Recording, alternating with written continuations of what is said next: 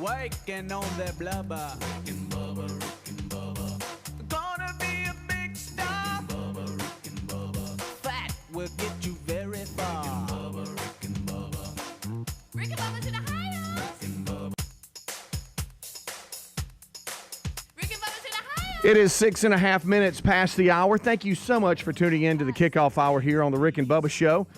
Good time, gang, settling in. We're all live, and we are here. And we thank you for being a part of it. 866-WE-BE-BIG is our number. It could be unscreened phone calls this hour. You never know.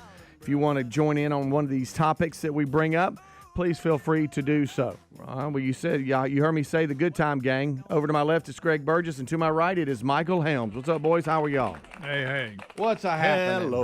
Hello. Hope everybody's doing well today. Getting back in... Getting in the groove of things, Coach Helms, after being home for 24 hours. I say 24 hours because you're down in Mobile. You actually home, slept in your bed, and that was nice. Woke up. Yeah, that was real nice. I actually got yesterday. I did go to Jacksonville yesterday. I got back probably around 6-ish, and I was exhausted. Like I was drained. And Amanda said, "Hey, I need to run to the grocery store." I said, "All right, sounds good."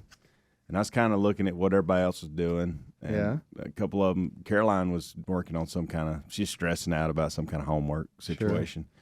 Braden he was either playing the Xbox or watching the Braves. I couldn't tell. He may have been doing both. And then Maddie had just got back for tennis, and she was doing something. And I snuck in our bedroom and just laid down on top of the bed, and I fell asleep. Did you? For for 35, 40 minutes. And then I heard the garage door open, meaning Amanda was home from the grocery store. So I got up and acted like I wasn't sleeping. Yeah. But she could tell because I had like lines all over my face and there was slobber coming out of the side of my mouth. She's like, "Did you sleep?" I'm like, No. I may have dozed off, but I'm good. Yeah. I was out, like just passed out. But I didn't have any problems. About 9:30, I went right back to bed. Yeah. I don't know. There's some people that have the ability, like when you call them. Yeah. If you wake them up to where they can fake it and you don't even know, and some can't. It's funny because JC is one of those that he can kind of fake it. Reese not. No, he cannot. He's Now once he gets going, he's fine. Tyler, on the other hand, you're gonna know you woke him up as well. But JC has somewhat of the. Did I wake you up, son? Were you taking it up? No, man. Are you sure? Yeah, I'm fine. What were you doing? Well, I was just, doing this around the house. What you can't ever tell. I've got a buddy that I normally text. If it's early, I'll text him and say, "Call me when you're up." Yeah. And the other day I didn't do that. I just called him, and I clearly woke him up. And he tried to be nice about it, like he's talking about, like, "Oh yeah, I'm fine. I'm good, man. I'm fine. I'm good. I've been up and rolling for a while." Yeah. And I'm like, "No, you haven't. No. I can hear it in your voice." Lisa's pretty good at that. When I used to get called out to work before they went to the automated thing, a person would call, and for some reason the phone was on her side of the bed, and one of the guys that would call, he says, "Your wife sounds like she's been up. She never sounds like I woke her up." He said, "I know it's 2:30 in the morning. I know that she's not up." I said, "Oh yeah, she can fake it. She can fake it good." Yeah, that's he funny. Said she's just the nicest, and I was like, and I'm over going, yeah. Sunday afternoon, it's late afternoon. Reese took a nap. He said he didn't mean to. He just laid there, kind of like you, Helms. He said he just laid down. Before you knew it, it was like 2-3 hours later. It was a good one too. And I knew he had to go back up to Huntsville, and so I hollered at him, and he said he was going upstairs to the little loft area, lay down on the couch and chill out or whatever. So I just, "Hey man, when you leaving?" Huh? It's like you could hear him moving around. He's stumbling around, and I said, "Oh man, I'm sorry, I didn't know you were asleep." "Huh? Yeah." And he starts trying to talk, and you know how sometimes when you wake up, you're trying to gather your thoughts and you can't make any sense. Stupid stuff. And he starts trying to talk, and I just asked him a question because I truly didn't know I woke him up, and he said, "Hold on, man, give me a second. I'm trying to gather my thoughts." I said, "Oh no, don't worry about it. Go back to sleep if you want, whatever. I just knew it was, leaning on 4 or 5 o'clock. You got to drive back. I just didn't know when you were leaving." But he said he needed a second to gather his thoughts. No, I've done you that. Could tell. Your mouth's not working. Right. What? He was making no sense at all. At first you're confused where you at. Yeah. Good stuff. So tonight, will y'all give the draft anything? at all. NFL Draft 2024 is tonight. I'll give it a glance. Give I him a won't glance. stay with it. Yeah, just maybe see who's first overall, maybe a Yeah, couple which we know first who couple it's gonna picks. be. I hate it when we already know. But Yeah, they pretty much I'll know. probably keep. I'm so out of the loop with everything. This will actually probably be a good time for me to catch up, because I Okay. like the background stories. Yeah, I like when they talk Yeah. about an interview and do Sure. stuff like that. So I'll probably be in a position to watch a little bit of Right. it. The I'll past have few some years- background. I'll have it in the background listening for Yeah, sure. The past few years, hadn't they had like live bands playing? It seemed like Motley Crue played one. Yeah, some of I these wonder who's playing cities, this yeah, year. they go like Is in it the heart of the it's in city. Detroit, I think. This Oh year. boy. I may be wrong. That's a Um, possibility. so Rare, but it happens. yeah, I didn't know this, but we have some NFL legends that have some sons that are going to be in the draft. Mm-hmm. Jerry Rice, Frank Gore, Marvin Harrison, Yeah, we know. Ed McCaffrey, Terrell Owens. I did not know all these guys. Of course, the didn't one that's most prominent might be the first overall pick, Marvin Harrison Jr., who played for Ohio State. I have that right. He'll Yeah, be he the was- first receiver. off He, the board. he'll be the first receiver for sure off the board. He is the biggest name of all the pros' sons. But I didn't realize Jerry Rice's son played USC. I didn't know that. So anyway, there's some wide receivers there, and it's just going to be interesting to see. But you'll see some of those legends and their sons on the board tonight and see how that happens. But they were just talking about and kind of breaking it all down about their sons and their chances of when they'll be drafted and everything. But it'll be interesting tonight. And to your point, Helmsy, I mean, you have your big names, but I haven't listened to the Mel Kipers and all that, break it down on the top 10 and where everybody's going and all that. So it'll be I interesting think to see. they're pretty much set on Caleb Williams going one Okay. to the Bears. I think it'd be surprising if he don't. Yeah. Well, because the Bears kind of unloaded everybody. They need one, They do need you know. So that Justin Fields is no longer there. no, Fields is now a Steeler. Trubisky, he's gone. That's Russell Wilson and him are both on the Steelers. It's weird. That's very weird, and very very strange. It'll be so Russell Wilson will be a Pittsburgh Steeler. What does that look like? That I is know. strange. Huh? It's weird. And Fields, his backup. They say.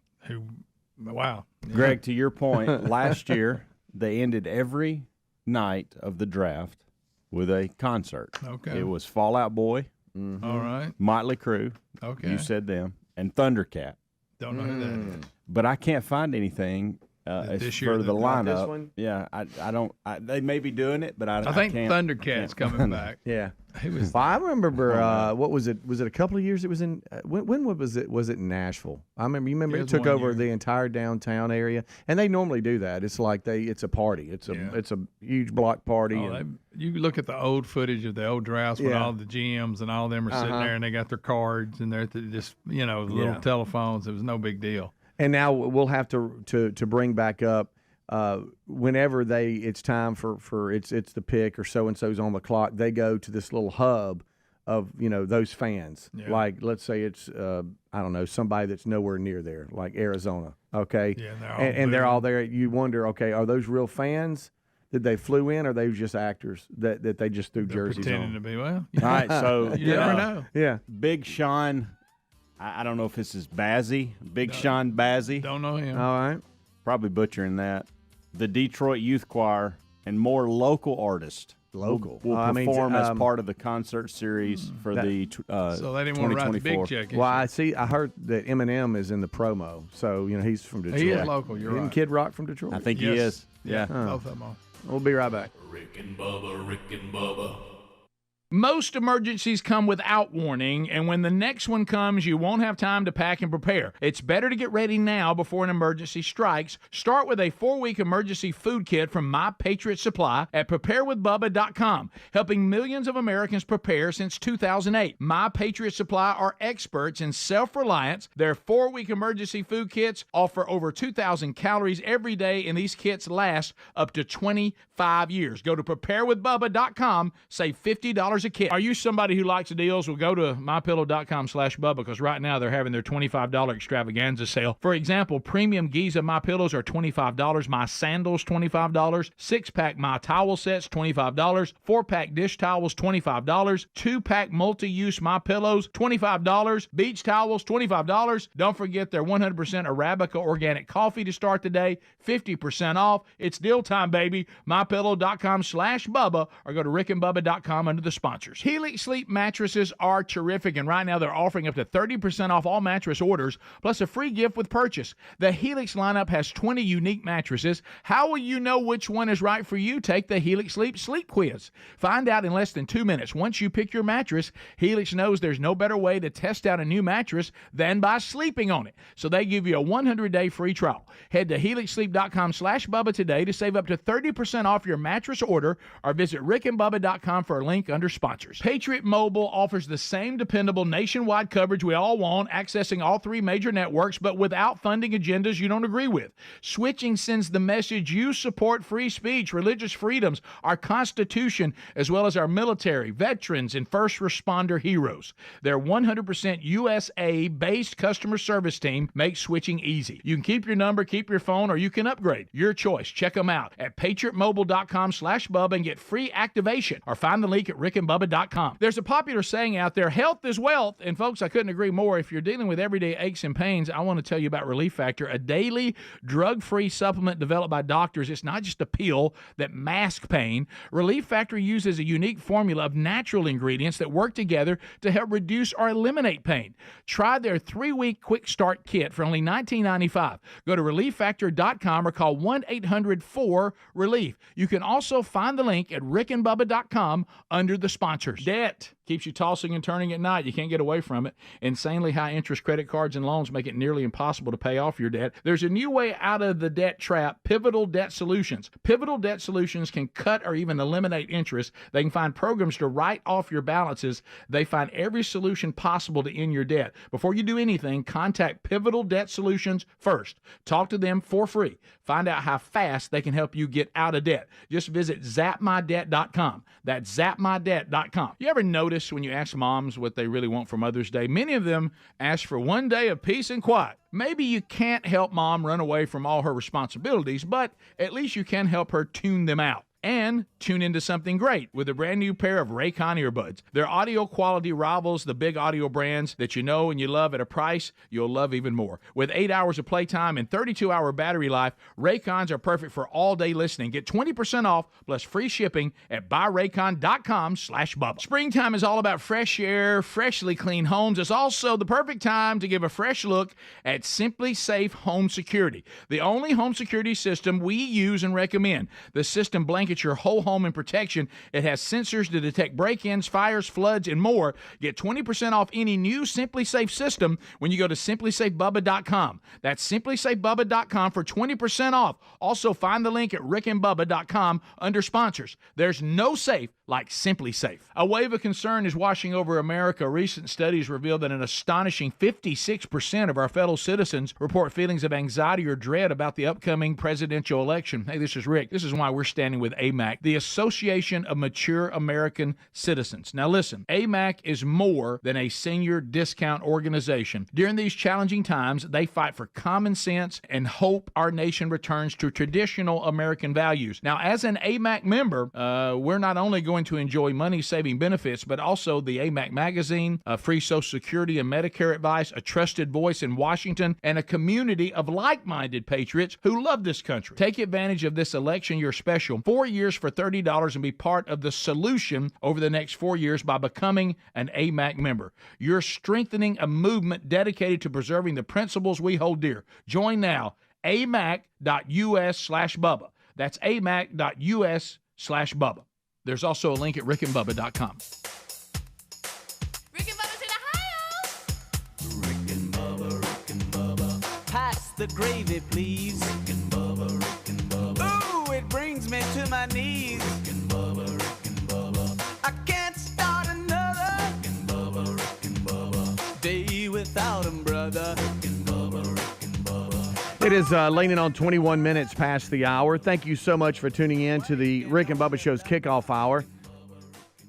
The Good Time Gang is live. We're in studio hanging out with you. 866 We Be Big is our number. If you want to chime in, you can. There'll be unscreened phone calls, though. Rick, Bubba, Adler, all scheduled to join us right after top of the hour. I did get a couple of emails. They've been trickling in over the last few days. We've been trying to announce it, but some questions about our normal, annual Regions Tradition Celebrity Pro-Am broadcast. Hey, y'all doing it or whatever? Yes, it's a little less than a week and a half away. It's going to be Wednesday, May the 8th.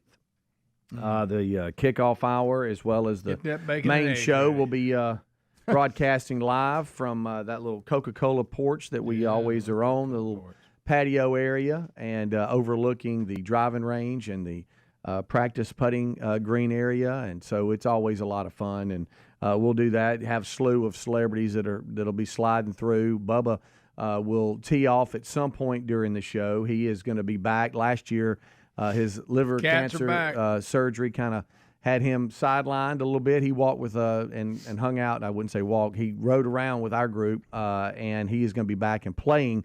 And Gene will be with us on Monday, May the 6th at 7 a.m. Central to reveal, what group Bubba's going to be in, and then all the other celebrities, what groups they're going to be in. And then we'll open up the auctioning to see who the highest bidder is, and then that person plus one gets to follow along with that group, meet and greet, and then those proceeds go to Children's of Alabama. You're helping a great cause, and you get to kind of be part of the day. And so all that's happening. Just wanted to kind of do that little line of business there. May 6th is Monday. Get the business That's when Gene will be with us, and then on Wednesday the 8th. We'll be broadcasting live. Hey, a little bit of business. Yep. Yep. Also, don't forget this coming Saturday, Greg and I will be at Shops Grand River 1 to 3 in the Commons area, just meeting and greeting and hanging out, part of their Spring Palooza. They got tons of stuff going on, from specials to live music, stuff for the kids, and so all that's happening. We'll be there 1 to 3 on Saturday, and that's that. If you don't know where that is, that's the Buc-ee's Bass Pro Shop exit there on 20. A lot happening at that exit. Yes, in the Birmingham Metro. So that's there for you. Some people got the place to be. It is. It will be that day because you got Barber's weekend going on the same time. Oh, it's going to be a lot going on, Mr. Gregory. A lot happening right there. Yes, sir. Leeds, Alabama. Come on with it.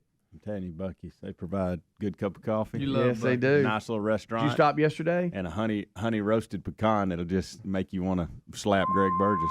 Did you get back to your normal stop yesterday? No, I didn't even stop yesterday. Let me rephrase it. I stopped and had to use the restroom one time, but outside of that. Well, so you stopped at a hotel? No, I didn't. By the way, was caught off guard. Ate breakfast. Caught off guard yesterday with how many people, because I thought I would get a couple emails of, people running you down and can't believe you do this, whatever. Didn't get a single one of those, which is shocking. They must just not been up yesterday listening. Yeah, there's usually more too. But I bet I had 25 or more emails yesterday of people saying they do the exact same thing. That caught me off guard. I didn't think it'd be that popular. I didn't either. So I don't know if they were making themselves feel good about it or anyway. But I didn't stop. I stopped at gas. I stopped at the same old gas station I always stop at. Greg knows. He stops at it too. Yeah. I think they're probably tired of me, but I buy stuff in there too. Oh, do you? Yeah. Well, every now and then I'll just slip in, slip out. I have a 3-day rule. If I stop in there just to use the restroom, the third day in a row or 3 days without buying something, I buy something. And usually I need 3 days. Something. You put a 3-day deal I on get it. Yeah. Get you and that doesn't include gas, by the way. Like I'll get gas. I've got different. If you're getting gas, you're buying something. Yeah. But I do have I have the 3-day rule or 3-stop rule. If I say on the third, you got to buy the third stop, I have to buy something. And that place has a couple little snacks that I like, and I don't necessarily buy it just to eat. Then I may put it up and eat it a couple days later. There's some stories out today. Today's like National Telephone Day and all this kind of stuff. What's that mean? Well, it's the day in April 25th, 1936. They've released a newsreel by AT&T explaining how to use the new dial telephone. Okay. And think about this now, the features, and it shows a little young girl doing the demonstration while an announcer explains how to recognize the different sounds. So think about, like a dial tone, a ringing signal, a busy signal. It even explains how to dial each other. Okay, so think about how our technology is advancing and when new things come along the way.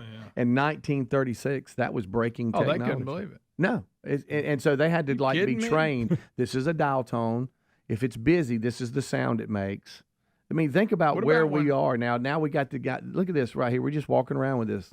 Have you ever seen it when it shows the room full of operators? That would plug in. They had their headsets on. They had to plug in for people. I mean, they've just rooms full of people. Well, you talk about it, the size of this and how powerful it is. Yes. If you just think about how powerful this device is and what you can do with it. Yeah. And it'll fit in the palm of your hand. That's crazy. That's pretty insane. Amazing. If you would have you ain't got to go back to 36. No. Well, if you'd have come to me in college. Yeah. Oh, yeah. This wasn't one around, and you said, "Hey, Hams, I'm about to put something in your hand where you can communicate with people all across the globe. You can text them. Yeah. What's text? Click. Yeah. Well, it'd be that kind of question, and you can pay your bills. And you're gonna have maps. It'll tell you where you need to go. Right. Yeah. And you're gonna be able to listen to as much music as you want to. Hey, you're gonna be able to stream your favorite sports live right there. Whatever right there. Everything's at your right phone. It just keeps going. Hey, any hotels you want to book, or you need to get if your car's broke down, somebody pick you up. You just go to this device, and there'll be a car that'll show up. And it's called Uber. Yeah. And you just jump in it, and they'll take you wherever you need to go. Yeah. Hey, you're hungry? You want somebody to bring food to you? Oh, well, it can happen with this device. Think about all this. I know. You got to use the bathroom. Where's your local hotel? Things like that. It's really amazing. It truly is. Listen to some of the instructions. Before calling any number, first secure the number from your new directory. Then remove the receiver. Seems like that guy was on everything. It sounds like this. They have to give the dial sound. tone. Yeah. That tone indicates everything is ready for your call. With the receiver off the hook, dial the desired number. For example, suppose you want to dial 23650. Dial each numeral in this manner, pulling the dial around to the finger stop each time. The old finger stop. Be sure to allow the dial to freely return to its Yes. normal position. Yep. And this is the ringing signal. Oh, I remember that. They had to go through all this. That is crazy. But it was. Remember the finger stop? You'll hear this busy signal. It's the introduction to the dial telephone, 1936. That baby hung in there for a while. Yes, and now to y'all's point.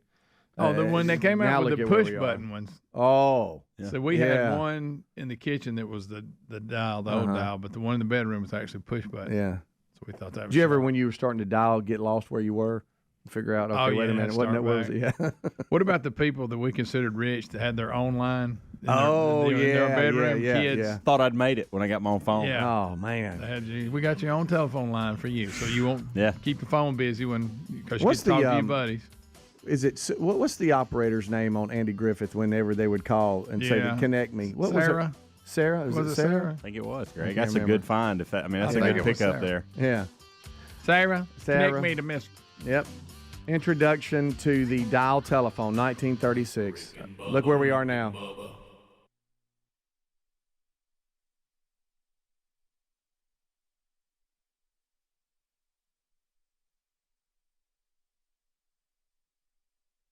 Resolving to eat healthier this year? That was easy. Actually doing it? Not so easy. That's where Field of Greens comes in. Better nutrition is a key to health and longevity, and a healthy diet could even help you avoid health risks that run in your family. Field of Greens is your healthy superfruit and vegetable habit. It's the only fruit and vegetable product that literally promises better health at your next checkup. Your doctor will notice your improved health or your money back. Do your vitamins or green drinks promise fitness, better health? No. I love this stuff and definitely feel healthier taking it. Each superfruit and vegetable in Field of Greens was doctor selected for a specific health benefit. Some support your heart, lungs, and kidneys. Others support metabolism for healthy energy and weight loss. If you're resolved to get healthier in 2024, it starts with Field of Greens. And we got you a 15% off first order with free rush shipping. Visit fieldofgreens.com, use the promo code Bubba for 15% off, or go to rickandbubba.com, find the link under sponsors. So there's many options for phone service. But how about spending your money with a company who shares our values? For 10 years, Patriot Mobile has been the only Christian conservative phone company out there.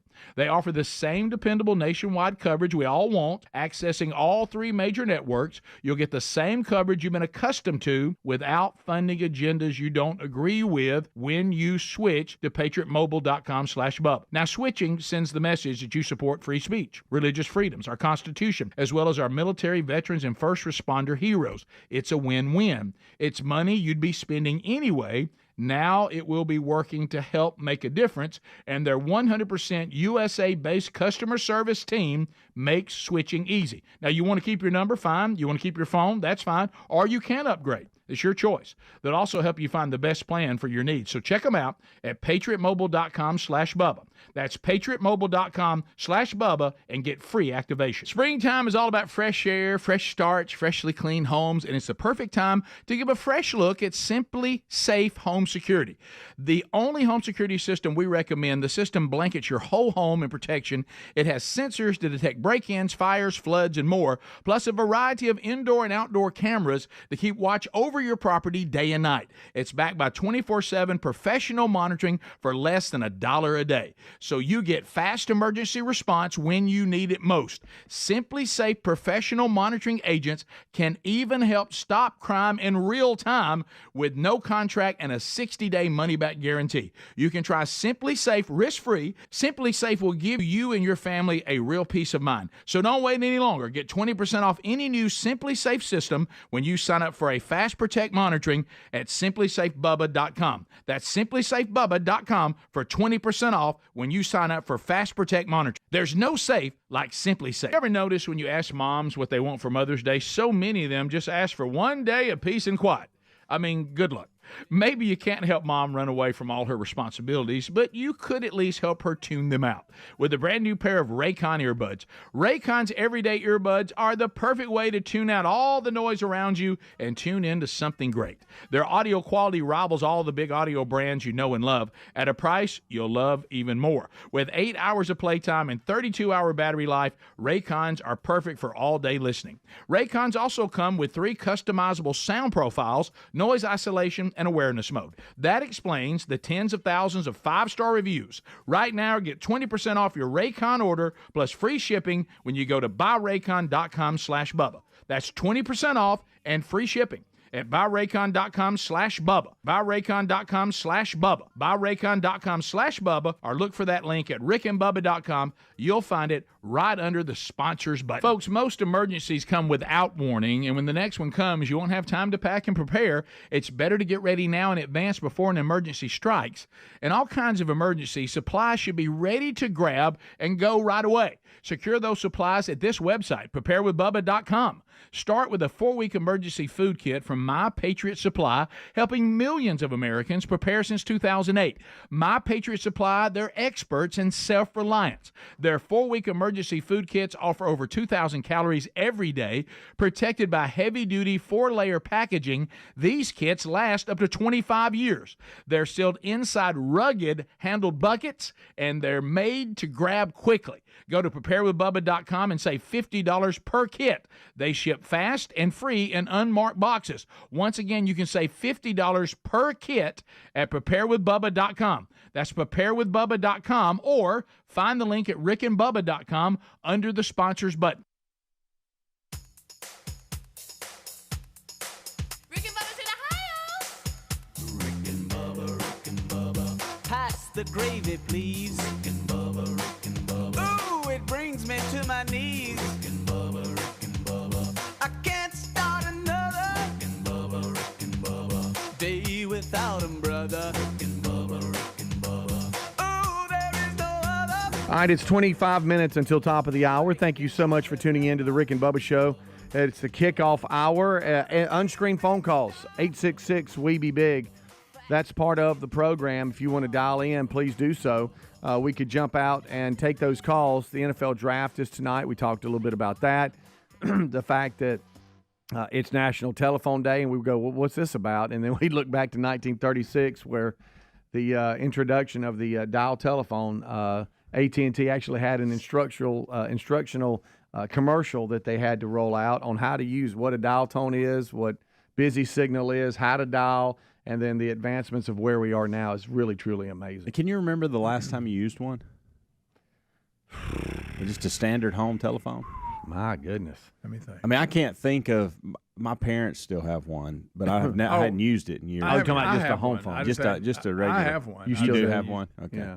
My And parents do as well, and they. It never gets used. Yeah, but part of that was because the cell service it was so bad it was at a little times. shoddy. Yeah, you It's wanna gotten make better. I think when we were at our last house, about maybe 6-7 years into being there, we realized there's really no sense in having it. I mean, the only time it rings is some telemarketer or something, and cell service was good. And at one point, to have a security system at the house, you had to have a landline, but then that changed, and you didn't have to have one. And around that time is when we just did away with our home phone. Amanda, I could be wrong. They may have upgraded, but I think Amanda's parents still have one of those rotaries. No way. Are you serious? Yes. Huh. With the finger stop on it. Yep. That might be worth something. Yeah. You don't see many of those. You're right. I mean, I think it's still in use. Everything like it's just you can pick it up and use it. Remember, people be real quick with it. Yeah. Yeah. Or take a pencil and stick it in. Oh, yeah, the pencil. Well, some good memories right there. Huh? Oh, yeah. And when you remember when you used to remember numbers, you didn't have to just punch up somebody's contact on the phone. Oh, yeah. You actually had to remember a number. See, now when someone asks someone's number, I go, let me look in the contact. Yeah. How many phone numbers do you know by heart right now? Oh, good night. I mean, I'll make it easy on you. I know my home phone back at home with my parents. I know when I grew up, but I don't. I know mine, and I know my wife's. Outside of that, I ain't got a clue. I know my parents. I got 3 numbers. I know mine. Yeah, I know my parents. I know the one that I grew up having. Yeah. I still remember it. Yeah. I don't know if it's still active. Right. I may could get my then mom's I'm starting cell to fade phone. a little there. Yeah. I've got that's I've it. got Terry's. I got my parents. I don't know that I know all my boys by. I don't know by mine. heart. My kids at all. They're Of course just I know they're in my Lisa's. favorites. I just go there and click their I know name. Lisa's phone number. I mean. Yeah, of course. What about Wow. if somebody asks you yours and you go, wait a minute? Let me think about it. Yeah. Unscreened phone calls. Don't make us regret it. 866 we be big. Or make us regret it. Yeah. I don't know. Like Speedy did that. Hey, let's jump out there real quick. We got area code 205 checking in. What's up? What's going on, fellas? Hey. That John Wayne fella that's losing all his body parts and all that, got a nickname for him. Call him Mr. Potato Head. Who's that? Bobbit. Oh, wow. Okay. When did that? What is that? That was a That story was- we had. You were when gone. Okay, that makes me feel better. Yeah. He's don't, lost- he's don't had- make you losing your mind. Just so you know, he had to get some toes amputated. Yeah, he did. So that brought up. And What you know do what they're hey, tracing it to? Drinking the water at Camp Lejeune. Yeah. Are they really? He was a Marine. What do you think that got him going on? No, sure. I'm just, it's kind of ironic. Yeah. You think? It Hey, is. you imagine the grin on his face. You would think that doctor, that grin right there. Yeah. the doctor that Sitting straight up now. Yes. You know- Your posture's never been better. Yeah. you think the doctor that performed that surgery on him years ago ought to be able to at least put some toes on. I mean, you had to get them from a donor, I guess. So it's that tone too. I know. If you had some, take a pop of that drink real quick. Here you go, 256 checking in. Unscreened phone calls. What's up? Did not. Hey, what's up? Vote Joe Biden. What did he I say? love stuff. I know What'd he something say? about Joe He Biden. didn't- and then hung I up. think we needed to dump that, by the way. No, Really? no. Yeah. I just heard Joe Biden. There was think- something else before that. Yeah, Really? I think there was. I'm not sure what it was. I think I Really? know I didn't exactly hear what it. it was. I think yeah. I do now. Really? Yeah. Oh, Well, yeah. now we're not going to do this if we're going to do all that. Huh? Yeah, I mean, got it. let's all act right. Yeah. Huh? Don't be the guy that shuts the party I think down. he said I love Joe Biden. Okay. Well, I didn't hear it, so it didn't happen in my mind. Let's Why don't you jump. just read it like it is? Okay, just like it is. Just like it is. Antonio Brown did send out a post on Biden. Said he was the Did worst he? ever. Oh, well, thank you. You want me to read it to you? Yeah, please. Let's go 256 again. What's up? Hey, Speedy. Hey, let me ask you a question real quick. Oh, God. Did you start back smoking because you lost your voice earlier this week? That's a good one. No. I know you probably know what happened, but in case you don't, just doing the Stallion Stadium guy. Hollering up the stadium. Yeah, hurt his vocal cords. Have you ever done something and you know your voice is kind of tired, but you didn't know you're going to lose your voice? The next morning, I woke up to get ready to church for church, and Terry asked me a question, and I went to respond, and I had no. You couldn't even sing the hymns at church. I could, just as I am. Okay. Let's go to. Hold on, let me see what this one is. 256 again. Wow, 256 is showing out. What's up? Hey, morning, guys. Hey, come on. What up? Hey, talking about your childhood phone number. I remember mine, and the thought just hit me. Have you ever thought about calling that number and see if it's still good and see who's got it? You want me to do it right now? That would be pretty good. You want me to call? I would like for you to do that. Would you do that? Put it on speaker. This time of day. You know, some lady. Hello? You know. Who's this? I know This used to be my number. I'm sorry I to know Miss bother. Piggy lived in my house. Sorry to bother you, ma'am. I just wanted to see Who is it? if anybody would answer. All right, let's go to 912 checking in. What's up? Hey, guys, I'd like to hear Greg give Sleepy Joe Biden a CB handle since he's such a super trucker. Okay, a super trucker. You know, Biden's been caught in another lie saying Yes, he used he to has. drive a big truck. Why does he what keep would his saying CB that? name be? Rubber duck. Rubber From duck? Convoy. Yeah, I think just Sleepy Joe is probably pretty good. He I don't know how he thinks he can justify that. I know. Joe, you've never worked. Either his normal mind job. is so bad that they just say, just let him. You know, he used to let- be a just- truck just driver. let You him go. did. Boy, the phones, every one of them, just a ringing. Let's go. Somebody said he hit the gate going 98 and said, let them truckers roll. I didn't for. Area code 205 checking in. What's up? I listened to y'all on my way to work, and yesterday morning y'all were talking about Biden was trying to put Trump in place or something, and I was waiting to hear it, but I had to go into work, and so I missed it, and I was wanting to see if you could talk about that again. Explain I what think we he were. made fun of Trump's hair. Huh? He did yesterday, actually. Yeah. What? I think it was when he was. Remember when he misspoke and he said that they were the biggest threat. Oh yeah. He said we are. He was trying to say Trump is the biggest threat, and he said we are the biggest threat, or something like that. Nah, that's the way to explain it, buddy. I think you did a really good job. I don't remember it. Hey, let me just tell you. He misspoke. She knows what you're talking about now. Yeah, I cleared that up. Go on to work. Go on to work. He did misspeak. He was trying to insinuate Don't act like you that did. Trump was untrustworthy when actually what he said is that when's Trump going to realize we are? And he got it backwards. He totally messed it up. So there you go. He just read it like it was. That's it. Let's jump back out to 205. 205 unscreened phone calls. What's up? It's Tom in Pell City, fellas. What up, Tom? Up early. What up, Tom? Tom in where? Pell City? Pell City. Oh, hey, did you vote for Probst to stay or go? Man, I don't care about that fool. All right, then. Hey, looking forward to seeing y'all Saturday. I'm going to see y'all after.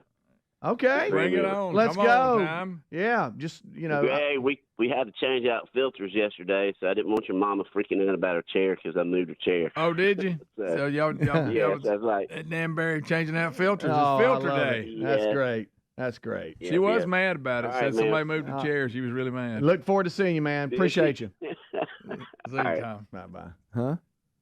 What? He works at Danbury. Okay. You good? Tom. I met Tom at a remote years ago. No, I got a memory. That makes no sense. I don't think that was necessary. You don't? What that even mean? By the way, this is what Biden said yesterday. I don't know why we're surprised. In a sense, I don't know why we're surprised by Trump. How many times does he have to prove we can't be trusted? That's what it messed was. it up. Ma'am, I was trying to explain that. That was better. There you go. Now you got it. I just wanted to help her a little bit. Yeah. All right. Wow, the lines. 256 checking in. What's up, 256? Holla. Oh, just sitting here rocking like a fat kid on a wooden horse. Hey, back on the two quick things on the rotary phone. When you're trying to win a contest and you're trying to push that dial around, the best finger ever drug, you got to redo it again. Yeah. And then my grandmother, growing her phone number was 323-1077. Well, the radio station, big radio station there in Columbus, Georgia, was 322-1077. Man, we get calls all night. Did I win? Did I win? I bet. And she'd answer the phone all night long. Hey, can I put a request in? Well, honey, I'll try to get it done for you. And she'd hang up and go back to sleep. That's the easiest way to handle That's it. good. Yeah, that would be tough. That'd drive you nuts. Yeah. Oh, yeah. When you have a phone number close to something else. You kidding me? All right, let's 256 again. What's up, 256? Hey, Speedy. Yo. Y'all see that pretty full moon on your way in this morning? It was a bright one. Hey, I never realized it was a complete circle until our vice president told us the other day. Yeah, that's true. That's true. It's a complete circle. Hey, we got us. Between her and that other one. We got us a pair, don't we? Yeah. Oh, my goodness. 678 checking in. Unscreened phone calls. What's up? Hey, you're talking about we have National Telephone Day. They had that that tutorial there. Yeah. They need one on these. They need one on these new roundabouts. Let these folks know how to do a roundabout. Yeah, really. Do not stop. Keep going. I love the roundabout. Oh, hey, I love it too. Because it eliminates a red light. Every time I go through one, I think about Rick being scared of it. Rick's a little scared of the roundabout. Area code 334 checking in. What's up? Unscreened phone Montgomery. calls. Hey, yeah, I was just wondering, do y'all remember the party lines? Oh, yeah. We didn't have one, but a friend of mine did. Now, that may be the craziest setup when you share a telephone line with other people. Yeah, you had Greg at party. Hey, get off the phone. I need it. Yeah, I'm 815. It might be our last one this segment because we're leaning up against the break. 815 unscreened phone calls. What's up? Yeah, the problem with cell phones that you can't do now that you could back then was when you're really pissed at somebody and slam that phone down because you're mad at them. That's true. Okay. That's good. Wow. That's one way to put it. But You just liked it, how you did it. Described it. He's right, though. You go, boom, take that. Uh-huh. Bam. He doesn't bam. use that one word. You don't like that call. No, you don't. Not as well. Semi like it. All right, then. Wow. Hey, a lot of phone calls coming in. Yeah. So should have dumped that one, but that's fine. I think you misheard that. You loved it. Yeah. Rick and Bubba.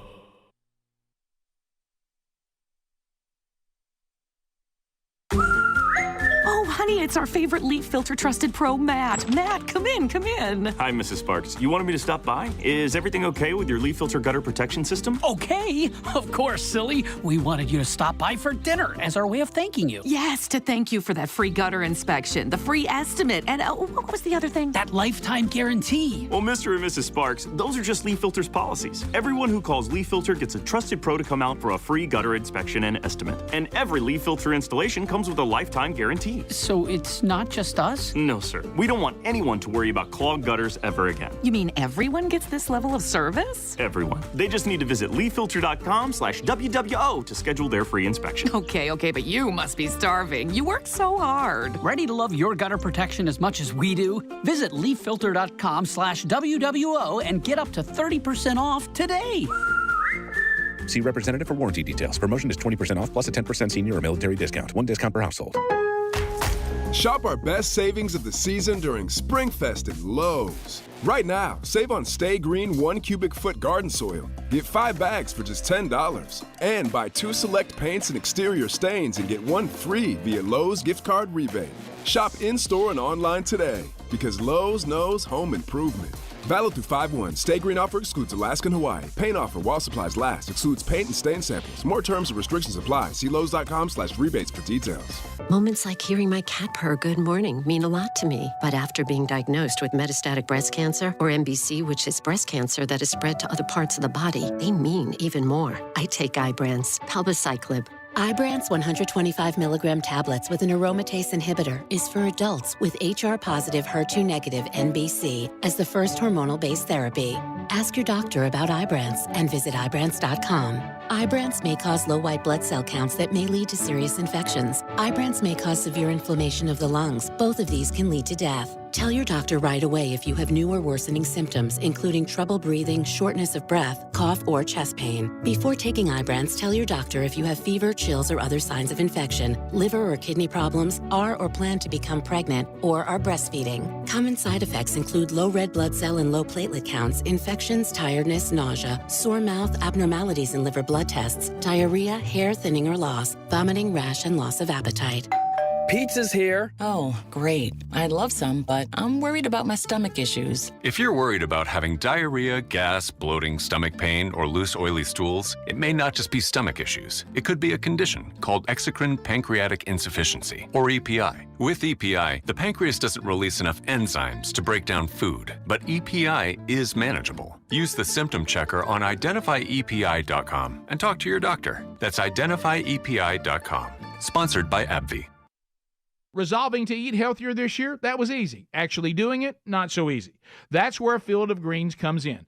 Better nutrition is a key to health and longevity, and a healthy diet could even help you avoid health risks that run in your family. Field of Greens is your healthy superfruit and vegetable habit. It's the only fruit and vegetable product that literally promises better health at your next checkup. Your doctor will notice your improved health or your money back. Do your vitamins or green drinks promise better health? No.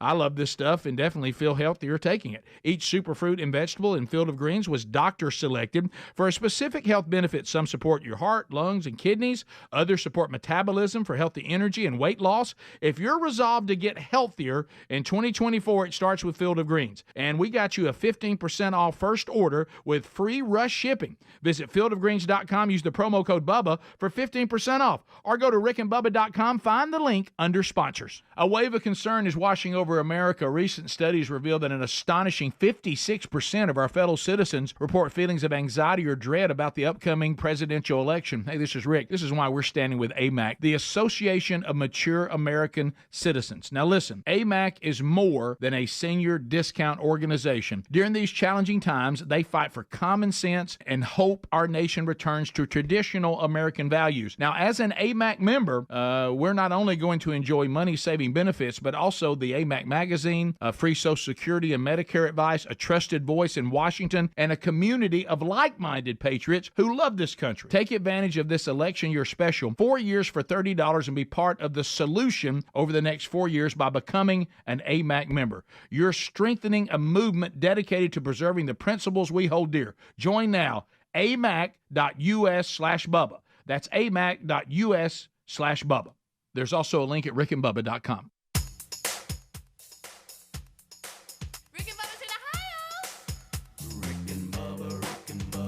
Pass the gravy, please. Rick and Bubba, Rick and Bubba. Ooh, it brings me to my knees. Rick and Bubba, Rick and Bubba. I can't start another. Rick and Bubba, Rick and Bubba. Day without 'em, brother. Rick and Bubba, Rick and Bubba. Ooh, there is no. All right, we're rolling back now. 7 minutes until top of the hour. The kickoff hour is live.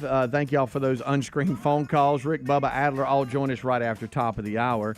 This portion of the show is brought to you by our friends at Simply Safe, the 24/7 burglar busting protection for your home or small business.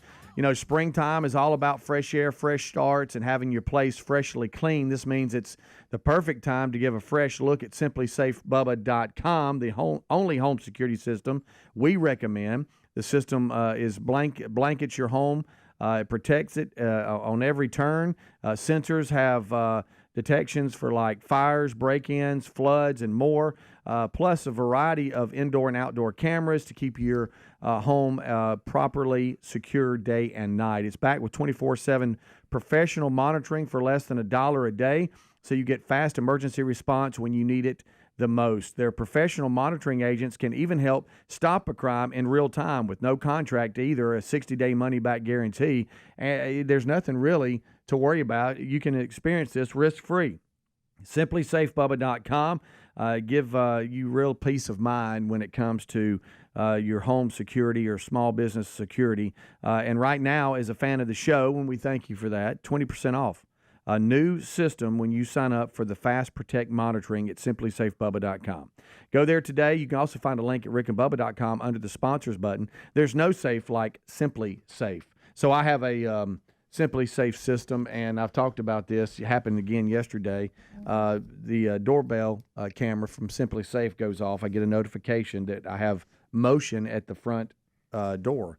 So I just simply look to Terry and go, "What did you order?" Yeah. It's just so simple. It's not that somebody's knocking on the door to come in, like maybe a neighbor just wants to say, "Hey." Oh no, it's another delivery person. So I just look at her and go, "What'd you order?" And she orders a lot when she goes, "I'm not sure." "You're not sure what you ordered?" "I think we're ordering too much, honey." I believe we're all I'm just telling you on that. Greg and I were talking about the air off air, and we can't share some of the conversation we discussed in regards to just spending in general.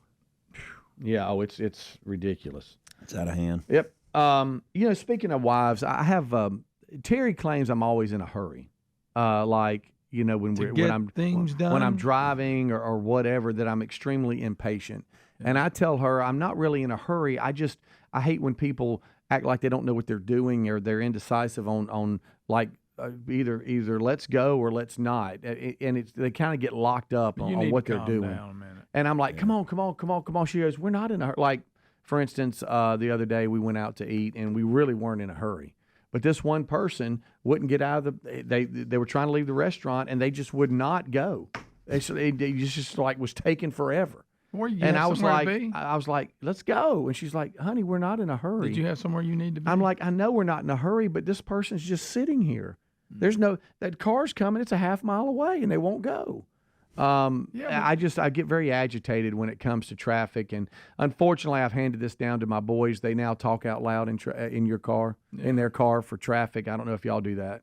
What's wrong with you? Let's go. I used to. I don't as much anymore. I feel like I'm being a little more patient as I age. I've worked on that. I'm serious. I'm being serious. I'll go, "Greg, where you got to be?" Yeah, that's me. I do. Now, this person in front of is an idiot, right? Where you got to be? I tried desperately. I tried desperately to be patient, but it's tough sometimes to get behind people that just. It's like, okay, I know I'm not in a hurry, but what you're doing is unacceptable, and I do have to work on that. You're right, and Terry holds me accountable. I promise you that. Listen, I'm not perfect. Co-pilot. I still scream at people all the time. Yeah.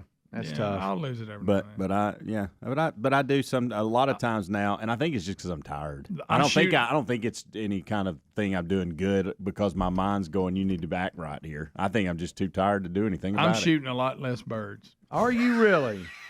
Okay. I've improved in that department. I can't remember the last time I have shot a bird. I guess that's a good sign of maturity too. I can't remember the last time I shot a bird. I've cut it in half. Are you serious? That's improvement, isn't it? You have calmed down. Yeah. Usually it was like muscle memory. It was muscle memory. Can you remember the last time you've done that? Yesterday. Well, Greg, you just said you cut it now. I'm joking. It's been so long I don't remember. See, I don't either. I'm seriously trying to think of a situation where I let that middle finger fly, and I cannot. I have not. Now, I've gotten one thrown at me. Oh, well, you can't control that. I did. I did have go, one. okay. It was a good one, too. Oh, I love when they really get you. Yeah. I mean, it's a clear shot, and you know exactly what they're doing. Okay. All right, y'all. I haven't discussed this. Speaking of birdies, I witnessed one of the best ones in a long time at a baseball game. Oh. And it came from a guy that didn't agree with the home plate umpire. So we're flipping umpires' birds now? Leaning over the front net. I mean, the front rail, leaning into the backdrop net, and I'm talking about, it was one of them long ones too. Just couldn't believe I'm the call. like you, Hams. I don't know if I've seen people yell at the, Speedy's known for it and all that, but I haven't seen many people actually shoot the umpire. And it was a double too. Oh yeah, it was left and right. I get. Listen, working it. Was he working it? Oh yeah. I was elbowing. I was going, Terry. I've never seen that. I don't think. No. Yeah. Then the ump threw the manager out instead of the guy. No, that's Aaron Boone. Oh yeah. All right, we'll take a break. We'll be right back. 866-WE-BE-BIG is our number. Rick, Bubba, Adler all join us for the main show, and we thank you for being with us. We'll be right back. Rick and Bubba. Watch the spiritual legacy that he's instilled in these daughters was really. I mean, I don't know, for your children to get up and talk about how Jesus changed you, and what a man of God, that's how you finished. I don't know that there is a greater compliment other than the well done from the Savior himself. But what a legacy! Even with a lot of messes that like Bubba and I've talked about, there's messes that are part of a fallen creation. There's messes in my life that are self-inflicted. But God can work in any of it if you'll just repent and submit to Him, and He can do incredible things even in big messes. And we watched that lay out last night, and then his wife. Wow, I mean, just listening to her talk about their courtship and their marriage, and Mark, and then his friends and the music. It was really something. Big Steve Samples too. Oh, buddy, Big Steve, the rhythm gorilla. He with Steve Sample, and he played in a run in Mr. Lucky as well with us. Super talented drummer, but he's just so funny. His sense of humor. Yes. Yeah. When he the things that he would say when he got up, it just so funny. And I'll tell you one thing I did not know, and Greg, you are much more musically inclined than I am, even though we've done a lot of music and bands together. But I didn't realize that Mark, according to Sample, was a decent drummer. Matter of fact, really? Sample's quote was that he was musical in so many other ways. We all think he's a singer behind a keyboard, but musically, he said he has the best ear he's ever. And I remember him working with us in the studio. Yeah, that was obvious. But anyway, he said that they did one gig one time. It was so long that Steve was tired, and he said, I just finally gave Mark the drums. Says, why don't you in the last set just play the drums? He goes, and frankly, he played the drums better than I wanted him to. Wow. So I relieved him of that. He said, so I took the drumsticks back. So why don't you go back to what you were doing? And give me that back. Yeah, and but then Rick Owsley delivered a great message. The old song versus the new song, that was really good. What a great analogy. Mark sang an old song, but then he got a new song, and he compared the two, and how that what the old song was trying to accomplish and what the new song was accomplishing, and what really good. Yeah, it was just a real nice event last night. They did a great job, the girls and Sarah, and boy, Rick, it was a hard act to follow after the girls had been up there talking. Yeah, they really did a good job. Well, and they did a thing that, I mean, those things where you go, okay, if I'm okay right now, hold myself together unless they do this. Right. And then it happened. The West Hampton was singing, who I assume, Bubba, they said COVID's got them off the road too. I talked to Wes briefly. He said they had been off the road since March. And talking about the Gaither band, Gaither vocal band, and the Gaither family. I will say, Wes looks like he has never aged. I know. I don't know how he does it. And I don't know how he does it. Buddy, you talk about somebody singing good night. Look at that. What a singer. And of course, all the musicians were great too. But so he's singing, and we're getting ready. We think we're getting toward the end and the time for the main message and all that. And all of a sudden he just stopped singing, but you still hear singing. And at first I thought there was some technical snafu, until you realize that it is Mark Phillips singing the rest of the song that he's singing. Yeah. And they put the portrait of him up, and you realize, wait a minute, this is Mark now singing this hymn. And then everybody starts standing up, and it's just... Yeah, it's very touching. That was a tough very one. touching. That was a tough run right there. It was beautiful, and it was worshipful, but I didn't see that coming. Yeah. I kind of thought when we walked in, they were playing Mark's music and showing old photos. Greg and a Mr. Lucky photo pops up at the funeral. No. Yes, with us backstage with Mark. And you just find yourself going, what are we doing in all this? Rick, all the people he's played We are with. not worthy. All the musicians he's played with. And all of a sudden, there we were, that gang. It almost looked, all the other stuff. All the other stuff looked like look at his stellar music career, and then that one looked like, and look, he's trying to help some people. Yeah, he's helping these poor guys out. Here he is with a new heart, helping these guys. I mean, it really did look that way. We did not look like we fit in well. No, Rick. Yeah, for some reason he's hanging out with these two people. We don't know why that is. What that's about. Yeah, but what's he doing that? But you know what you said, and we talked about that, and I told Sherry that last night, because Sherry now it's almost like she's just now realizing the full music career. And then she said, "Did he really play Mr. Lucky?" And I said, "Yeah, you don't remember that?" She goes, "No, I guess he probably kept it. The kids were so little then. I was hectic. I don't think I ever let it sink in what y'all had pulled off." And she goes, "Why would he do that?" That was her deal. And I said, "Well, Bubba said it best. I think Mr. Lucky for him was nothing but pure fun." Yeah. Oh, I asked you one time. I said, "Mark, what do you do?" He said, "I'm having fun. If I wasn't, I wouldn't do it." It was great. I was asking Bubba, has Parlor still out of business? Yeah, still gone. Still gone.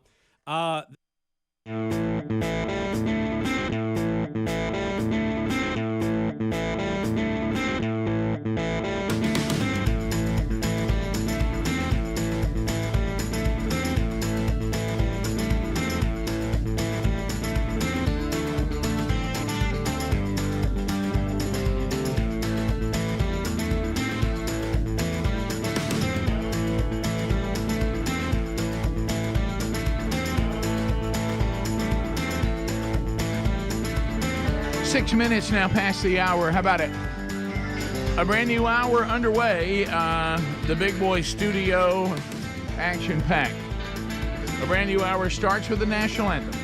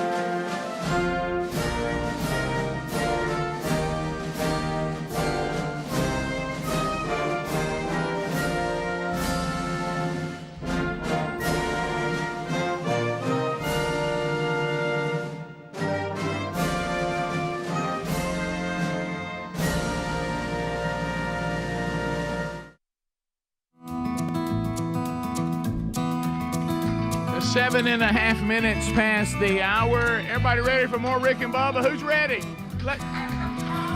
Hey! Shut her down! Hey. Yep, it's another hour. Kickoff hour is behind us. Speedy, the real Greg Burgess, and Helmsy knocked that out for you. Eddie Van Adler's here. Settles in for the YouTube experience going forward. He'll handle that. You'll have flashbacks in your breaks. You got the show live and archived today. You've got the archive from yesterday's Bible study. We finished 2 Corinthians. That final archive is available for you on the YouTube channel, but you can also find it on our podcast channel. We got a lot to cover today. A brand new Rick and Bubba University, the podcast. We should get some NASA information today, so I know Bubba's drawn back like a flip. We had, we talked to Tony Casey that was in one of the planes that went up at 50,000 feet to have a look-see at what was happening during the last solar eclipse. We'll ask him what they saw and what did they find out. That'll be in RBU coming up this weekend. Fix Mama's Mouth is in full swing. We're getting close to the cutoff date. If you have not entered your mother, go to rickandbubba.com, click on that contest button, follow the instructions to the letter, and maybe your mama will get her mouth fixed this year as a happy Mother's Day. We mentioned Bubba, but we ain't got him in here yet. The Silver Tongue one, the man with a golden voice, Professional Lunch Eaters Man of the Year, the inventor of pizza in a cup, Shakespeare's worst nightmare, and the master of the King's English. Ladies and gentlemen, put your hands together for Bill Bubba Bussey!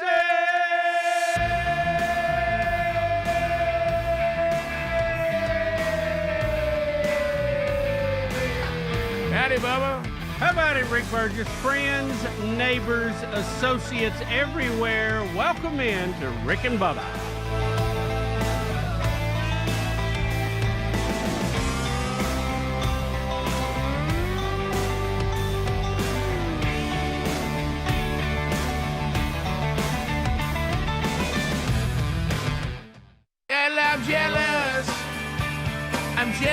again.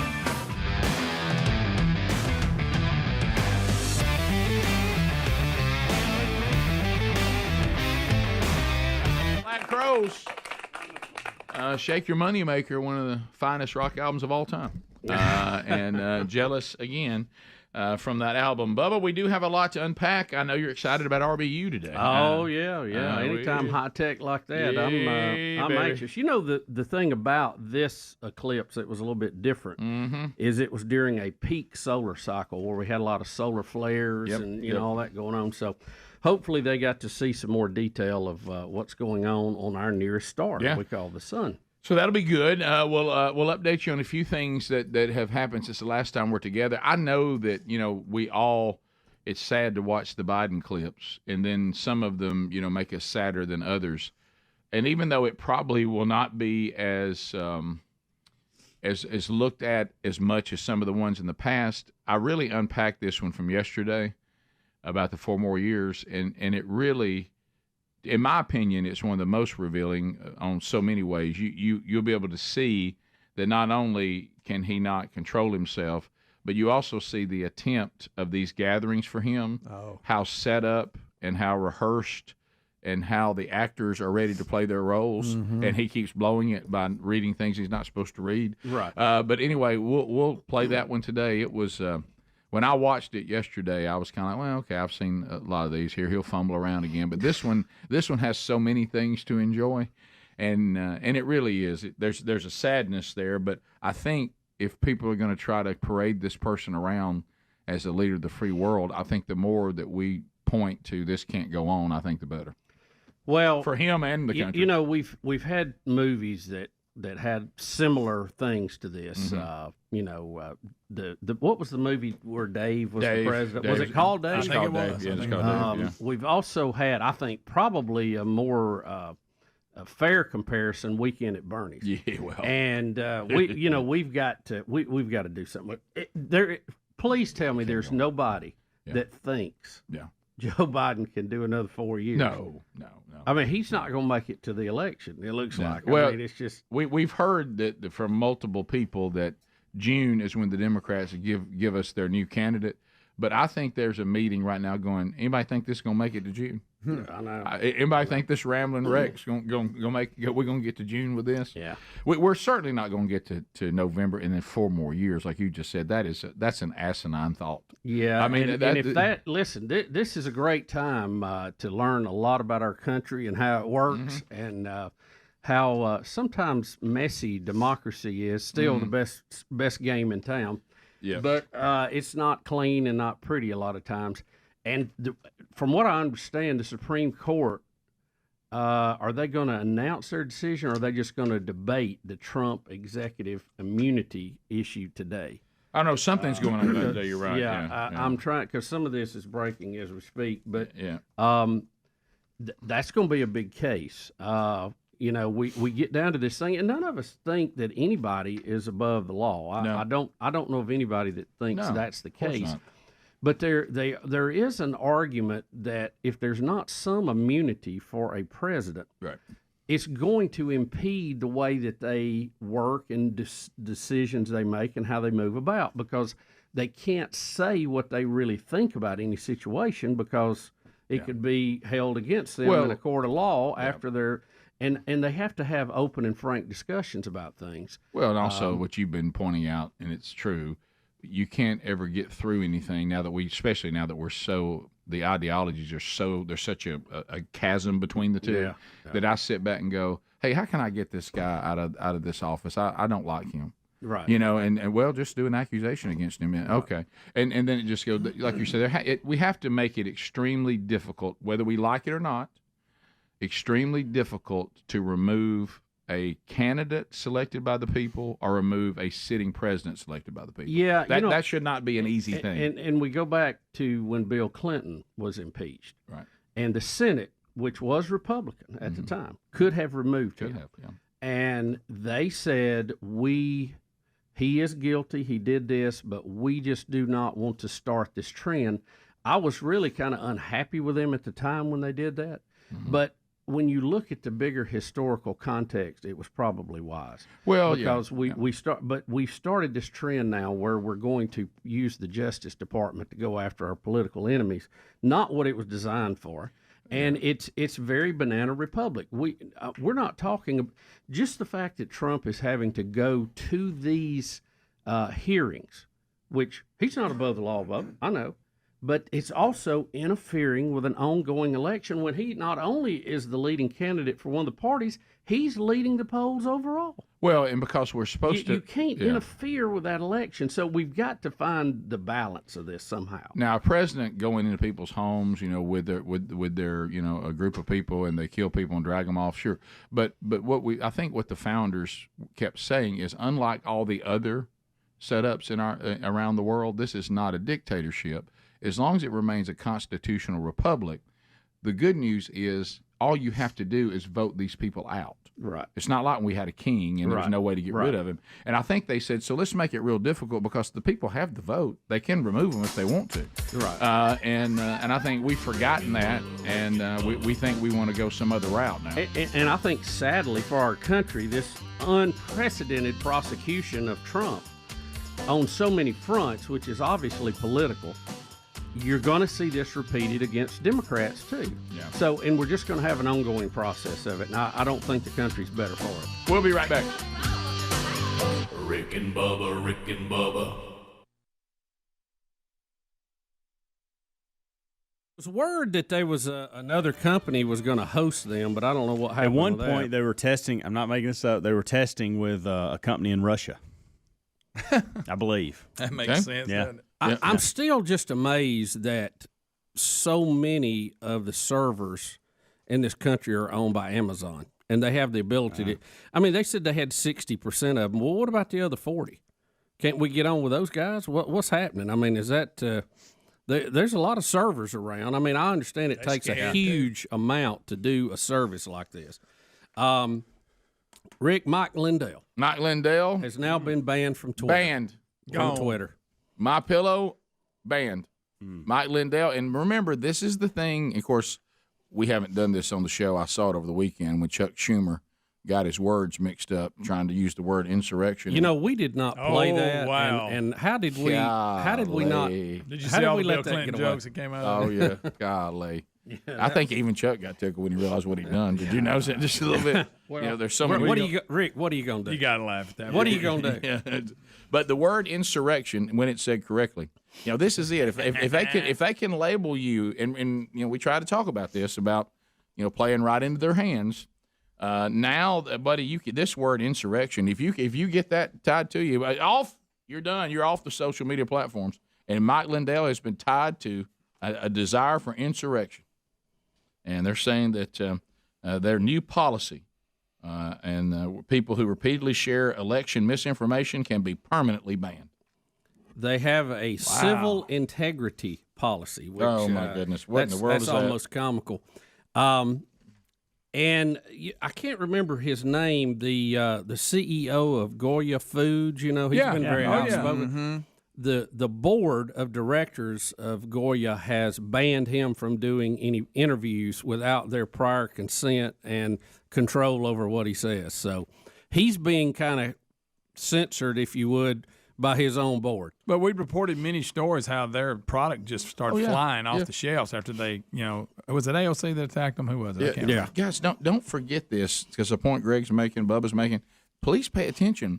We have a group of people that want to ban this kind of, what they call election misinformation, I guess an undesired version of patriotism, anything like that. But here's the weird part.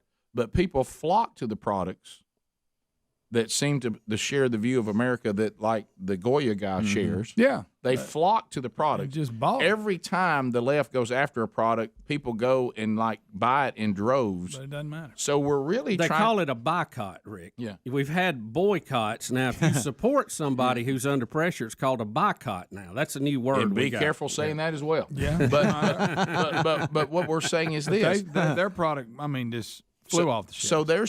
So we have a group of people that want to suppress a point of view that is shared by a tremendous number of Americans. And in this country, the right to express your views is paramount. Yeah, well, I mean, this is I don't want to upset everybody, but and you see this with the redemption plan in Scripture.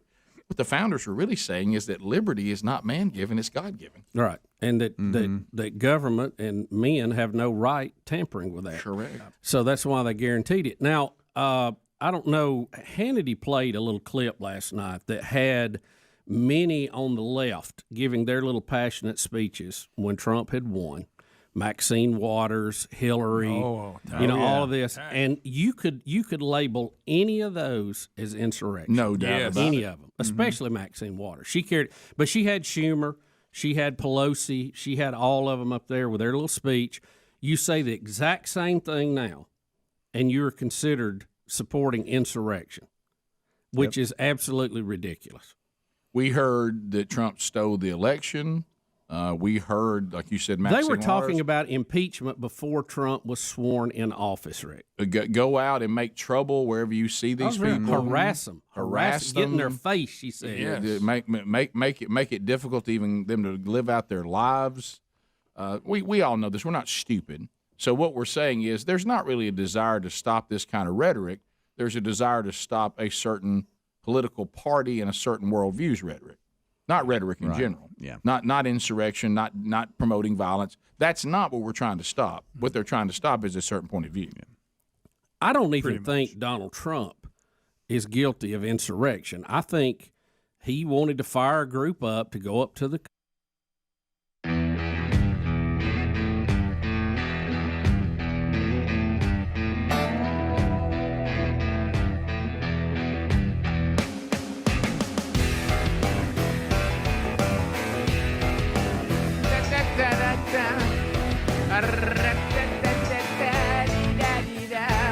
All right, let's go ahead and jump into some Bidens, I guess. We brought it up. Where'd it go? Where'd it go? In the basement, does anybody know Basement Joe? Bubba, there was an attempt for the president to go out and address the North America Building Trades Unions Conference in Washington, D.C.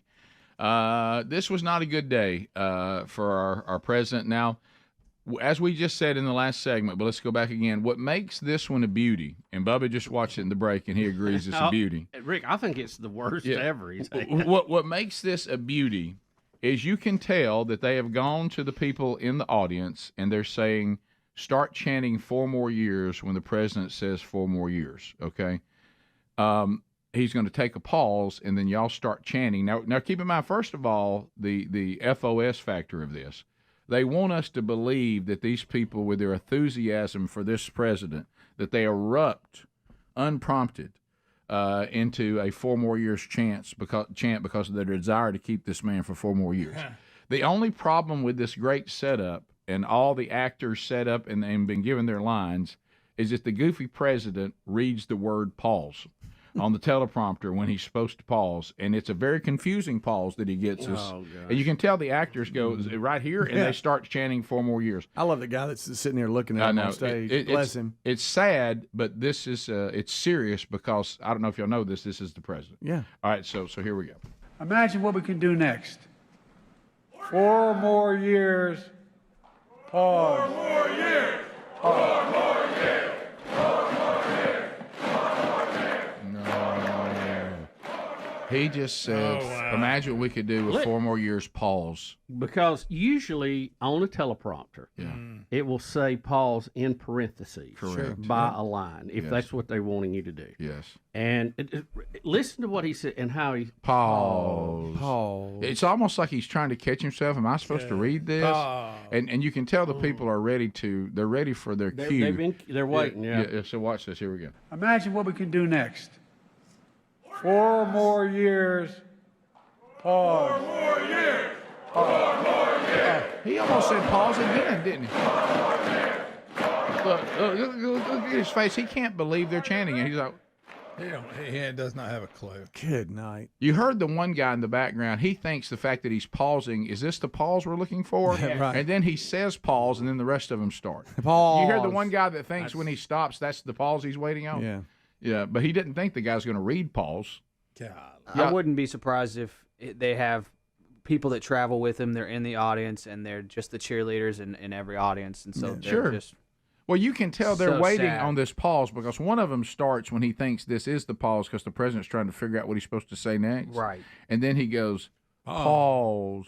And you see the look on his face when he says pause. Watch the look on his face when they start chanting. For a minute, I don't think he knows why they're chanting. Oof. Can I have it one more Imagine time? what we can do next. Watch his face all the way. 4 more years. Pause. 4 more years. 4 more years. 4 more years. 4 more years. It took him a long time to smile at the chant. This guy. Hey, he's so far. God love Imagine, him. look, we don't want this to happen, but imagine a phone call coming to him at 2 a.m. He wakes up for some tragedy. He's got to like think clearly on and make. Hey, Mr. President, what do we do? This is going on. Imagine him trying to make sense of that. All right, how about this? Good news is Obama would return the call. But, That's but here's the good news. That's fine. You don't have to imagine that, Speedy. It happened when Israel, when just true. recently, when Israel was attacked, and then when Iran attacked him again. Remember, he never made a comment. No, he didn't. He didn't come. You know rush why? to the Because mind. it's what you just said. He can't do that kind of stuff. No. You have has to be some. Let's get him in the proper. Right. I don't want to assume that I know what kind of medications they give him or whatever. But we were told by a sitting congressperson. Okay, right now. We were told off the record. Okay, that he's good for about 3 hours a day of an entire day. That's the only time he's really coherent. Right. And if they can find a way to get 3 hours out of him, they do it. And so then he continues. The one next, Adler, is what now? Do you want to do the punch? So sure. he goes violent. Of course. He starts talking about big man and I'm gonna get you. And He's I'm always punch wanting you. to fight people. And he starts talking about Trump. And this is what he said. Think about the guys you grew up with. You like to get into the corner and just give them a straight left. I'm not suggesting we hit the president. Well, you're the president. You mean the former president? You're the president, buddy. That'd be hitting yourself. You're the president. Yeah. But he also had a very inspirational quote here for some people of America. I'm not sure what people of America he's talking about. All right. We'll teach Donald Trump and extreme MAGA Republicans a valuable lesson. Don't mess with the movement of America. Oh my gosh! Don't do it. This may be his worst day so far. Don't even think about Is he saying that don't mess with middle of America? He's women. trying to. Women. Is it Women. Yeah, because it's abortion talk. Middle women, I think. He's talking about middle women. From the I don't Middle know what Earth. that is. From Middle Earth, Little Lord of the women? Rings. Little women. All right, I don't know. Can we have it again? Yes. Here's don't you do it. We'll teach Donald Trump and extreme MAGA Republicans a valuable lesson. Don't mess with the movement of America.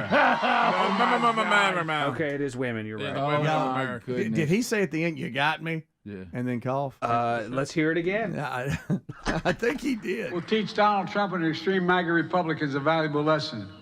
Don't mess with the movement of America. I mean it. Oh, I mean it. I mean it. There's the I mean it again. I mean it. I mean it. We don't know what you said. What did you mean? Yeah. We can't understand you. We don't even know what you mean or don't mean. He's a cough ender too. Have you noticed that whenever sure. there's pause, I can't imagine Speedy knowing what is it like to be the handlers. What is it like? Oh, I can't. I mean, I imagine a few of them tried to quit, and they said, "Well, no, you don't get to quit if you know what I mean." I bet you're in the firm. I bet his handlers they pop Xanax like it's candy. Look, I know. I know he's the Democrats' shell company. I got it. He's just out there to just talk. But don't and you at least want a good one? But come on, something's got to happen here, man. Something's got to. It's awful. Now don't miss, even if you could have understood what he said, the hyperbole and the ridiculous propaganda of the left, as if Trump and the supporters are after women. You're right. Watch out for the men. You're right. I mean, I don't even know.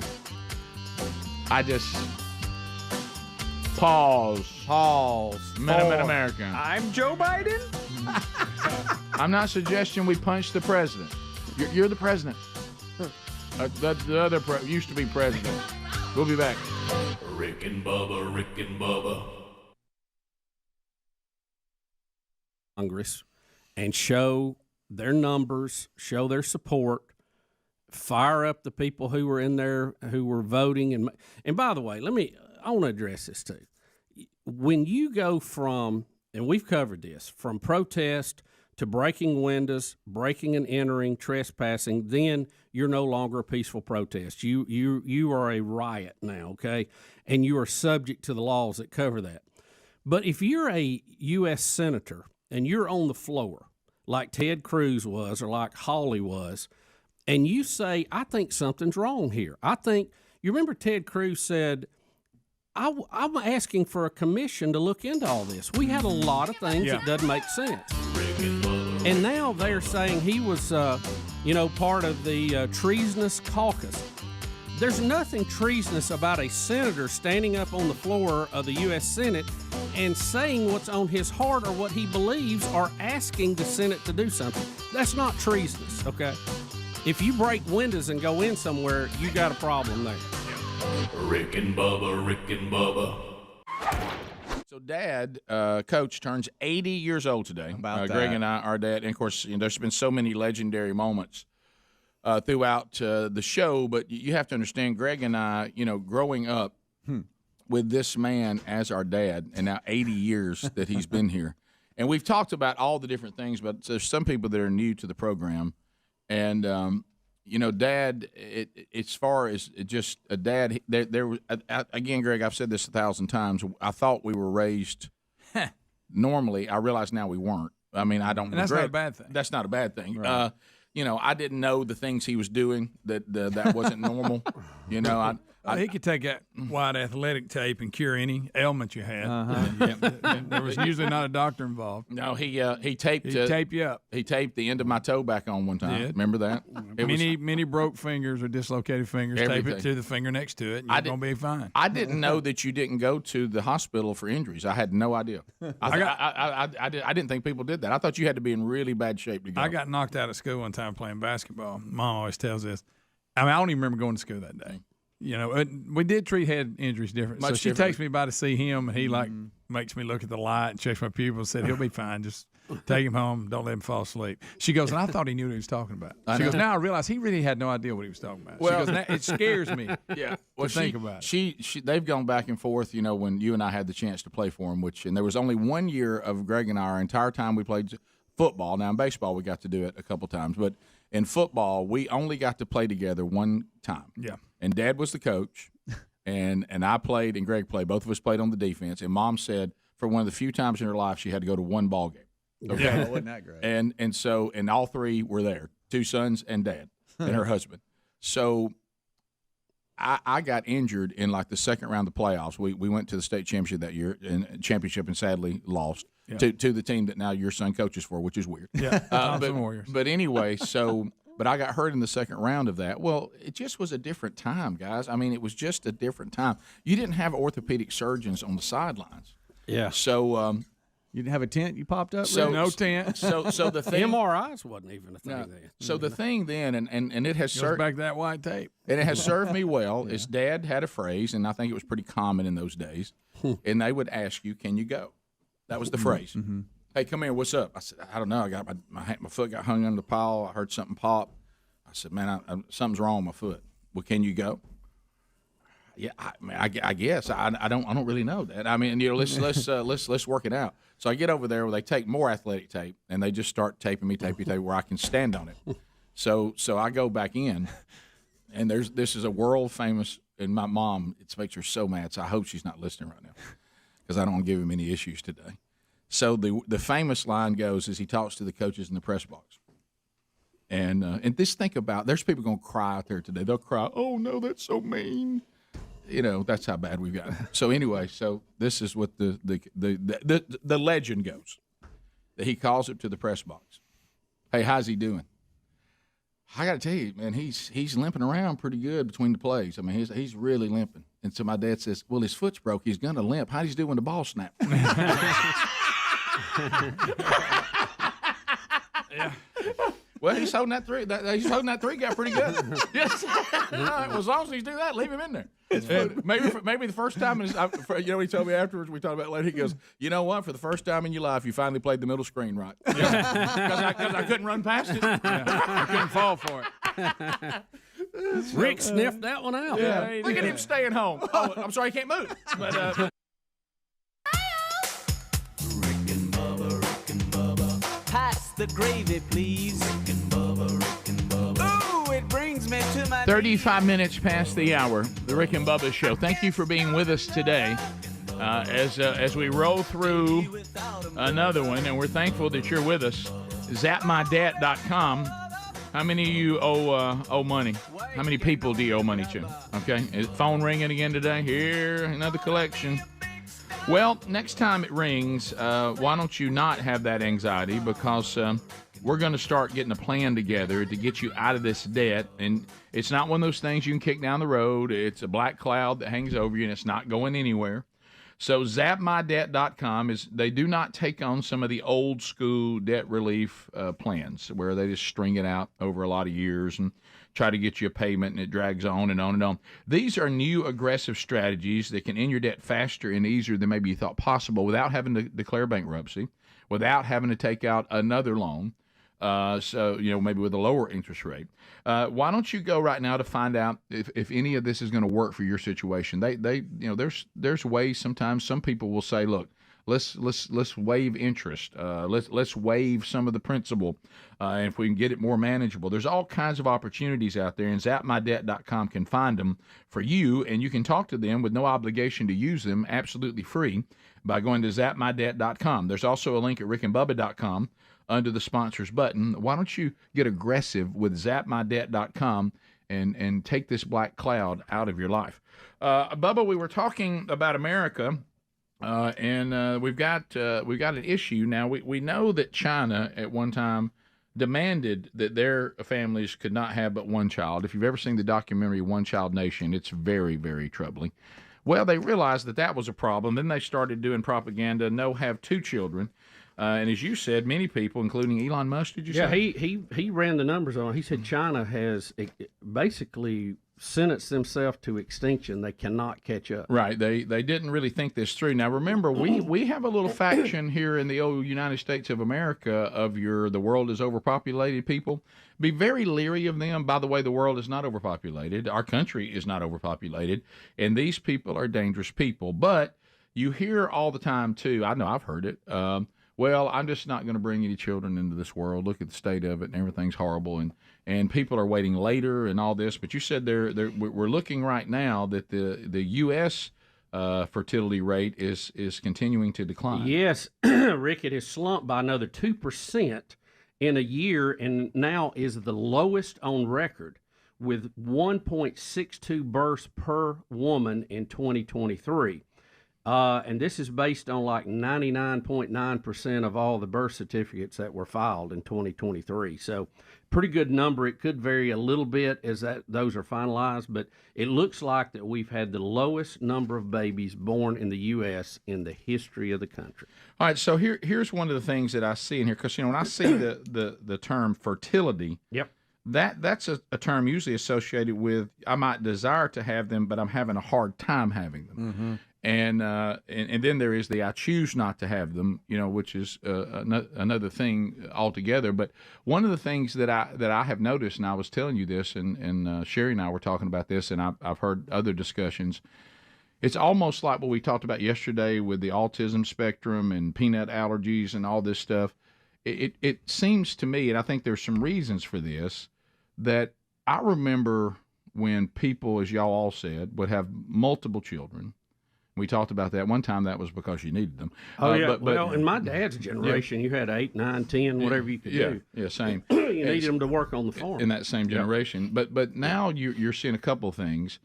I have seen more people with fertility problems than ever in the past.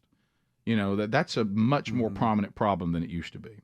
Also, it appears there's more miscarriages than there ever used to be. At one time you didn't hear that happen a whole lot, and now you hear it happening a lot. You know what I mean? And so one of the things that some of the people in the medical field have been looking at is, we kind of get into a deal now, and it says this here in the story, where birth control is so common now that, as soon as a young woman gets married, we just put them on the pill, and then they decide when they want to have babies, if that's not something against your spiritual convictions. And there's theories that women are on those things so early and so often, and they take it so long that it affects their ability to conceive and carry to term. That women are waiting later. Right. So when you're older, it's harder to conceive, and you have more risk. And that all this is creating this problem. Yeah, Rick, these numbers are just, they're kind of mind-boggling, really, if you look at the births per woman in this country. Right. Back in 2007, okay, that wasn't that long ago. Right. The average female in our country had 2.12 kids. Okay, and we know we're playing with decimals there, right? But at least 2. We saw that drop in 2009 to 2. That's where we hit a kind of a marker. Since then, it has been steadily going down, and the last one, 2023, as I mentioned, 1.625. Yeah, and that's getting to the point we can't sustain what we're doing, because think about this: if you have a husband and wife or 2 partners, whatever you're talking about, 2, if you don't at least you have 2 kids to stay even, anything less than that is declining. Yeah, and I saw here in the last 72 hours some people who are trying. I met a man down at Opp who walked out after church, and behind him, as if like a duck with little ducklings, were 5 little girls following Daddy around, and the oldest one looked like she was only about 7. And I looked at him, I said, "Brother," and he was like, "Oh yeah." He said we never have a dull moment. And then last night I met a guy who had 4 under 5. And of course his were male and female. But when I saw that guy Sunday, 5 little girls, I thought, whoa, boy. Man. But so it's almost like there's 2 different extremes now. But I think a lot of this it was pretty common at one time in our culture that people married in their early 20s, even late teens, and that's when women can produce babies the easiest and the most. And the longer you wait and the more you push, and then some people believe, let's say you're someone who's this deal of waiting till marriage is not something that you care about. You could have a woman in her teenage years on the pill and do that all the way through till she's 30-something, and then starts trying to have babies. And, that body has been told, a lie for a long, long time. And then you're asking it, no, now I want you to operate normally. And there's some people saying, look, we're seeing, this game plan of that may be hurting the ability to produce a lot of children during your birthing years, All right. And if you look at the count of men, the count of men is also going down. Testosterone levels are down. It's not good. That's an amazing stat to me. It's not good. Testosterone level of males have dropped. Yes. Yep. I've noticed that for a long time. Well, it does manifest itself in many ways. Yes, it does. There's an NYU professor that I can't believe this clip got on MSNBC. I don't know if we have time for it this break. Yeah. I got 2 minutes, 2.5. Okay, it's a minute and a half. Okay. And this guy kind of breaks it down, the economic reasons why people aren't having children and just in general. So this is a NYU professor, and I can't believe this got on MSNBC. For the first time in our nation's history, a 30-year-old man or woman isn't doing as well as his or her parents were at 30. That is the social compact breaking down. People aged 30 to 34, 60% of them in 1990 had 1 child. Now it's 27%. People are opting out of America. They're not optimistic about it. They're not having kids. Young people aren't having sex. They're not meeting. They're not mating. The pool of emotionally and economically viable men shrinks every day, which lessens household formation.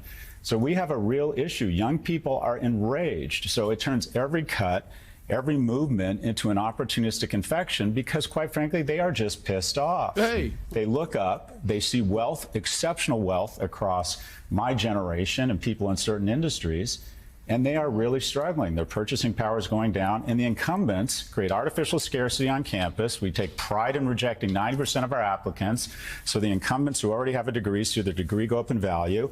We get very concerned with housing and traffic once we own a housing. Housing permits are sequestered from young people. Housing prices have gone from $290 to $420 in the last 4 years.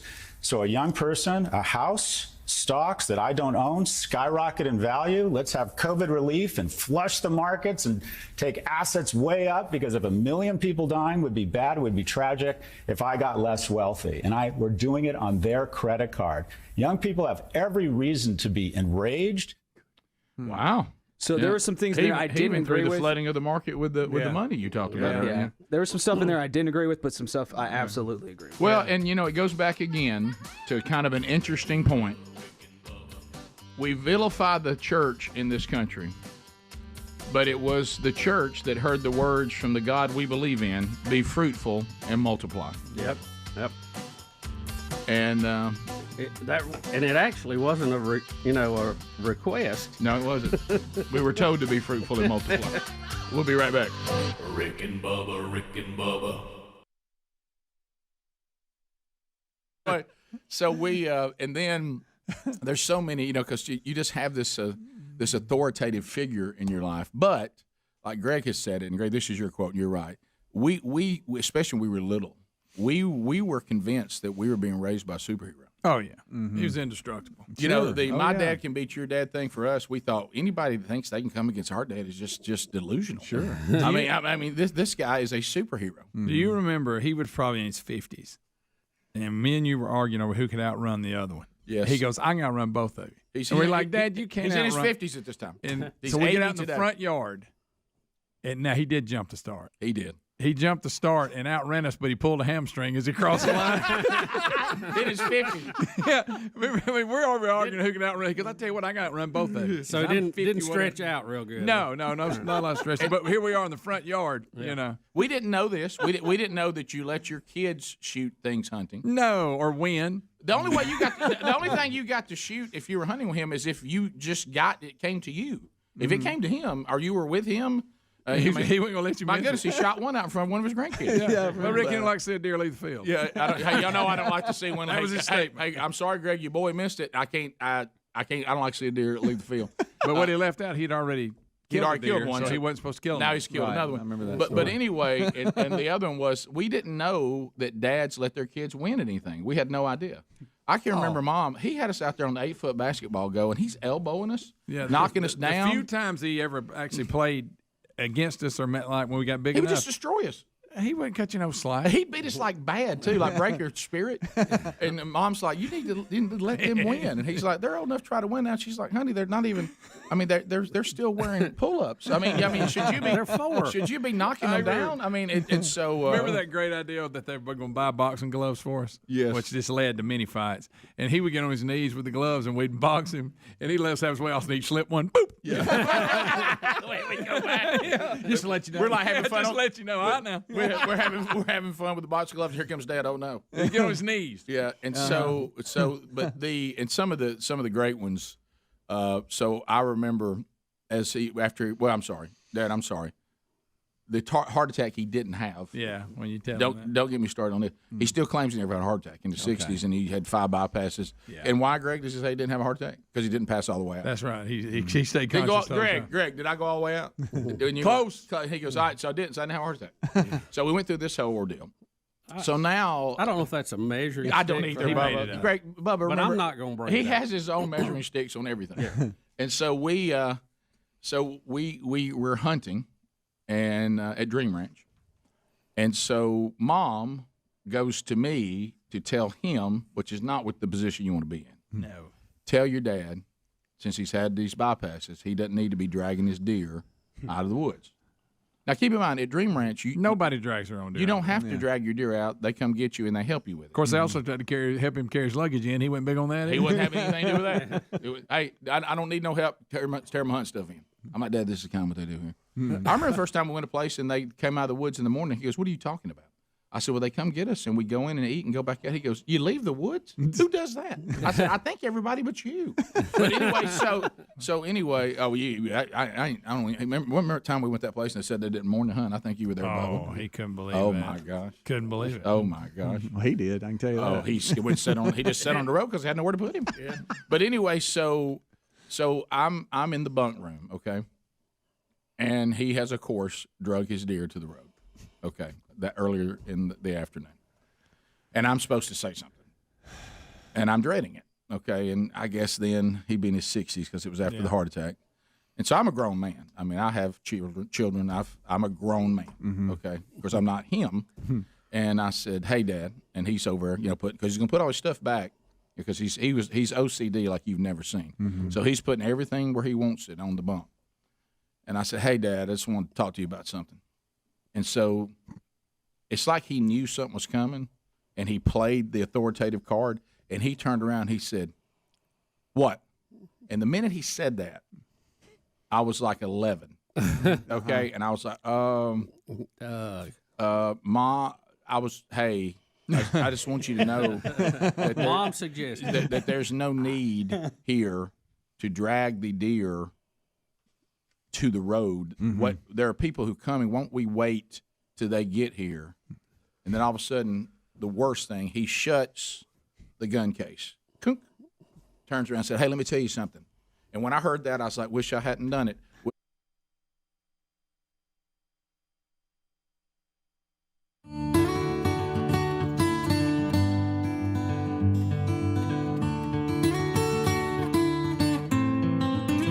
Nine minutes to the top of the hour. Thank you for being with us today on a brand new Rick and Bubba show. A new Rick and Bubba University, the podcast coming out this weekend. So look for that wherever you get podcasts. Yesterday's Wednesday Bible study archive now available if you so desire. Our last study in 2 Corinthians. And so that kind of leads me to this. So you've heard many years, because for several years, just about every spring break, we'd have the opportunity to go to Nicaragua, and with the school where some of my kids were going, and it was a very powerful opportunity to go and serve there in Nicaragua. And we met Pastor Daniel Aragon, who has an incredible testimony, and how he came from being a communist and not believing in God to now being a powerful pastor for years that has reached and discipled a generation of his fellow countrymen under the redemption of Christ, and created a Christian school and an active church, and they have the hub church, and they have all the little outlying churches. It's funny when you go to a third world country and watch their version of multi-campuses. It's so I got word yesterday that he was in town. His daughter has just given birth. There's our story a minute ago. And even though she and her husband have gone to serve her people in Nicaragua, she's a doctor. When she gets ready to have birth, she comes on back over here and has the baby here. So anyway, he was here to see his new grandchild, and he actually sat in the Wednesday Bible study yesterday. And so I got a chance to see him, and there he is in the studio. He's dropped about 60 pounds himself there in the middle, and so it was great to see him Fit as a fiddle. and get some updates. And then that's Bill Brazil on the far left, who used to lead those trips to Nicaragua, and still, looking at it, it's on my left, but on our right, looking at the screen. And Good News Ministries, and I'll tell you about this.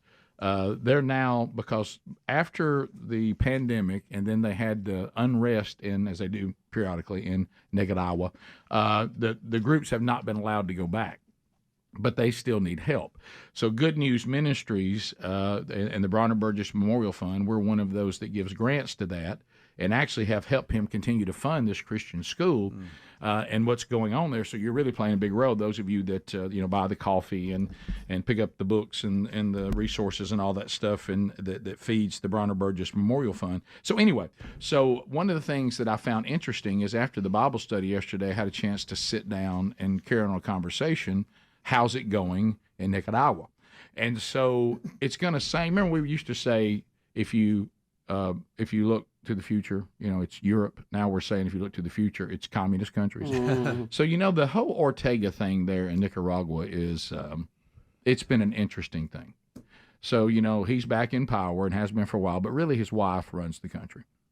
And she's kind of a mystic, almost like a borderline witch kind of thing. And so anyway, he was. Now, see if this all sounds familiar, okay? I just want y'all to listen to this, okay? So he said, I said, so how are things there? Are things settled? Is the unrest over? And he said, well, the government has come in and used their force to kind of stamp out all the gangs, so that's good news. And he said, really, now just listen to this, really, you can pretty much live without trouble as long as you don't go against the government. If you'll get in line and do what they say to do and say what they say to say, then you have protection from all the gangs. But if you don't, not only are the gangs get you, the government will too. They'll unleash whatever they have to get you back in line. So as long as you don't have a voice against the government or say something they don't like, now, of course, you're living in dire poverty in most of the country, unless you're with the Ortegas and take care of them, then you live quite well. Right. So anyway, and then this one hit me.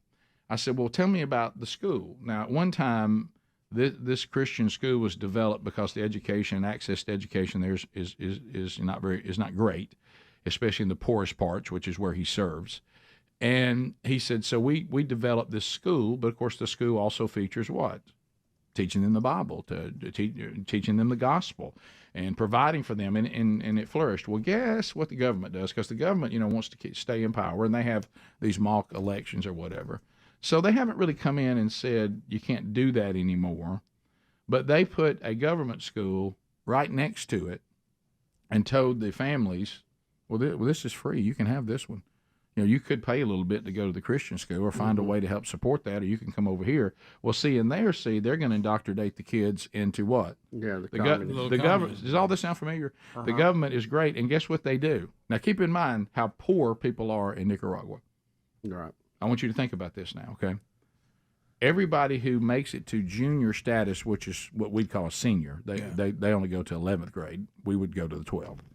If you get to the 11th grade, whatever their currency is, and I forgot what it's called, they give you 3,000 of those. The government does, to start your life. Now, if you're poor, what are you going to do? Are you going to try to scrounge up a little money to help support the Christian school? Or are you going to go to the free school and get indoctrinated into the government and then being given money by the government so you then will always support them? Yeah. Does that all sound familiar? It's a cycle. Yep. Does any of this sound familiar? Yep. Hey, now. And so he said, he said, we actually, the donations and stuff are the only thing that's keeping the Christian school opening, because there are some people that say my kid being in this environment is still more important than me. But he said, when you're scrounging for food, that gets to, and say the government wants you to be scrounging for food, because then you have to have them. And then when you have to have them, that keeps them in power, and they give you just enough for you to go, whew, I wouldn't have made it without the government. Right. And now keep in mind, the government has no business giving money to anybody because that country's broke. Does that sound familiar? Yeah. But, what they're giving them is not worth the papers. No. But now you go see where Mr. and Mrs. Ortega live, and all the people that they pay to protect them and go get you if they need to, they all live a lot different. Yes. And guys, when I was listening yesterday, I thought to myself, this is the path we're on. Mm-hmm. Yeah. It's a different version of it. Yeah. But we're different scale. Yeah. Much different but scale. But it's same principle. Yeah. Same game plan almost. Yeah. So, he's an incredible man of God, and he will certainly get a well done when he arrives. And watching him, how he's been so good. And I mean, sometimes you would go to his house, which is very, very modest, and there would be 5 different people just living there because they have nowhere to live. He'd be taking care of them. Raising people's kids that they can't raise, and just all kinds of incredible stuff. And he said that even Compassion, trying to help there, Compassion International, he said now that's become difficult because they do need a certain amount of paperwork from the government to make sure the money they're sending gets to the kids. He says now Compassion International is about to cut us off because they don't think the government's doing what they're supposed to do. They're not giving them what they need for that. He says, so we're having problems with getting the compassion money now. So when you let the government become giant and tyrannical, that's how you live. Yeah. Top of the hour. Rick and Bubba, Rick and Bubba.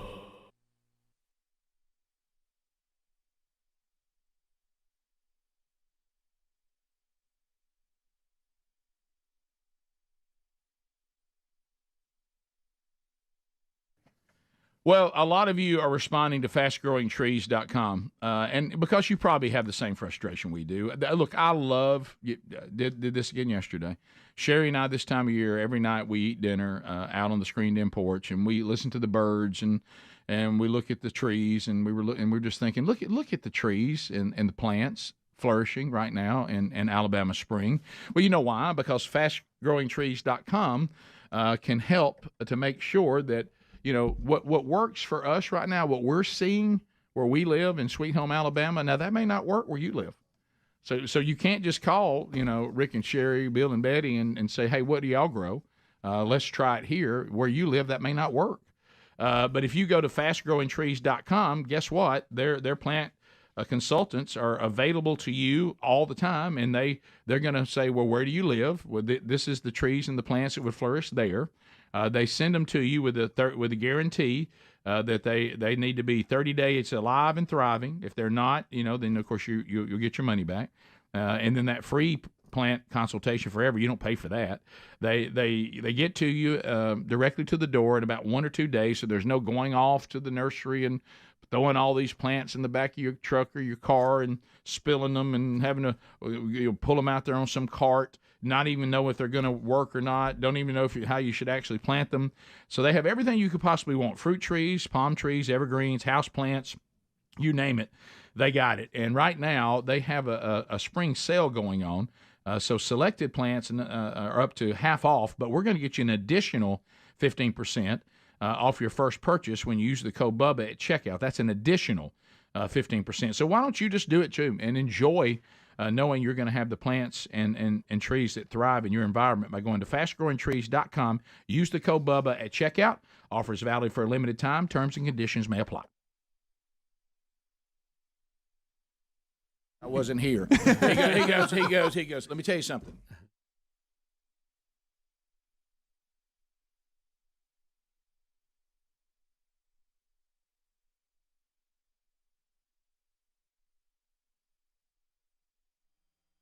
That there's no need here to drag the deer to the road. Mm-hmm. There are people who come and won't we wait till they get here, and then all of a sudden the worst thing, he shuts the gun case, turns around and said, hey, let me tell you something.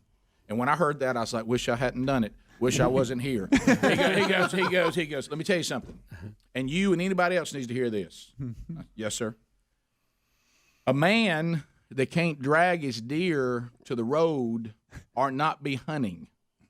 So you pass it along to whoever needs to hear it here at the ranch or at home, that is just what I do. Yes, sir. And tried. So I get on the phone. I said, Mom, it is possible that your husband and my father will die face down dragging a deer and in the mud. But if that's the way he wants to go, hey, that ain't the worst way. Yeah, how about this? So I'm done with it. Mm-hmm. If that's something y'all want to talk about, that's fine. I'm out. Yeah, I'm out of the conversation. I'm out. Yeah. You know why? Because that's just what he does. Mm-hmm. How do you argue with that? Well, whatever that means. What does that even mean? That means he's going to do what he wants to do. So hush up. That means deal with it. Happy birthday, Dad. 80. They don't make them like you anymore. 80. Rick and Bubba, Rick and Bubba. So running through a couple of stories with Dad turning 80 years old today. So happy birthday, Pop. The big 80. And he loved the Eagles. Boy, he loves Oh, he he's loves all the Eagles. about the Eagles. Oh, Rick, let me ask you something. Is there Ricky any- likes the Doobie Brothers too. Yeah, but the Eagles, Greg, he'll say, "Hey, honestly, can't nobody do what they do, Rick." I know. And he always had appreciation. I mean, and still does to this day. He thinks the Eagles, that like bands, anybody that even remotely He'll give you that. thinks there's anybody better than the Eagles is just an idiot. You know, Class ain't by nobody do themselves. what they do, Rick. Class by themselves. They in a class all by Rick. Listen to this, and that's one thing a lot of people don't know. Dad has a great appreciation for music. Oh, and when we were kids, he bought us our first records. He brought us Grand Funk Oh, yeah. Railroad. Yeah, 45. See, I didn't realize that everybody's over Allman here. Brothers. Everybody's over here getting all this music, you know, that were the hits of the day from their parents. My dad's bringing home Grand Funk Railroad. Yeah. And so anyway, so we just wrapping it up, and we'll come back, take some calls, and do some other stuff. But just thinking about him being 80 now is also these great lines. He taught us lessons, so many that we apply to. Is I remember when he was getting any kind of accolade, he always he thinks is just. It's not that he doesn't appreciate it. He just thinks it's a team sport to give individuals accolades in football. But he does appreciate it. Yeah. He, no doubt appreciates it. But he also puts everything in perspective. He's always been really good at that. So we're standing out on the field at Jacksonville State, and they're naming the field after him. You know, Burgess Field's the big ceremony, which big day for Mom and for the all those that sacrificed so much with his coaching and the teams and the coach and the players to have this done. all that. And they really wanted it done. That he did, all this, and it's really an honor for them. So he's sitting there, and he just picked these. He picks these moments that he just says, and you'll see where our sense of humor comes from. A lot of times he goes, "Hey," and I said, "Yes, sir." He said, "Let me tell you something." I said, "Yes, sir." He said, "Just remember this." He goes, "Ain't this some whatever?" And I said, "Yes, sir." He goes, "Same people that fired me just named the field after me."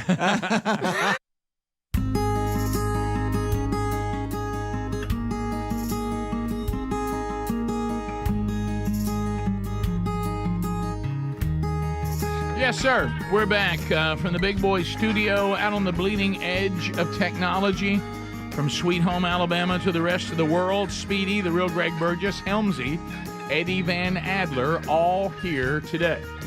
And welcome back, Mr. Bill Bubba Bussey. Rick, glad to be here, and thank all of you for joining us at the little party we called Rick and Bubba. I want to talk a little bit about the NFL draft, but I'm afraid that Speedy will read quotes from Antonio Brown. Right, we can't have that. By the way, for the very first time today, prior to the show, I went to the April 19th archive. Why would you do that? And I watched it happen. I had not seen it. And hey, I'm gonna read it like it said. Let me tell you something. Why would you do that? That's as funny.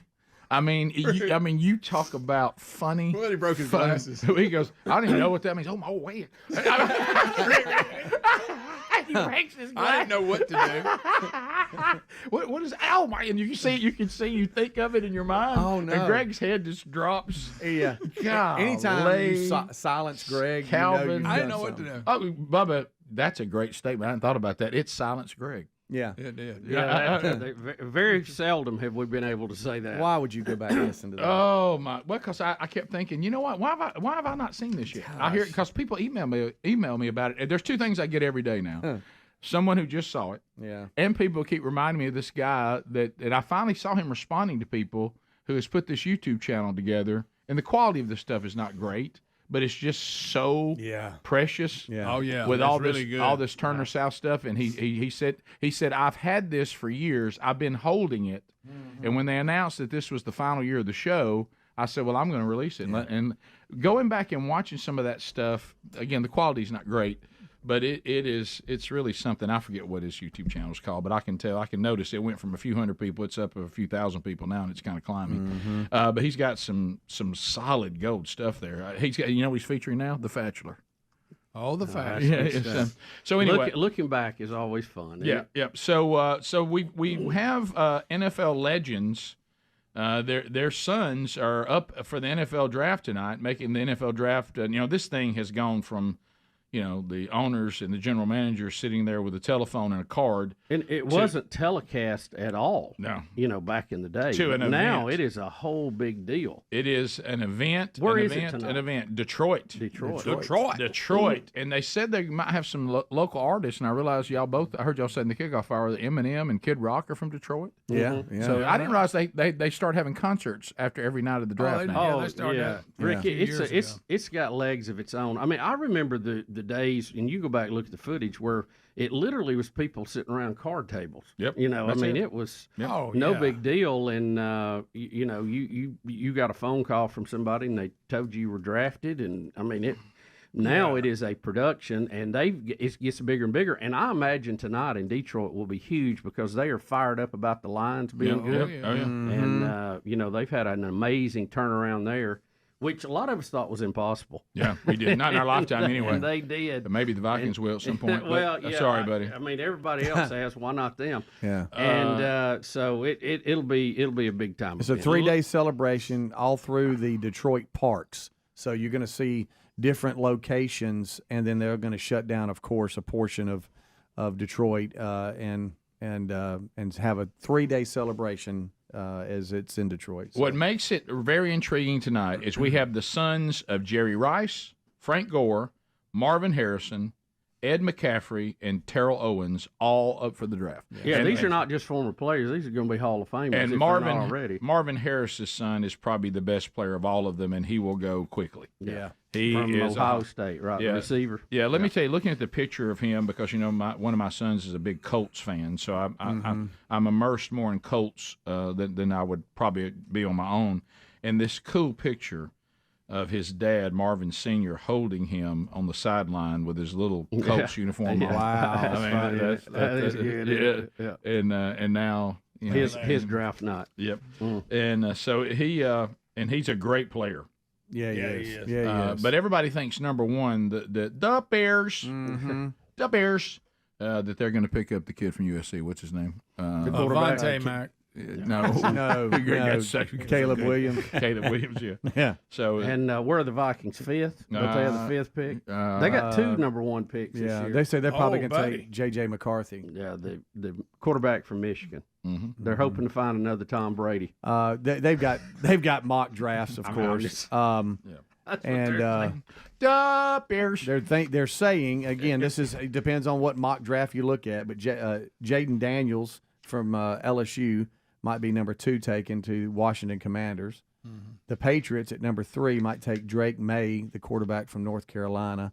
Arizona Cardinals, Marvin Harrison Jr., first wide receiver taken from Ohio State. No doubt he'll be first wide receiver. Vikings, of course, J.J. McCarthy we just talked about, and then it goes on and on. But we'll see. If the Vikings are going to get McCartney, I don't know that speaks highly.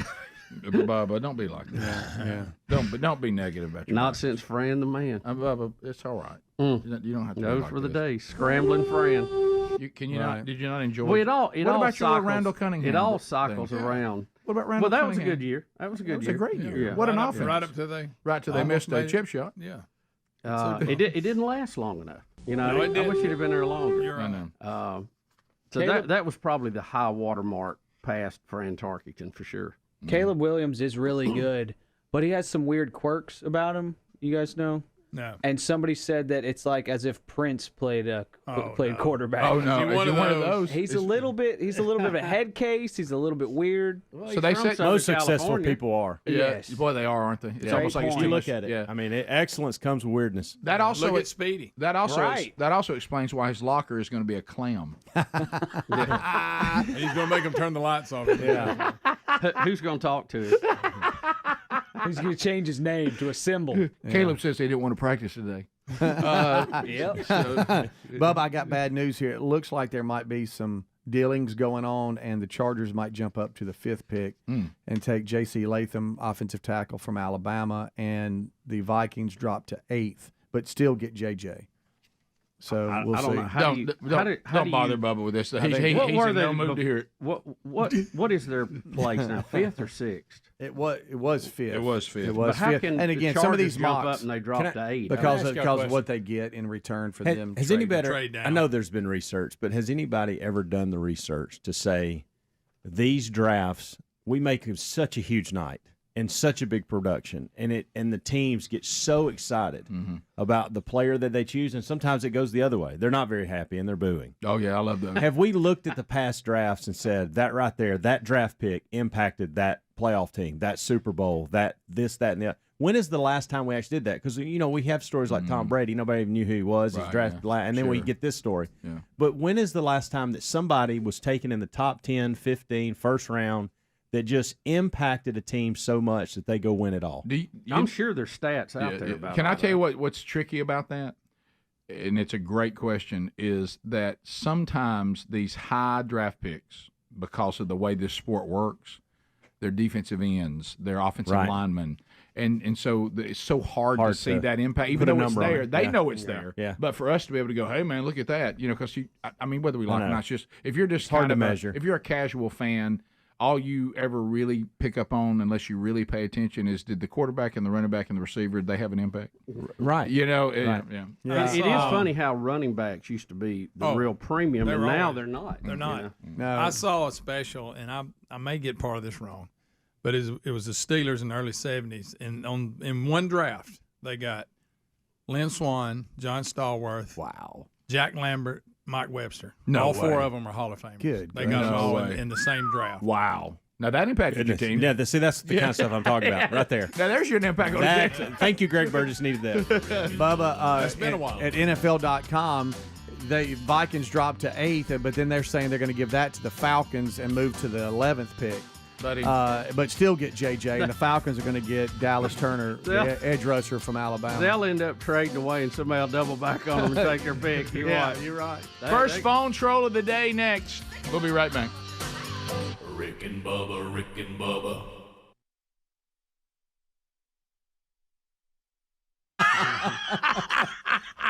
He said, "That's the world we live in." Yeah. He said, "No." And then when they won the national championship in '92 on the last play of the game, they had to make a stop on defense. Golly, it's a great story. It is. And so he, being the head coach, of course, the play comes down at the end, and this is also a great story about preparation. And I know, Greg, your son as a coach is really good at this, and those that can do this are very valuable to teams, and that is to look at tendencies of teams. So Jacksonville State 92 is playing Pittsburgh State. Big day for Bubba and I in Rick and Bubba history. Yeah. And so Pittsburgh State takes it down. They got one shot to the end zone on fourth down from about the 12-yard line, somewhere in there? 15, somewhere in there? Somewhere. But anyway, so they get this. Close. This is the game. This is it. Because they can't, field goal won't help them. They're down by 4, right? Yep. And so the Packers would have kicked a field goal. Defensive coordinator and Pop are talking, and so he asks, "What are they going to do on this play?" And just with zero hesitation, defense coordinator says, "Going to throw to the slot receiver." Now they got an All-American out there at wideout. Okay, big, tall, lanky guy that's very hard to cover. Play for the Vikings. He said, "How many times in this situation do they throw to the slot guy on the inside?" He said, 100% of the time. I've been breaking down the film. They're going to throw to the slot. So we're going to drop the outside linebacker for some help, and we're going to single cover the All-American for the win now. Okay. Because most everybody would double cover the All-American right. and leave the slot guy, who was a little shifty guy, wasn't that big, open, or single cover him. So guess what happens for the national championship? They throw to the guy in the slot. Outside linebacker knocks it down. Game's over. So then come the interviews.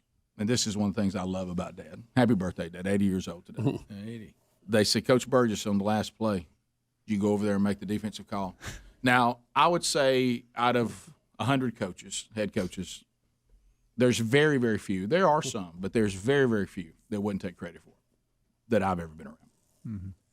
So, I went down there on the family. Had to give a little feedback. had to get everything right. I'm a head coach. And so they said, did you make the call on the coverage? To which Dad replies, as only he can. And so many of you out there can learn from our dad.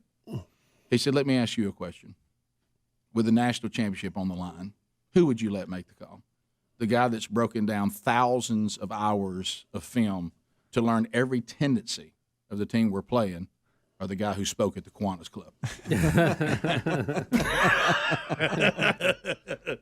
He said, I thought I'd let the guy who did all the work do it. Uh-huh.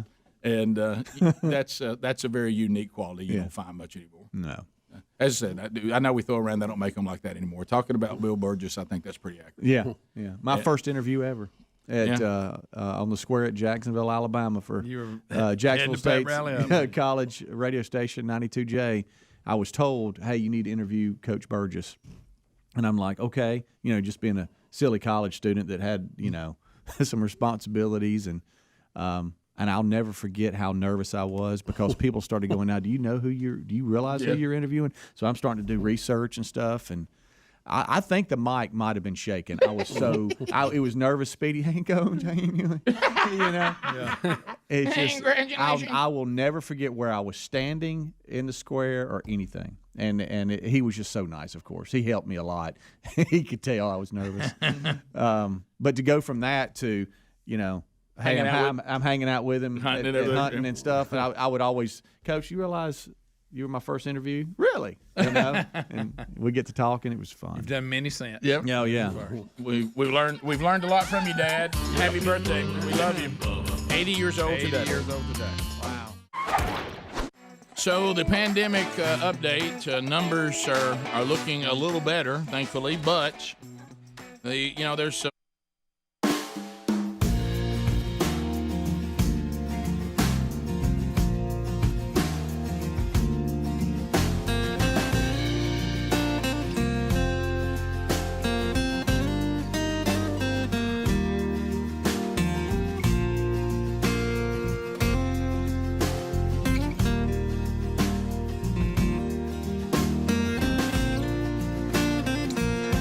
It's time for another Patriot Mobile phone troll. A lot of good topics out there. Look, hey, America, you look active over there on the phones right now. I like what I see. Make your phone money matter. Switch today to patriotmobile.com/Bubba. 30 seconds a pop. The old buzzer grabs you. Your time on the program will be done. Someone else will get their opportunity. And if you get a timeout from Helmsley or Bubba, you'll get to expand. Let's go with Shane out of Georgia. Shane, 30 seconds on the Rick and Bubba Show. Go ahead. Hey, good morning, Rick and Bubba. Hey, just a couple comments on the draft. Unless I misunderstood, now the Falcons have the number 8 pick, and the Vikings have the number 11 and the number 23 pick. Now, I'm a big Falcons fan. There's rumors that the Vikings are going to swap that 11 to move up to number 8 to try to take McCarthy. But I think you guys said that the Vikings had the number 8 pick, but what I was just looking at the draft. It looked like they originally had the 5th, and the Chargers went to 5. They went to 8. The Falcons took the 8th, and then the Vikings dropped to the 11th, and then they come back in the first round and have another pick late in the 20s. I think 23, I believe. But yeah, so you never know. It has this one here has the Falcons picking Dallas Turner, the Alabama edge rusher. So, but who knows? Yeah, I thought they were higher in the original. The caller's right. They were originally 11th. Yeah. But as bad as their season was, I thought they would have been higher than that. To James in Alabama. Their James, luck, they lost the tiebreaker. James, go ahead. Or won it in this case. Morning, fellas. By the way, quick note, I taught that to my boys when we were doing mountain biking in the woods. That way we could identify each other when we got lost. There you go. That's what it's for. That's what it's for. The main thing I want to talk about was we watched the intro to Skinwalker Ranch last night, and my son noticed, I'm pretty positive you can see on Travis's dash the Rick and Bubba logo. He's listening to the TuneIn or podcast. Doing the intro of the first episode. Bubba, what? I did see it last night. And did you notice that? I did not notice that. But I thought the intro that they did was kind of cool. It's Travis like driving down a dirt road and he's explaining where they're at and what they're doing. So I thought that was a good way to bring it in season 5. Casey, Alabama. Casey, go ahead. 30 seconds. Yeah, Helmsley was asking what recent, early draft pick was probably the most impactful for a team, but I guess the obvious answer would have to be probably the best pick in the last 10 to 15 years would have had to been 2017, number 10, Patrick Mahomes. Yeah. Oh, yeah, that is true. Yeah. There it is. I think that's the Did one. y'all know? Well, you kind of too. I mean, while he has been absolutely a great player, you have to kind of look at the whole class because that's what wins you teams and wins you games. Oh yeah. And Well, gets you Super Helmsley Bowls. asked about. He said player, and then we kind of got, and then Greg said here was the best class, but player it had to be Mahomes, wouldn't it? As far as the most recent. And I'll be honest, when he was in college, I didn't know anything about it. I didn't either. So he was one of these guys, probably very similar to like the UNC quarterback that I don't even know who he is really. But I've heard his name from time to time, but he you don't think play. he's that type of player. No, it's true. And let's go to Matt in Alabama. Matt, go ahead. Good morning, guys. Thanks for what you do. Yeah, it's our pleasure. The talk about China not having enough children, that's interesting to me. Yep. And the United States and not being overpopulated, the world not being overpopulated. At what point, with all these people coming in, does that scale start to tip, and what does that look like? Yeah, when you have an open border, we're still a long way from overpopulation though. But the border problem is a problem whether it's dangerous population wise. It's dangerous because these are unvetted people pouring into your country. That's what makes that illogical and foolish. But I wouldn't be worried about it from a population standpoint. Or maybe are you talking about the demographics of our country, how it will change? I mean, we have a pretty good idea how that's going to look. Oh yeah, in the next 20 to 30 years, Yeah. and you do see a moving away from the Western European whites to a more diverse population overall. Oh yeah, the population looking different. Absolutely. You saying would that bring a concern about overpopulation? I would say no. No. I found the Travis Walker intro, and it kind of looks like it on his dash, but it kind of doesn't. It's really almost impossible to tell. You can't read anything. That image kind of looks like the podcast image, but it also kind of doesn't. So he could be just listening to a song. I can't tell at all what it is. But Clearly, it's this logo right here. clearly listening to Rick and Bubba. That's it. Clearly, Thanks, Travis. It is. Thanks for the shout out, Travis. Anonymous caller. Anonymous, go ahead. 30 seconds. All right, guys. First of all, I'm a huge fan, but I just wanted to touch base real quick as a family that struggled with infertility. This whole be fruitful and multiply thing is actually being pulled way out of context. Otherwise, Paul didn't follow that rule. That was used for Adam and Eve and Noah and his wife, and it's just dangerous to pull that so far out of context to make people feel like, they're unable to have children, then they're not doing. No, it doesn't mean that. That's not what it says at all. That's not what we mean. I think you're the one that's misinterpreting it, that you're taking it as an offense, that you're somehow being disobedient. Obviously, what that's talking about is that we need to replenish the church, really, eventually, but at that time, God's people and human beings, you're right. But we're all ancestors from Adam and Eve. And your version of be fruitful and multiply might be to adopt children, disciple them, and you're replenishing, more followers of Christ going forward, and you're advancing the church by having a larger family that is being discipled by you. There's no doubt that people choosing, and as you said, the Apostle Paul, who also thought that Jesus was likely coming back in his time frame, he's on a different plan because he thinks he's running out of time. And he thinks that he doesn't need to take on the responsibilities of a wife and children. But he said, if you're not able to join me in that, and then you need to take a wife. But this deal of, that we are choosing not to have children, not that you have fertility problems, or maybe you're wanting to adopt children. We're talking about growing families and having larger families so that we're replacing ourselves. Yeah, we're duplicating ourselves. It's just so simple that math. salt and light remains on the earth. And then in the beginning, it was so human beings would go forth. But and look, Rick, it is a commandment, and I think it applies to everybody. But you shouldn't be offended by that. No. If you haven't or can't, because we live in a fallen world. There's a lot of things we can't and not going to be able to do. Yep. You can be the most devout follower of Christ there's ever been on the planet. You're still going to die. Right. It's just that's the mode we're in right now. So yeah, and if you, I think to read into that, what you were saying, sir, is just being way oversensitive. Yeah, I think you're the one that is being bothered by it, not people trying to force that down on you. Nobody thinks that in your situation you're being disobedient. No. And Paul did say, and if you are someone who says, my call from God is to remain single,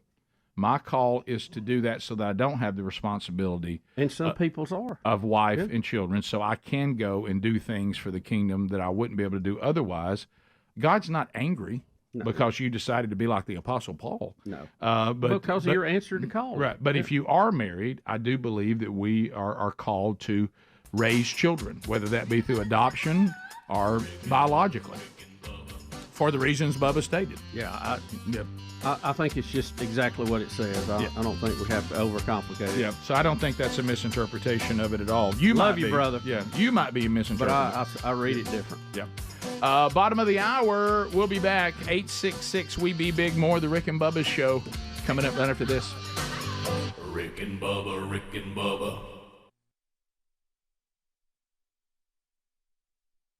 Discussions, and it was said early on, once politics or agendas get involved in science, science now becomes awkward and really ceases to be science or pure science. Follow the science, Rick. Okay, well, if it's real science, certainly. So, we've all kind of had our eye on the high priest of health, haven't we? Oh, the Faucister. Fauci, I don't know about Fauci. I started out, I was like, well, here, look at this guy. He seems interesting. Here's Fauci. And then before I knew it, I slowly but surely began to be annoyed a little bit by Fauci, and I got to where I didn't trust him. What's that group he's over? It's the NIH or something. Was that the National something? I don't know what it is. But anyway, I think anytime you have anybody with that much power, you need to know what you're dealing with, and there should be a certain amount of transparency to that. And I had even mentioned the other day, do we really know his financial interest in some of this? Now, we do know that he is the highest paid federal employee in the United States. Rick. Now that we know. $417,000 a year. Not up for debate. We have that information. Yeah, makes almost twice what the president makes. Right. So Fauci is the president makes 400. Yeah. Oh, it got bumped up? Now the vice president, yes. Yeah, it makes right. 235. Yeah. But you can say that he does make more than the president. He's 17,600 more. Yes. Yep, that's right. So he does get paid more than the president. He does. We can say that. Which I won't let y'all let that simmer just a second. But anyway, so now the high priest of health. We've all wondered what's his financial interest in all of this, and what because if I've got financial interest in something, like you'll see me kind of walking you toward that product. Yeah. I mean, I can't help it. Now right here when he throws this pitch, he has not a lot of confidence. Yeah, that's when I lost a lot of confidence. That's when you left it. That's when you well, I haven't left, but I am. I'm objective. Let me put it that way. I left the Fauci train before you did, but that pitch got you. You got one step off of it now. I've never seen anything that bad. Well, I mean, how do you go out there with it that bad? What if that was the vaccine right there? Well, it makes you wonder. Wow. All right, so Fauci was being interviewed. He even throws the ball left. Back in August, I understand? Yes, last August, Matthew McConaughey was talking to him. It's about a 45-minute interview, but this drew a little bit of attention because it relating to this story. Matthew asked him about his financial investment in the vaccine. And just listen to Fauci laugh there. Audio here. Do you have millions of dollars invested in a vaccine? Matthew, no. I got zero. I'm a government worker. I have a government salary. That's it. All right. He says that like he's cleaning toilets at the Department of Transportation. I mean, goodness gracious. He's not a bus driver. I want y'all to picture. I want you to picture this. That's the laugh when you're thinking. That's that thinking laugh. I got to think of my answer. This is the. Now somebody said they saw you having lunch with so and so. Why did you have lunch?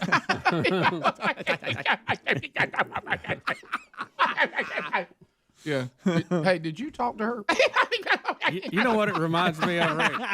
The movie The Woman in Red. Yeah. And Gene Wilder at the door when he gets surprised. Who is this? Everybody, everybody, just please. That's one of the worst scenes ever. Do you have millions of dollars invested in a vaccine?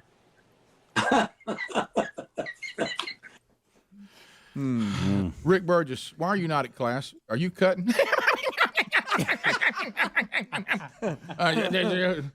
But you know, Rick, any other time you see that they would have these body, language experts on and trying to. So what he means here, by the way, he's responding, Yeah. And I'm like, oh my gosh, Rick, did you eat your brother's chocolate money? do you remember though? Do you remember the lady that came out and had that interview about him and had worked? Oh yeah, and that was early on. Yeah, and boy, that raised some eyebrows too. She and was canceled quick. Yeah, we ain't heard from her. Disappeared. Yeah. Hello, Antarctica. So I'm sure. Look, I got reassigned. That Dr. Fauci made it clear he's not invested and only gets a government salary that's more than the president. Right. And he just wants us to know there's nothing being concerned about. Correct. You know what that was? I can't believe you asked me that. You're an actor. You're supposed to be part of Hollywood left. I know they try to say they're non-political, but when you're in the government at that level, you are political. There's no way around it. But the fact that he can just slide from administration to administration is concerning. Yeah. Oh, you talking about that guy that never... Most people don't. You know, we don't have the same guy in charge of the intelligence. We don't have the same guy in charge of the Defense Department. We have the same guy in charge of NASA. I mean... Pass the gravy, please. Rick and Bubba, Rick and Bubba. Ooh, it brings me to my knees. Rick and Bubba, Rick and Bubba. I can't start another. Rick and Bubba, Rick and Bubba. Day without a We're back 35 minutes past the hour. Rick and Bubba Show. Thank you for being with us today. All right, so preparewithbubba.com. You know, we can all kind of sense it out there. It feels a little chaotic. Not sure where we're headed here. But it could also be things that we know happen. Tornadoes, hurricanes, floods. It might be that you just would like to go out and have easy-to-prepare meals available for camping, hiking, being in the great outdoors. Whatever, you need to prepare yourself now by going to our friends at My Patriot Supply. The URL we have ready is called preparewithbubba.com. Right now, you get $200 off each kit, and they'll ship it fast, and they'll ship it for free. Do not be caught in need of ready-to-eat food kits, and you didn't listen to us. 2,000 calories a meal, lots of variety here. They are ultra-durable. They're inside 4-layer packaging. The ready-hour meals last up to 25 years in storage, so you're always ready, and we'll get you $200 off right now. A 3-month food kit plus free shipping. And they last for 25 years. So you're always ready. So go to preparewithbubba.com. That's preparewithbubba.com, or go to rickandbubba.com under the sponsors button. So Bubba, you said you did go back and watch Skinwalker Ranch last night? Yeah, I did. It was good. And it was good? Yeah. Oh, yeah. And anything you want to share with us? Well, if I could just go nutshell, no need to take up a lot of show with it. But okay. They had 2 helicopters going around right. in a circle around this area where they keep having these issues called the Triangle. And Travis is shooting a 1.6 gigahertz signal, and the other helicopter has a receiver on a spectrum analyzer, and they're looking at the signal. Well, they can see each other. I mean, they're not that far apart. But as they go up and get about 200 foot, the signal disappears. Something is preventing that signal from going through. And they were able to kind of map that.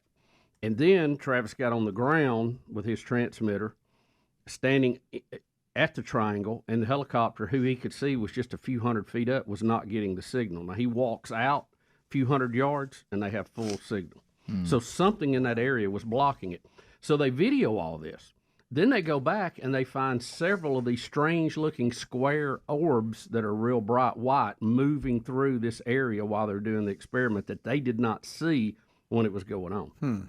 So, once again, as it was summed up, we have more questions than answers after an experiment. Dare I ask how Was that good? Was that a good summary? That was good. Hey, dare I ask how you saw it? I hate to open that door. I watched it on the streaming app last night. Which one? History. And you got it how? It's on. I don't know really. Okay. I just watched. Okay. Okay. You don't know how you got the app? It was on. It was the app on my TV. It was app on my TV. Okay. No, I'm sorry. It was on Apple TV. I forgot which TV I was on. Okay. Yeah. Okay. So you just downloaded. You just the went to History Apple Channel. TV and looked. Well, watched I've had it. I've had the app, but it, it's again, you can't watch the live. I can't watch the show when it comes out. I have to wait till the next. Understood. Yeah. Okay. On that note, and the strange and the bizarre, this really. But I mean, they have video of these things. Yeah, I mean, it's creepy. there's not. It's in the daylight. There's nothing. It's there. Yeah. Sure. How bizarre. What is it? As we continue on the bizarre notes, Oklahoma. Ooh, baby, it's making me crazy.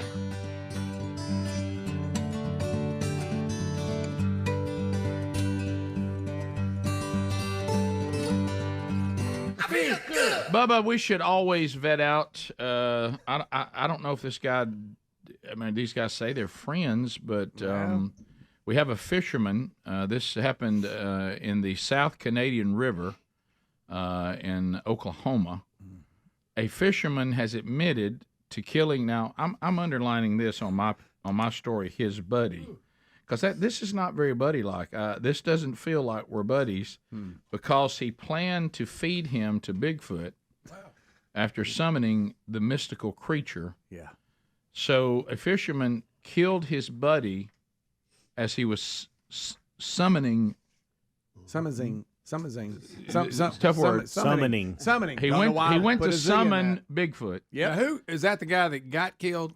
No. The guy who was defending himself is the guy who kind of like I read Antonio Larry Brown's Sanders. post. Just read it like it is. Larry Sanders was fishing with, I underline this, his friend. I'm gonna put quotes around mine. Your definition of friends. Jimmy Knighton. Okay. Oh, Jimmy. When Sanders, Larry, suddenly strangled Knighton after claiming to see Sasquatch, a Sasquatch-looking creature downstream. Well, why'd that make him kill him? So Mr. Knighton, according to Sanders, summoned Bigfoot to come and kill him, and that's why he killed Mr. Knighton. Got it. Now, That's going to be a tough I don't sell. know where here in the story it has what they were smoking or ingesting or something. drinking. But 2 years later it took for Sanders to be convicted of murder. And he still says there was a monster in the woods that night. And the judge says, but it wasn't Bigfoot. It was you, Larry Sanders. No, we twisted it on him. So And the judge tries to be I don't sharp. think I've ever in my life heard an alibi for murder. Well, you understand that I had to kill my buddy. And by the way, here's his picture. Mm-hmm. I had to kill my buddy because he had summoned Bigfoot to kill me, so I killed him first. And That then when is that a- happened. that is an unusual The summoning defense. of Bigfoot is shut off, I guess. Yeah. Because if you already saw the creature, Yeah. you Let's talk about those ears, Greg. I he mean, got a set of. I would- catcher's are they mitts. lower than his eyes? I couldn't. I would like to say that I think, okay, if there's two buddies and friends that are fishing, okay, I believe the conflict of you've summoned Bigfoot, haven't you, buddy? I think that can get worked out. Yeah. Don't you? I don't. Yeah, just go, hey, that did seems you a bit. summon Bigfoot? That seems a bit of an overreaction. Talk it out. Let's talk a little longer. Let's hug it out. Yeah, wait a minute. Let's talk a little longer about my accusation. Correct. That I think that you have summoned Bigfoot. Let me defend. Hey, Bigfoot just showed up in his own, and it wasn't me. Yeah. I didn't do it. I think you've been friends long enough, Larry. You should have asked your friend, which I still use Killed that him term. Didn't we talk this out? Yeah. Did you summon Bigfoot straight up? Because I think you did. I mean, let's. I don't. There's Bigfoot. How would he get here? Did you summon him? Yeah. So or here, did he just kill him and claim he's all? Well, he's going for the insanity play. Evidently his buddies probably hit on his wife or something. He was getting him back. Okay, so that's what I was going to ask. That was my next question. Bubba, do you think that this guy really is this out there, or is this all he can come up with, and he knew something on his buddy that really made him mad, and he took him out there to kill him? Okay, I'm not an expert on this, but we have been told by law enforcement officials on multiple occasions that they feel like most of these so-called hunting accidents, we'll put fishing accident in there. Correct. Are not accidents at all, that they are a planned murder because of some reason. Somebody knew somebody or didn't take care of their sister or something, whatever. Okay. But it's very hard to prove because of where they have everything they need. They have a lethal weapon. They have privacy. They have no witnesses. So it's very hard to prove these. So we see these and hear about these kind of cases. I don't know. It seems like he's gone the extra distance here. I think, hey, he fell over the boat and hit his head would have been an easier out on this. Yeah. But as Greg said, I think he's clearly laying a foundation for an insanity defense in case he was caught. I don't want to encourage any of this, but if you're out, if it's that remote, is he just too lazy to bury the body? I mean, he goes with the Bigfoot defense. Why don't you just say Bigfoot killed him? The man who died, Jimmy Knighton, was 52. And on his obituary, I will read it verbatim, like Speedy. All right, like it says. Was remembered as an avid outdoorsman. We see that. Who loved to fish, hunt game, ride four-wheelers, and most of all, drink his beer around a big bonfire. It doesn't say that. No, it 100% does. Wait a minute. That made it to the obituary? It's in the obituary. And how about this? It was the final straw, too, so it was very important. Right after that, no surprise here, Jimmy never met a stranger. Apparently, though, not very good at picking friends. No. And would give anyone the shirt off his back. Rick also been known to summon Bigfoot. Would he summon Bigfoot? Yes, but still a heck of a guy. See, like I say, that defense is going to be tough to sell because we have nobody on record that's ever summoned successfully Bigfoot. How do you summon Bigfoot? You know I have no so idea. He kind of came up with... But he's saying that the dead man, is the one that wanted Bigfoot. Yes, he killed him in self-defense. Because his buddy was going to get Bigfoot to kill him, or he was going to sacrifice him to Bigfoot. How do you call him over? How did he think Bigfoot and his buddy got together to have this Well, he plan? said he saw him down the river. I will say this. I mean, if y'all think that I've summoned Bigfoot, to sacrifice y'all to him, just talk to me about it first. Let's work it out. Let's talk about it. Hey, I'll go this far, Rick. If you think you see Bigfoot, let me know. Let me know. Yeah. If you see him downstream, because I'm going to convince you I didn't have anything to do with him showing up to kill you. If you're concerned that our fishing trip could lead to me sacrificing you to Bigfoot, let's talk it out before we roll out of here with the boat. Okay. Let's let's talk through this. Yeah. 15 minutes to the top of the hour. Rick and Bubba, Rick and Bubba.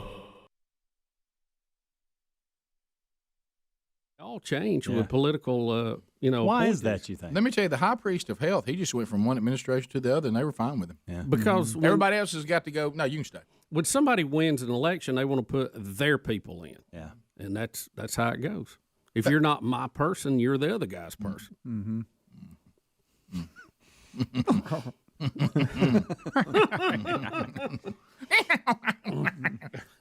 That's that laugh. I've heard that laugh before.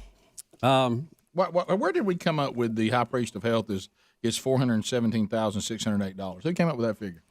Well, he's in charge of that group that does all that research. So I'm sure that's been bumped up over the years. Right. Well, that's what I asked Speedy that earlier today because I think in 2018, 2019, Fauci made a little under 400. And so what put him over the 400 mark? Why is it different? I don't know. Well, I guess a pandemic year, you're probably going to work a little more. Well, the government probably has a preset pay scale where you get bumped up so much every so often for years of service or something. Yeah, I mean, let's face it, guys. There's nothing to be concerned about. I mean, if you come up with the vaccine to stop a pandemic, and there's no money in that.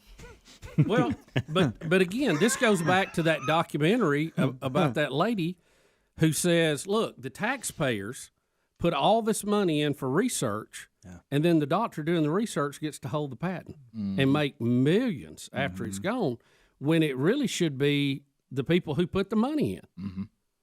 Yeah, she was making the point that the money off the patent should go to... Or there should be some split in it or something. Mm-hmm. I didn't realize Dr. Fauci, is this right? Is he 80? Yeah, he's up there. He runs up there with Biden and Trump as far as age goes. Wow. Late 70s. Yeah. He's a savvy. Early. He's a savvy 80. Yeah, he is. And he's in great shape. I mean, he could whip my dad. No. Well, Rick, all your dad would have to do is see the pitch that Bubba's talking about. Oh, boy. That's terrible. All you got to do is say, no, I don't do first pitches. Yeah. Right. Yeah. Would you like for me to go out and wave at everybody? I'll do that. Yeah. While somebody else throws.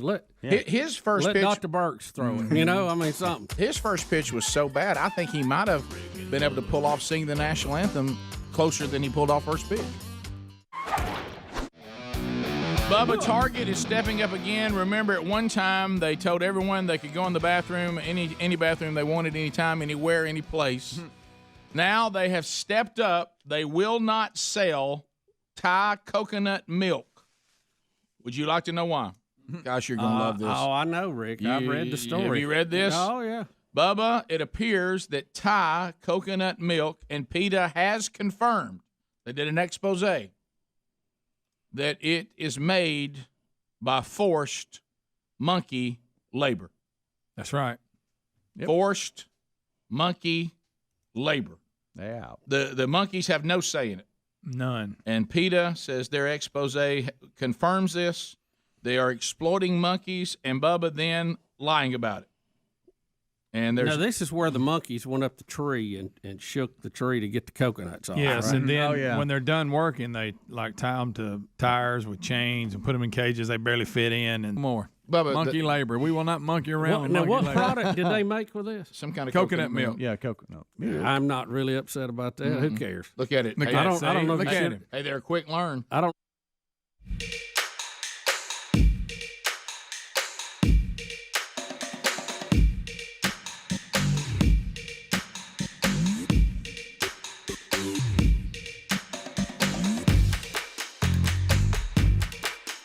Here we go, baby. 9 minutes to the top of the hour. Thank you for being with us today on a brand new Rick and Bubba show. This weekend, take a look things you can participate in at various Rick and Bubba markets. And some of them would include Birmingham. Not limited to, but include in Speedy and Greg. You can grip and grin on a beautiful spring day coming up this Saturday in Birmingham, Alabama, the shops of Grand River. It's their Spring Palooza celebration, and Speedy and Greg will be there 1 to 3 local time, gripping and grinning. So go by and see them. Also this weekend, my wife Sherry is speaking at a women's conference. That's where you hear us on I-92.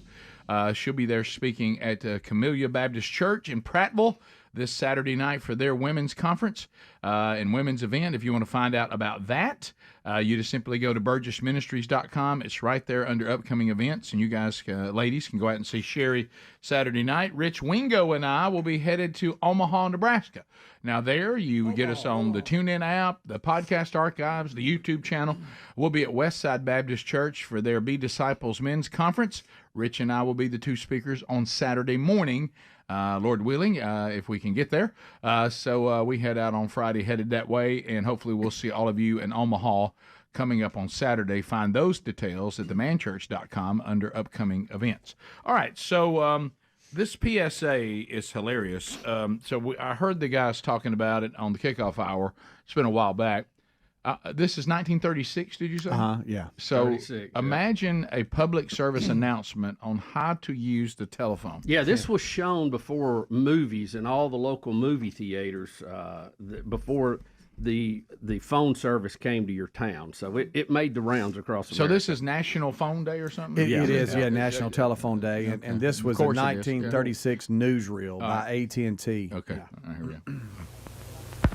The local news of the week. At midnight Saturday, the telephones in this city will be changed to dial service, and all telephone numbers will be changed. Late this week, new directories will be delivered. Here are a few important suggestions for the use of your dial telephone. Before calling any number, first secure the number from your new directory. Then remove the receiver and listen for the dial tone. It sounds like this. That tone indicates everything is ready for your call. With the receiver off the hook, dial the desired number. For example, suppose you want to dial 23650. Dial each numeral in this manner, pulling the dial around to the finger stop each time. Be sure to allow the dial to freely return to its normal position. And this is the ringing signal. Hello. Dodge, dunk. If the line is busy, dodge. you'll hear this busy signal. Remember how frustrating that used to be? Oh, so frustrating. Until Saturday midnight, please use your present directory and make your calls in the usual manner. So there it is. To your point, when call waiting came. Go ahead, Greg. I'm just saying, you see that, and that was 1936. That it didn't change much from there to like when we were growing up. You know what I'm saying? The phone redial and the was way huge. it worked and all that. To your point, when you messed up Yeah. and you had to start over, or you had to push the button and it's busy, the redial was a game changer. It was. We didn't realize it at that time, but it was. Great redial. And part of the when the Bell system was broken up, the monopoly. See, there wasn't really a need to come in with new features because there was no competition. And when they broke that up, that's when you saw a lot of the touch tone coming in and the call waiting and all this stuff really came out of that because you had a more competitive environment. Now they've let them go back together, by the way. So it's just what goes around comes around. How about caller ID? Caller when ID. That came out, we thought it doesn't get any better than this. Hey, how about this? Call waiting. I was just glad machine? we didn't have a party line anymore. Oh yeah. You actually got to dial. We didn't have one, but I do remember those. I do too. Yeah, a lot of my kinfolks had it. But Bubba, and then Greg, you just brought it up again too. The call waiting was the big thing. What was that early? When was that? Early '80s, maybe. Yeah, I think the touch Something tone like was that. the game changer. But my goodness, but the busy signal that was so frustrating. Your parents would get on the phone and your buddies were trying to call you. Yes. And they're like, man, it keeps busy. But then the call waiting, it was the click over. Oh, but then there was the beauty of this. Oh, I'm sorry, I must not have been home. Oh yeah. I couldn't get in touch with you. Doggone it. Come out Greg's defense. Did you see me? Yeah, I wasn't there. I wasn't at home. And then they had the voice record. You could leave a message. That was a new thing. Now, that came along a lot later. It was. Yeah. And that was high Used to tech. have the separate machine. Yeah. Yep. Telemarketers would always call during dinner. Y'all remember that? Oh yeah. House would light up, and then I would go answer it because my parents didn't want me to, and they'd be like, no. I'd answer it. Same thing. Yeah, my dad's right here. He can talk. And then they get He's all eating mad dinner. about it. They get all mad about it. Yes. They go, who is it? I don't know. Do you remember that when people would call, not just telemarketers, just people your parents didn't want to talk to? Yes. Oh yeah. And then That's the why wall, caller ID was such a big thing. It was. The wall phone Game changer. in the kitchen. You'd get on it and you'd want to have like a private conversation. And you were hoping for like a long cord. Oh, so yeah. you You could walk get around the corner. You could walk around the corner. Oh, Yeah. yes. And all my rich friends had this clear phone here. That was a clear biggie. phone. You're That was a rich. biggie. What about the princess phone? Y'all remember that one? No. Yeah. I was Bubba mentioning, but I remember it was on the little nightstand right by my mom and dad's bed in their bedroom. The first time that there was a phone there that you just push the button, Put numbers. Yeah. and I remember thinking, man, One in the kitchen was still the rotary. yeah, not Yep. trying to brag, but I think we're getting rich. Yeah, we Yep. stepping it up. We might get a trampoline next. And do you remember Did y'all know you could do the where you put the headset down, the two buttons, that were the connections for that? You could tap those numbers and make it dial. You No, I didn't did have not to know do, that. Oh yeah, we I used to did do not it know that that. way just Well, for I fun. never learned that just to trick. amaze our friends. That's that a is Jacksonville amazing. thing. That was a Jacksonville thing. Prank calls you could do. Nobody knew who you were. Yeah, before absolutely. caller ID. You call cabs to people's houses. Oh, it was fantastic. And call about 3 cabs to one house. Sure. The drivers all get out and they're doing this. Call 1-800-Flowers. Ask if they have any flowers. Our local TV station, and I went on to run camera for him years later, and he's passed away now. Bill Hagler used to do a contest called Dialing for Dollar. Everybody tried that. And you would be watching TV, and the time that they called, people would prank call you. Sure. So if you were watching, you thought it was them calling. Oh, dialing for dollars was great. The count and the amount. The only thing we got in trouble for, and we've told this before, is that we didn't know operators did know where you were calling from. Because we would call the operator and ask her to get us touche turtle. Yeah. Remember that? Operator. Give me touche turtle. And of course, then all of a sudden your mom's in there on the phone. They did what? I'm like, how did that woman know that? We called KFC, asked them if they had chicken legs, and they go, I bet you look funny. Yeah. That's good. Or then the one to the bowling alley about 10-pound balls. They didn't think Greg, that was funny. there's no need for that one. Greg, you Y'all didn't do said that that one? right in the mic. I'm talking about bowling balls. I don't know. What is your deal? That was not your Is that intent. not what it's called? It is. Good night. Makes me reading that Greg, I was tweet going to look do like something. nothing. I was going to do something cute, like is your refrigerator running? Thank you. Yeah. Thank you, Or your cows in my garden. Yeah. Remember that? I ain't got a garden. Well, I ain't got a Prince cow. Albert in the can, all that stuff. It's your You deal. got that backwards. I got it back. Did you just forget we were on air? Is that I what? did. Here's your princess phone, Greg. There's your princess phone. He wanted There it is. No, that ain't what I'm talking he about. wanted to do the bowling alley so bad. Rick and Bubba, Rick and Bubba. They don't even have to have a stool. They just stand in there and pull. Oh yeah, it's unreal how fast they are. It's like a jungle gym. Oh my gosh! Get But your tug on visual that. So how do they feel about them? How do they feel about monkeys riding dogs? Peter, I wonder how they like that monkey. Monkeys riding dog. He looked like he was happy. Well, he's kind of screaming. I didn't see the monkeys look that upset to me. I think they're like, most of the time they just sit around like a bunch of losers on welfare. Yeah, I mean, now they're working. How about when they taught him how to? Don't you think a monkey wants to go out and earn his keep? He probably enjoys it to a point until they chain him to that tire and make him stand out in the rain. I mean, there's more to life than sitting around and trying to rob terrorists. Like we said earlier, tourists. What if I say, okay, I build this real nice kennel and they got a really nice place to stay? Can I use them then?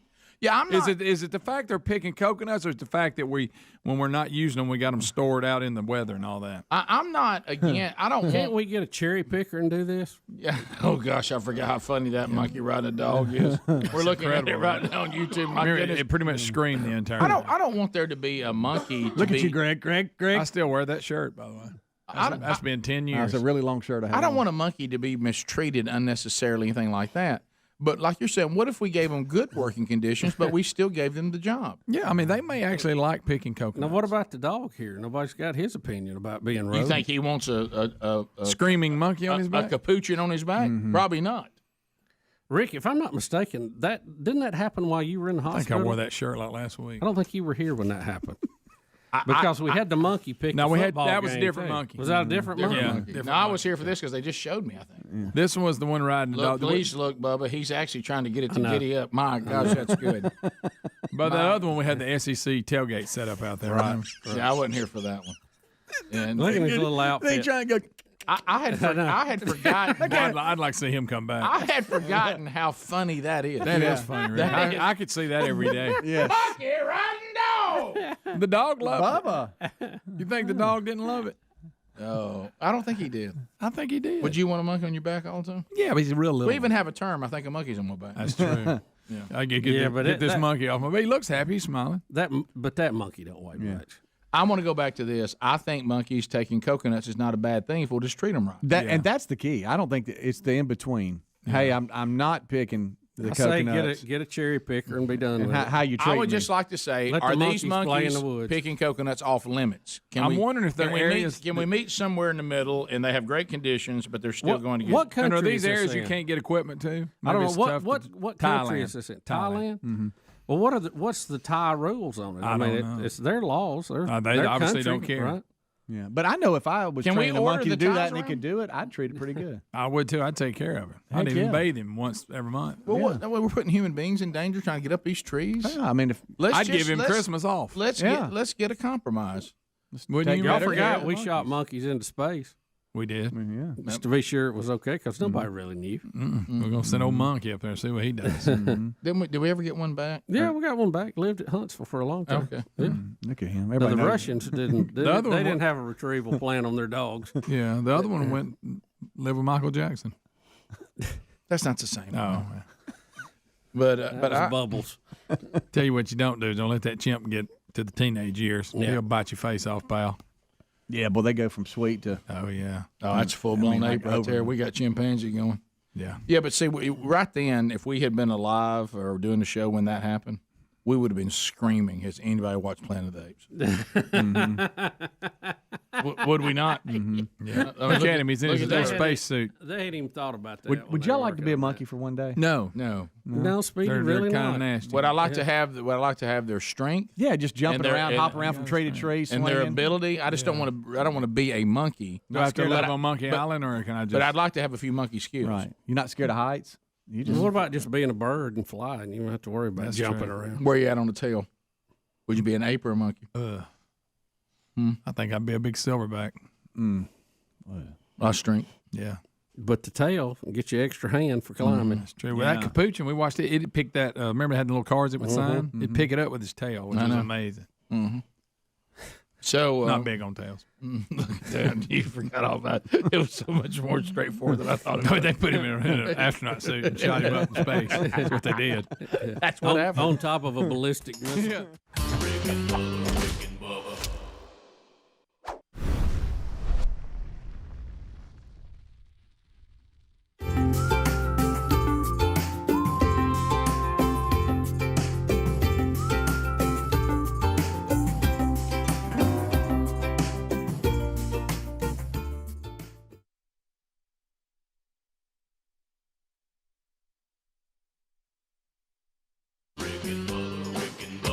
This is the Rick and Bubba Show. Watch more at blazetv.com/Rick and Bubba.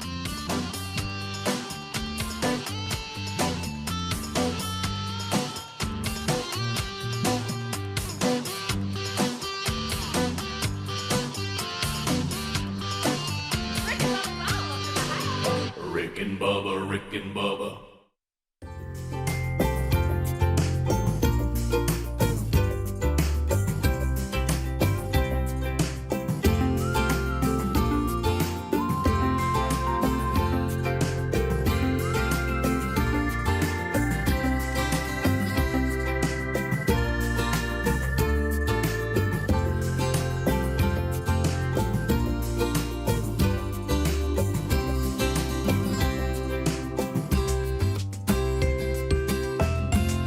6 minutes now past the hour from the Big Boy Studio. Out on the bleeding edge of technology from Sweet Home Alabama to the rest of the world. We're thankful you're here. Speedy, the real Greg Burgess, Helmsy, and Eddie Van Adler, the gang, all here again today. Put your hands together and say hello to Bill Bubba Bussey. Rick, glad to be here, and thank all of you for being part of the little party we call Rick and Bubba. Bubba, it's, when you're at these different stages of life, I had a little experience last night that I really was surprised at how it went. You and I, Helmsy's doing it. He's going to continue to do it. We've coached. Everybody here, we've all coached at some level. And so I've kind of enjoyed this window. And I know it's going to sound weird. There was a lot of joy, I think you all would agree, watching, and Speedy, you're still doing it. Watching your kids, Helmsy's still doing it, play sports, but there's also a lot of angst that comes with that. You know, you lament over the games, you see horrible calls, you know, sometimes your kids get in. You know, there's a lot that goes with it that's not enjoyable. Yeah. And then you get into what Greg has gotten to experience. You know, is now you have a kid that is a coach. Yeah.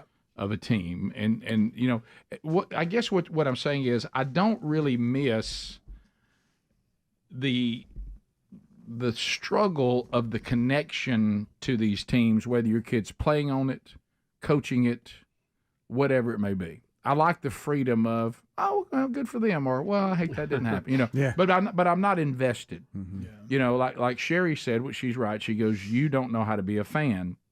And that comes, I think, like I've said before, growing up coaches' sons, it's a different experience. We're fans of the team Dad is coaching, which that made us into people that were fans of the teams your kids play for. And if my kid doesn't play there anymore or my dad's not coaching it, I'm not invested anymore. Doesn't mean that I don't check on them. Yeah. I'm just not. I'm just not invested. I'm just not invested. Yeah. So I found out, you know, you have to really study these things because, you know, our wives are willing to do it. You know, those of us that are in the empty nest years, you really have no idea what's going on with your kids because they don't check in a whole lot, especially if they're males. You know, luckily, Greg, I'm benefiting from this. I bet you have too, and Speedy, you too. Is once they marry a wonderful woman, which is what you hope, then she becomes the way you find out what's going on. Oh, yeah. Yeah. And so anyway, last evening we were, Sherry and I were, you know, in the empty nest world. We'll have our little dinner and we'll do what do you want to do tonight? You know, well, you want to watch something or you want to go do this? You want to go walk around the yard? You know, it's getting the time of year we might go down and say, let's just go sit by the pool and relax and da-da-da-da. And she goes, I'll tell you what, did you know that Brody is coaching a lacrosse team? And I'm like, yeah, he said something to me about that. Is he straight up coaching somebody? And she said, well, yeah, he's coaching. Be all over it, right? She goes, he's been going through a whole season. And I said, who's he coaching? And she said, he's coaching, you know, Lions lacrosse, you know, like you did when you coached, when you coached him. And he's coaching the 14U or something. And she goes, they're playing not far from the house. So let's go see a game. Let's go see a game. Well, I thought to myself, okay, well that sounds fine. Now her motivation was I never see my son. Yeah. If I go here, I'll have to be able to see him. Yeah. And of course I said, hey, now before we get over there, you can't turn this into a visit. Okay, he's coaching a team, and you can't like pregame walk out on the field and hug him, and she doesn't know barriers or getting caught up or whatever. I said, you can't do that. And she goes, I'm not going to do that. Well, she goes, I'm stupid.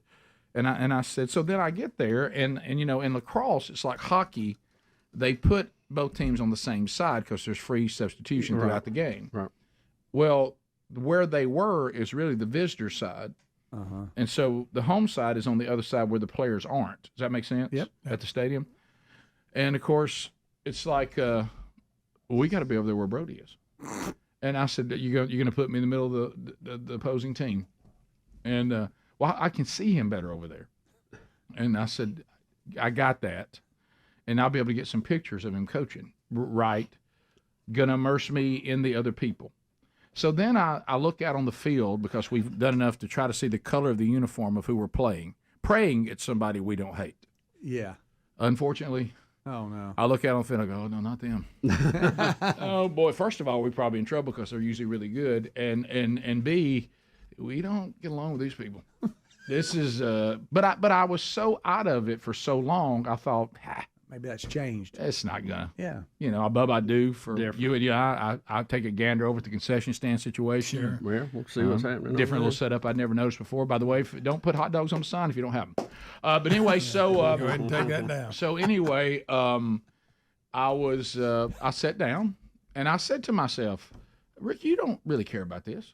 I mean, just enjoy being somewhat close to your son, which is quite a struggle these days. You're a few yards from him, right? You know, watch him coach, be proud of you, boy, you know, and just kind of, you don't care about this, okay? And so the game starts, they drop, we're sitting there, care about this. I wish everybody well tonight. Not invested in this at all. About 2 minutes and 20 seconds into the game, I said, oh no. And Sherry goes, what's, oh no, I said, I care. I care if we win. And then before I know it, she goes, oh no, you care. I said, I'm starting to really care. Started yelling at the refs. And I don't want to lose to them. And so then I realized, oh no, I'm on their side and I care.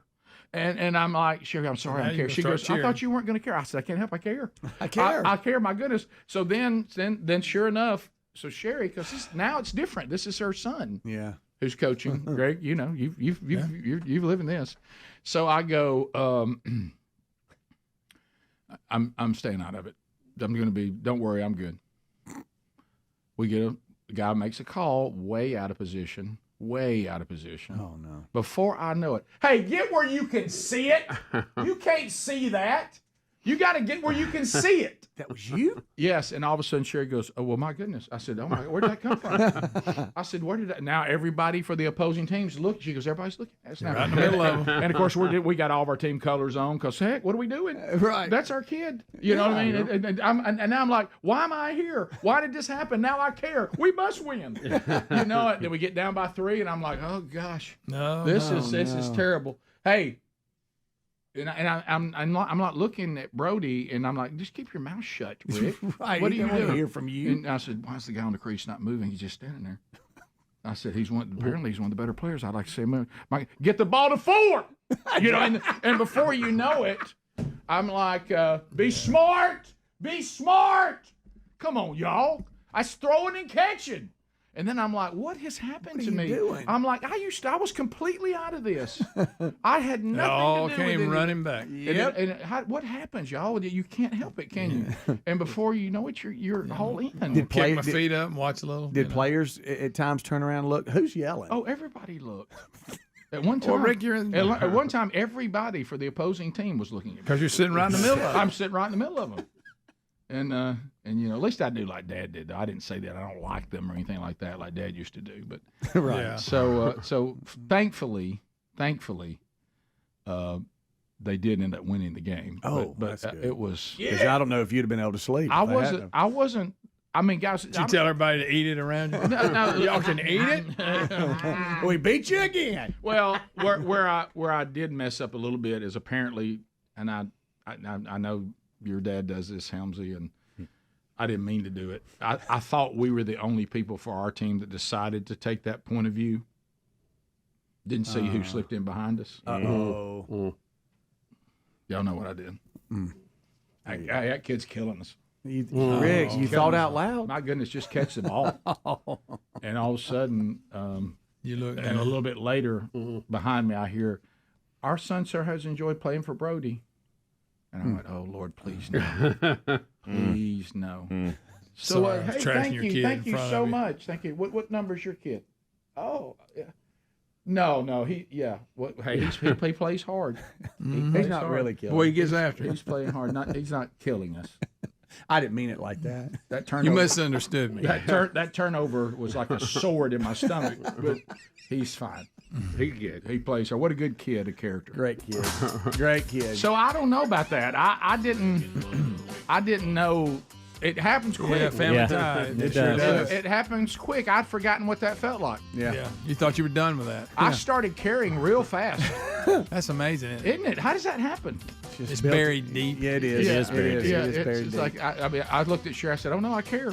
I care for Wednesday." Oh no, I don't like that call. I don't like this hustle. We'll be back. Rick and Bubba, Rick and Bubba.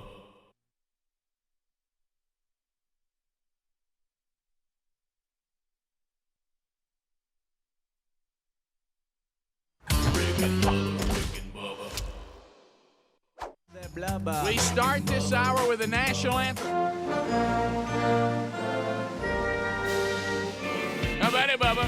How about you, Rick Burgess? Friends, neighbors, and associates, come on in. It's the little party called Rick and Bubba. How about you? I am the cult of. Cult of personality. I need to look at the lyrics of that song a little closer. How about this? Hey, Americans, we love the cult of personality. Don't we? Yep. Oh, you got a little personality. We won't let you out. We'll just follow right along. Sure. You know, if you got a good presentation, we love it. Get in line and march. Yep. So we have things to unpack on the program today. Your phone calls will be part of it. Everything's still good with 866 We Be Big. She's still working. Is she holding in there? She is. How about this? Did we work out, or hey, we're only one channel? Did we get all that worked out? We seem to. I know Spotify people saying it sounded weird to them. We had some stations. I think we had a dirty pot. Had to be exercised. Dirty pot. Why you people? Why you got me in one channel? Dirty pot. We got dirty pot. We got it. So those of you that were getting that yesterday, we think we resolved it. Super Tom came up. And Rick, just for those following at home that may be a little more technical, we believe it was a dirty potentiometer on the input of our delay. And there we go. That's it. The delay was the culprit. And the problem yesterday, we almost decided to just go out there in the middle of a pasture and just run wild with no delay, but we thought better of it. Yeah. We thought maybe hearing this in one channel was better than what you might have heard if we didn't have it. And bypassing may not have helped. I don't know. I don't know how that circuit's laid in there. But anyway, I think we got it going. Every now and then, Rick, things that move need to be moved. They'll set up. Well, we've been here. I tell you the thing that was. I mean, it's not that it has to be adjusted all the time, but sometimes those things get dirty. They set up a little bit. Yeah, they get a little corrosion on them. You get a little dirty pot. But we've got sick and tired talking all this thing. But we've got my channel is down. Well, it was interesting because Super Tom did this, and you said this, Bubba, years ago. When this studio, and this is how quickly technology moves, it really moves at a clip that I just personally can't keep up with. I mean, I try so hard, but I just can't. But and Bubba's tried to teach me. He's willing to go the bleeding edge of technology. I'd rather not. I'd rather wait till it's it's solidified and it's working. But I'm not a big. You changed, yeah, you did. Yeah, I got burned a few times, so I pulled back. Yeah, and so I still am cutting, but not bleeding. Yeah, that's the difference. Yeah, matter of fact, you're slow to get the new iPhones now. Yeah, I'm still one behind now. I think. What's out now? How 12? dare you? I don't know. I think I got 11. Speedy's ahead of me. I got 11. I lost count on them. I'm 11. Yeah, I'm sticks. But go back to this again. Me too. So Super Tom's in here when this studio was built. And it's only been 13 years old? Yep. 13, 14 years old. Ew. So this thing was state of the art. Now that's not a long period of time, guys. Okay. And so it was state of the art. It won awards. It's only the show has never won any award, but the studio won an award. we made that funny. The stomach won an award, but the guts did not. But anyway, so the show done in the studio, no awards. The studio itself, awards. Can I point out too? We had a little fun with that on our best of CD, the 14th one we did. Yep. Okay, we're at 27 now. Yep. Still no awards. Right. Wow. Right. Nobody even got the hint. Nobody got go back and use that title again. Yeah, And still no awards. Yeah, when we were gathering up stuff to put for our dad for the Alabama Hall of Fame, I thought to myself, this is one thing that my family will never have to do. Yeah. Is Yeah, gather I know. anything to put me in any sort of Hall of Fame. But back to the original point. So Tom looks over here, and this, if you walked in here today and you saw the control board, you'd be like, man, that's impressive. I mean, that's good. And basically, Super Tom yesterday was saying, well, this thing's a piece of junk now. Oh, it's it's obsolete. You can't even get parts. I love the word obsolete. Yeah. But here's my point. I mean, so you get a new one. What's different about There's it? there's new bells and whistles. It's not what it does as much as the parts. The company that built that one was bought as out. It goes out. You can't. And they fix phased out several lines, and they phased out that one. So you can't get the cards for the channels. You can't get the parts. All that. What about Dirty? They do that by design. Over here's So a you have to dirty buy pot. new ones.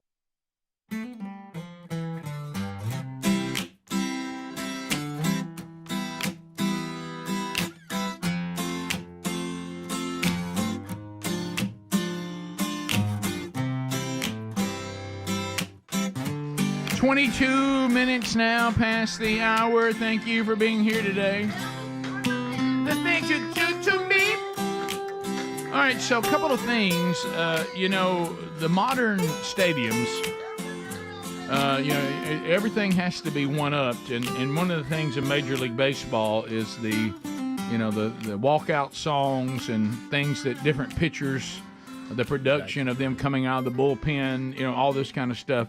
Well, apparently in San Francisco, they had something go bad on one of these attempts, and so it looks like the pitcher, Camilo Doval, Dobl, and so he's there warming up in the bullpen. And so, are they going to call for him, and then there's supposed to be his big intro into the game? Yeah, he's warm-up pitching, and the baseball experts on the team here, Speedy Helms, y'all can fill in all the things I'm saying wrong, but he's about to get called out to pitch, and so the stadium is totally bright, totally filled with light, and he's warm-up pitching. What's that called in the backfield? Where the warm-up bullpen. You say the backfield? And he's the closer, so it looks like they've got a lead. It's late in the game, and they're bringing in their closer. Okay, you got the dugout on the side, and then the bullpen's in the back. Yeah. Okay, I don't know. So y'all see this. His warm-up pitch is a heater. He throws it. Yeah. While the ball is in the air, the stadium goes black. Oh, boy. What happened to the warm-up catcher? Oh, wow. I mean, totally dark in the stadium. Wow. Oh, wow. So this is how he comes out? This presentation is amazing. Yeah, they've really done a good job with these closers. Oh, I didn't realize how far they took it. Oh, yeah. Wow. You remember the guy that comes out to the trumpet player? Oh, yeah, I love that. But I didn't know you shut the stadium completely off and put a spotlight on him as he runs out. Yeah. That is crazy. But They're doing this a lot, too, with home runs. They hit a home run, and it'll just be lights flashing in darkness, and guys are running around bases in the dark. You remember serious business. Hey, you remember back in the Looks day, like the natural. when the lights would go off, it'd take like 20 minutes for them to come back on. Yeah, That's so crazy. The new LED let's listen. make this I want to know, available. did the catcher catch this Well, ball? I did too. Did get hit right in the face. Yeah, if you listen, it sounds like it hits the dirt and then the wall. Okay. Oh, really? Yeah. You can hear just a little bit of a skip. I didn't hear anything. But I don't hear Who well. knows? Y'all remember when we were kids and they would drive the golf cart with the big hat? And pick them up with the fence and drive them to the mound? Yeah. That was cool. I kind of hated that one Had away. that big hat on. And you could buy them, and they have little plastic versions of them. While we're talking about If y'all- this, and I haven't followed this story other than just hearing headlines, we're having a lot of pitchers with arm injuries. Some people are attributing that to the pitch clock. I don't know that that's necessarily it or not. What do y'all think? I actually heard, it's funny you're bringing this up. I think it was Justin Verlander's brother. I just caught this in a reel yesterday, and he was talking about this, and he said that it's not the pitch clock or the pitch counter. It is it's all about these guys when they step on the mound. They're trying to throw every single ball over 100 miles an hour. I saw that too. And he said that if they'll just do studies about this, and he talked about his brother. He said Justin has a 100-mile-an-hour fastball in his back pocket, but he never throws it. He stays at 92, 93, 85 to 90%. And the only time he uses that is when he needs it. And it may be fourth, fifth, sixth inning in key situations. But these new guys, from the time they've come out of high school till now, every fastball they throw is as hard and as fast as they can go. I think that makes a lot of sense. Yeah, it did. It made a lot of sense. Well, there's not a lot of Greg Maddux type pitching Right. out there. It seems that everything has gone to the heater now. It's all about the numbers. Give 'em and the heater, Ricky. Yeah, getting to 100 miles an hour and the art of pitching maybe not as big a play as just the pure power of it. Well, I think that makes sense because I guess they all want that YouTube video of the clock showing them at 105 or something like that. And it's the way they've always pitched. Yeah, right.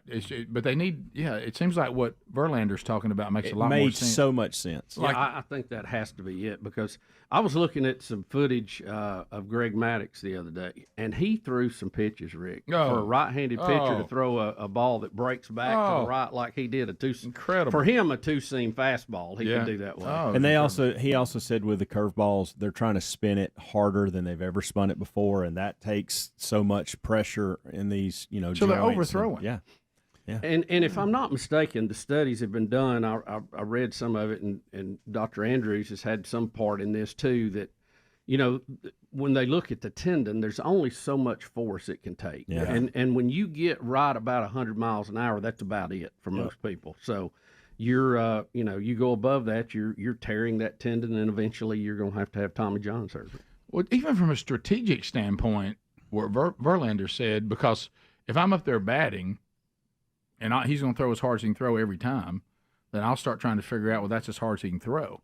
But if he's holding back, and suddenly it's up there on a 3-2 pitch, and all of a sudden he had a little more and I didn't know it, he sits me down. Oh, yeah. Yeah, he does. It's also wise. I mean, that's like you said, Bubba, it's being pitching around. And if you think about back, having different things. Well, think about him. He's had an unbelievably long career. Too. Yeah. What would be y'all's? I'm out of the bullpen. I'm coming out. I'm a jog to the mound. What would be a unique call out that y'all haven't seen that y'all could bring to the table if it was you? Like, so in other words, what would be our song? Yeah, or the whole presentation, or just the whole presentation that would be unique that the crowd would go nuts. So everybody's had songs. Everybody's rode the little cap golf cart. We're running now. We've got a trumpet player. We got lights out. Sure. I don't. What else is there to do? Run out with a donkey or something. Yeah, there you go. Ride a donkey on a stallion. yeah. What if you rode a horse out? That's it. Yeah. I don't think the grounds crew would love it, but I mean that's it. I think I would or the like shortstop. I would like for the intro for those about to rock, because I'm coming in as a reliever. I'm about to rock this whole place. The whole place. And and then as I come out of the bullpen, that intro for those about to rock, I'm asking the audience, are y'all ready to rock? And the audience is building into a frenzy, and they drop the lights. As I come through the door, fire on each side comes up, and I salute the crowd, and then I go to the mound. Salute the crowd. Because they're ready to rock. And for those about to rock, I salute you. So here's what I would do. That's fantastic. Here's what I would do. Now, it'd have to be a new stadium build to pull this off. But I would incorporate this. I would have a tunnel from the bullpen that goes behind second base and behind the pitcher. I like this. Behind the second base and behind the pitcher. You'd have two ways to get there. I like it. And it would almost be like the Undertaker in wrestling. Oh, yeah. Where all the lights go dark, and all of a sudden you have the spotlight shining on this pitcher that is now being lifted up out of the like an elevator type deal. And all of a sudden you got whatever music you want. The crowd's going nuts. Yeah, like he's down here. Yes, absolutely. Spotlights on him. Yeah, I like that. That's what I'm doing. You can always parachute in. Heads from the races, and you run in and it. But yeah, we Sick and tired of static in that left channel. Well, if you listen right here, you can hear noise in the phone channel right here. Listen. Yeah, you can. Hear it? Mm-hmm. So that's because it's wide open. Dirty noise. But I mean, you go with the others. You don't hear it. Noise floor. Double D. But we had. Nobody's saying it. But good night. But and like when this board compared to the things we started on with the big knobs and all that, the whole digital setup of this is. But now even that's just like. Well, so you're not actually doing the mixing there. That's a control surface. You're actually telling a computer over there in that rack to actually change. In the old days, baby, we were doing the actual mixing. Weren't we? Oh yeah, With our big absolutely.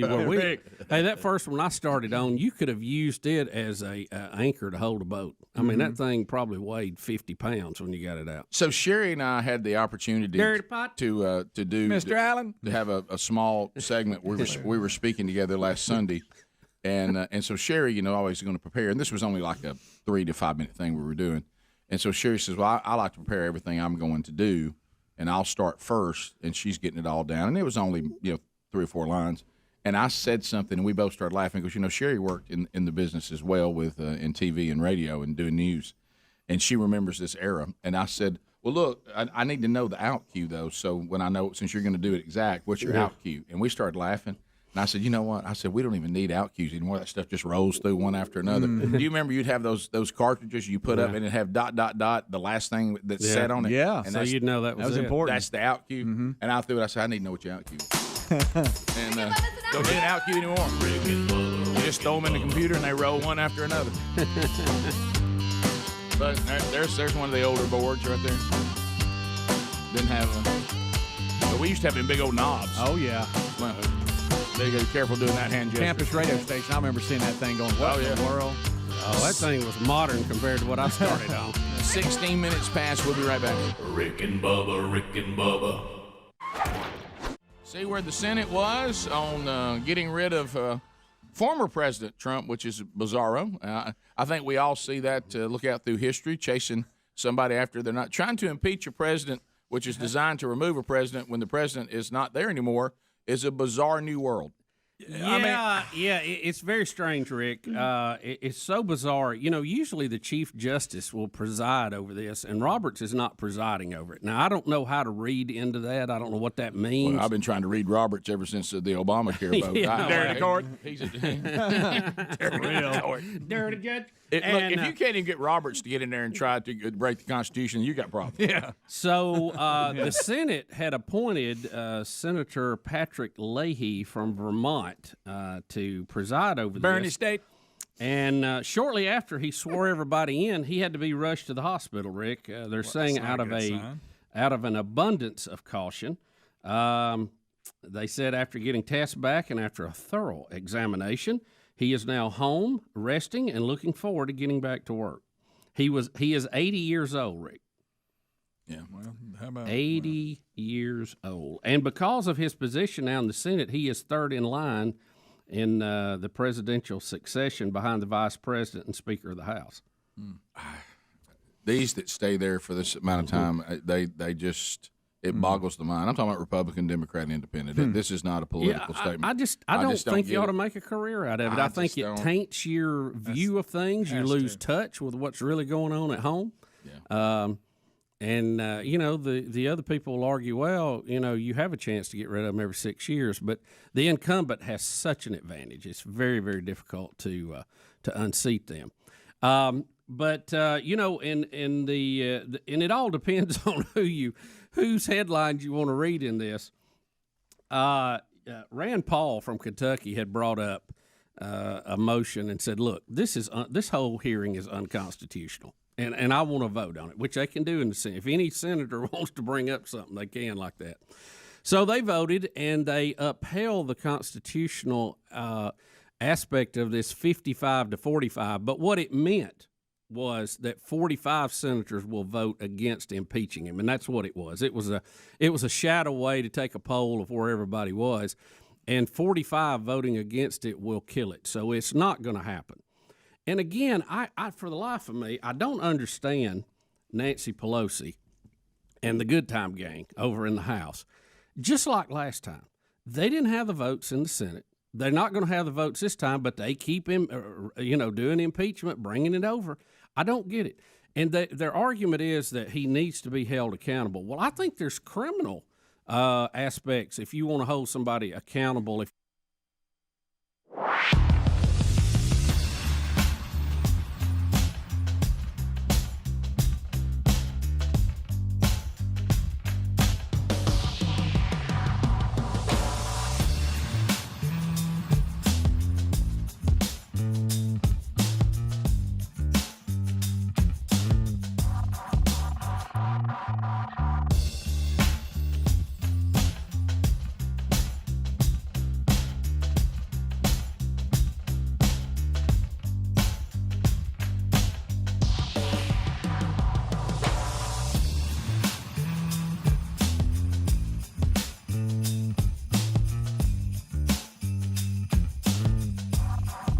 You got it, baby. 35 minutes past the hour. Thank you for being with us today as we roll through another one together. MyPillow.com/Bubba, continuing the Speedy sale. $25 on lots and lots of items. For example, for $25, you can get the premium Giza My Pillows, $25. My sandals, $25. 6-pack My Towels, $25. 4-pack dish towels, $25. 2-pack multi-use My Pillows for traveling as well, $25. Percale bed sheets, $25. Beach towels, beach season is here, $25. So many more. It's the $25 extravaganza sale. It will not go on forever, but you can get great deals right now as they celebrate 30 years of Rick and Bubba with us at MyPillow.com/Bubba. MyPillow.com/Bubba. Get these $25 deals before they're gone. The link also at rickandbubba.com under the sponsors button. All right, let's talk a little climate. The man-made climate change folks, doomsdayers, always like Chicken Little, saying the sky is falling. Even when it doesn't, they act like they never said it, but it will this time. We've got a couple of those from the past 40 to 50 years. The doomsdayers that keep saying that we shouldn't even be here right now. Burn, baby, burn. Burn, baby, burn. Burn a mother down. Burn, baby, burn. Somebody say, burn, baby, burn. Before we get to man-made climate change, did the guys putting out all the videos that the solar eclipse would be the beginning of the tribulation and the we're having the rapture and the rapture of the church? Have those people come back with their videos and said, hey, that's my bad. That's on hey, me. I missed that. Let me walk you through all that thing, all that I put together. But now let me tell you when it is going. Yeah, I mean, all of those signs were wrong, but now I know why. Do those videos just stay out there and nobody ever comes back to go, well, heck, that wasn't right? Well, we got a lot of those involving man-made climate change. Some of your favorites are in this one, Bubba. So Adler set up, we're looking back on some of the various doomsdayers saying if we don't get rid of fossil fuels or whatever the hit of the day is, hey, we're 8-9 years away from climate change Armageddon. Yeah, it's always 8 to 9 years away. Always 8 to 9 years, Bubba. We're going to hear two clips back to back. NBC News in 1983, and then we're going to hear from Bernie Sanders in 2020. All right, here we go. And let me push one more button. Okay. The federal report today predicted possible catastrophic warming of the Earth by the 1990s with a strong climate change. What the scientists are telling us, we don't get our act together within the next 8 or 9 years. We're talking about cities all over the world, major cities going underwater. Underwater? Bubba, major cities underwater. So that was 2020. We got 4 more years before they have major cities underwater. Which ones are getting muddy now? Do we know? Yeah. Where's the water rising? How long ago did AOC before say it goes under? Yeah. How long ago did AOC say we had 12 years? About 14 years ago. Yeah, Was right. that like around 2020 or 2018 or something like that? We I all can't remember the lecture of Ted Danza as well. Yeah. That we were. Or Ted Danson, whatever his name is, the Cheers guy. What's his name? Ted Danson. He gave us 12 years about 25 years ago.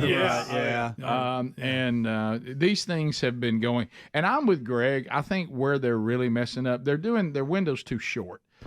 throw some date out there that we'll all be dead. Well, so nobody can ever tell you you're wrong. But here's the problem with that: it doesn't scare You're you right. enough. Nobody gets If it's scared. 50 years from now, I'm like, If somebody my else's problem. If my city is going to be underwater in 70 years, it's hard to get people to care. And again, I have to go back and look at what they're doing. I don't know the average height above sea level of Bernie's water properties, but I know that the Barack Obama and Michelle Obama, former president, they bought this very big fancy house. Good for them. Good for them. But it's only like 6 foot above sea level. Right. So if we're looking at 10-foot sea level changes, that seems like that would not be a wise investment on their part, and I feel like he's smarter than that. Yeah, well, we've said this 1,000 times, and that's one of the most alarming.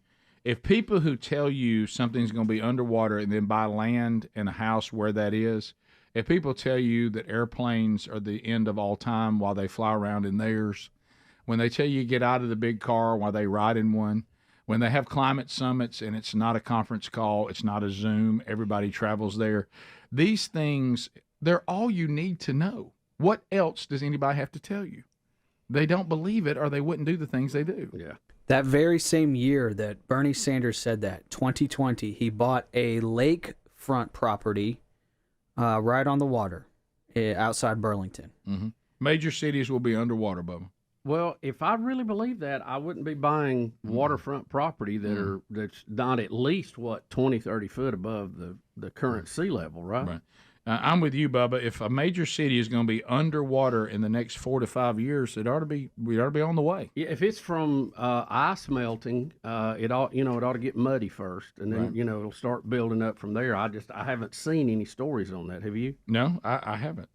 I have not. For a Which socialist, city is the first one? Do we know what's He going just under said major. first? He just said major. Yeah, well, city. that's fine, but you're talking about scientists. I've had 8 to 9 years. Surely you know what city's going under first. You think right? you would know? it would have to be Miami, right? I don't know. I'm I don't know. going Is it to the lowest? Miami. I mean, it's. They've always said it was sinking anyway, but it was just Houston- because of where it was built. Houston, I was just there the other day. It looked fine. New Orleans. Houston is sinking. Okay, we New know Orleans, that. yeah, we know Now, that. New Orleans was built underwater to start with. I Sure. don't think that one counts. Yeah, that wasn't a great That spot. one's been underwater. No, Yeah, when that's they picked like that spot, that wasn't. No, that was a terrible spot. yeah. to pick. That's like saying my super city. people, but a bad If you place. can't be buried there, Right. that's a place you probably don't want Boy, to that's put a true. city. Yeah, if you Oh, put you've seen the cemeteries. Oh, yeah, and the crypts. Yeah. You don't want to be in the rain and build your city inside a bowl. No, you don't want that. Yeah. Now, is Georgia falling off continental U.S.? Does that matter? Because that's the everything's going to fall off. California's going to have some earthquake. They're all going to fall off and go underwater. Well, You they've heard got that fault where it's going to split. and Yeah. fall Does off. that count? You said Georgia? What? Did I say Georgia? I meant California. You did I'm say sorry. Georgia. I don't know why. Because I felt bad for Florida because I knew it was going. Yeah, Yeah, I don't know why I said Georgia. I'm Just sorry. Georgia, not Florida. Yeah, I don't Right. know why. Oh, I know why. I'm reading an email about Georgia. Are Isn't that you weird? I do that too. It's about- Isn't that weird? I do that too. God. What about Georgia though? Savannah's going to be uninhabitable anyway. Yeah, Well, there it is. Oh no! There it is. Here we go. Is it because of the beach partying or what? Broken arrow. But you just said, Bubba, if I'm gonna look in a camera and I'm gonna say in 8 to 9 years. Yeah, okay? you're exact on all your details because you're scientific. Scientists are talking about major cities being underwater in 8 to 9 years. Now we're halfway there. Yeah, because this was 2020. Give me the first What one. city? Which one do we need to How's go it looking? and watch Where? to see this manifestation of nature? How we trending? This man-made. And halfway there, shouldn't he be standing in this unnamed major city, pointing, going, "See, Y'all pack your stuff." I told you." It's strange That'd be a because great display. I mean, that is a demonstration that'll get people's attention, but strangely, we can't name it. it's strange that on Realtor.com, out of 8,000 homes for sale in Miami, the median listing home price is around $700,000, which you wouldn't think it would be that expensive considering it's going to be underwater pretty soon. I would I think. mean, I would think You if a think house you get a is, discount for being underwater? You'd think the These prices would just... statements they're outrageous. that they make. You remember Jane Fonda, who's just really, my goodness. When she claimed how many percent, I forget what year she gave, that there's less birds. Yeah. And my question was, who counted the birds, and how would you know? Right, she doesn't know. You know, back. I mean, it'd be tough to count all the birds Oh, yeah. in the world. Just saying. Yeah, I know. I bring. She, this, I mean, but she throws it out there like it's a fact. Nobody says a word. I know. I bring. Oh, that's bad. Yeah, I bring this up a lot because it was so overlooked. when Elizabeth Warren said that we needed to move to a new fuel that she did not know what it was, but she knew one day we would produce it, and we would produce it here, and all the people that we're going to put out of work would just work for that. Right. She cannot tell. We're talking about the welders that were let go the first day Biden was in office. She could not tell you what that was going to be. She just knew it would be, and she knew if it ever came to be, we'd have it here, and we'd be making it. But no one ever pressed her on, like, what are you talking about? What fuel? Phone calls are next. Lines are lighting up. We'll chat with you, America, at 866-WE-BE-BIG. Any topic is fine. You had a lot of them thrown at you, and there should be plenty to discuss. Or you can bring up something that you'd like for us to discuss that we haven't. More Rick and Bubba coming up with a phone segment right after this. Rick and Bubba, Rick and Bubba.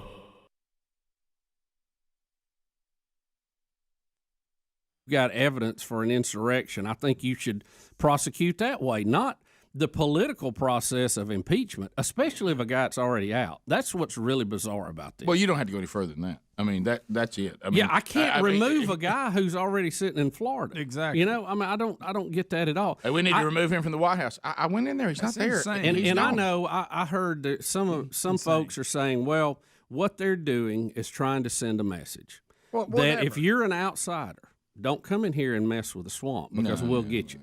And I think it's that, and they're trying to make sure he can't run again in any political office. Well, but see, he has to be voted to remove before they can do the vote that he cannot run again. So they're not even going to get to that vote. Yeah. And again, Nancy Pelosi knows that.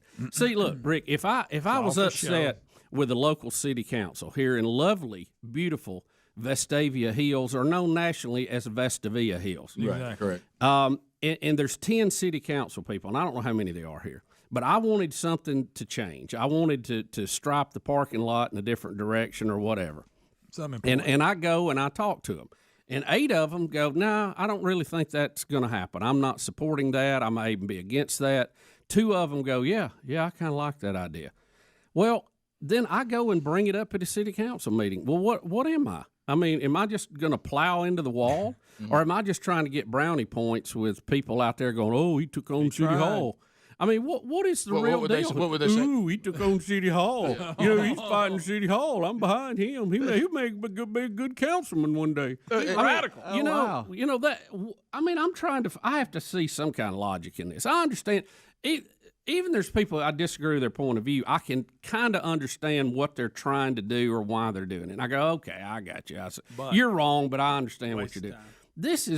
This, again, is just like running into a closed door over and over again. I don't really see – I don't know that this is going to send any message to the next Donald Trump out there. I don't know that this is doing anything but making you look like you're bad at math. Yeah, right. Which we already know they are. Yeah. But somebody help me on this. But Bubba, Orange Man gone. Mm-hmm. Orange Man bad, must still punish. Orange Man, is Orange Man really gone? I want him to be real gone. I want him to be real gone. Orange Man mean. Again, for a group who is screaming, we want unity, we want civility, we want to raise the level of dialogue and turn the temperature down on things. Everything you're doing is throwing gas on the fire. So you either, one, don't mean it, or you're just not very smart. I don't know which one. Yeah. Well, I'm with you because there has to be a political play here. Do they think this fires their base up to see it? Is that what they're doing? Do the Democrats think, man, our base loves this? I think one, Nancy Pelosi got her feelings hurt with Trump because he talked down to her. And she is out to stomp the greasy spot left in the road. That's all it is. I don't think it's going to deter people from running in the future.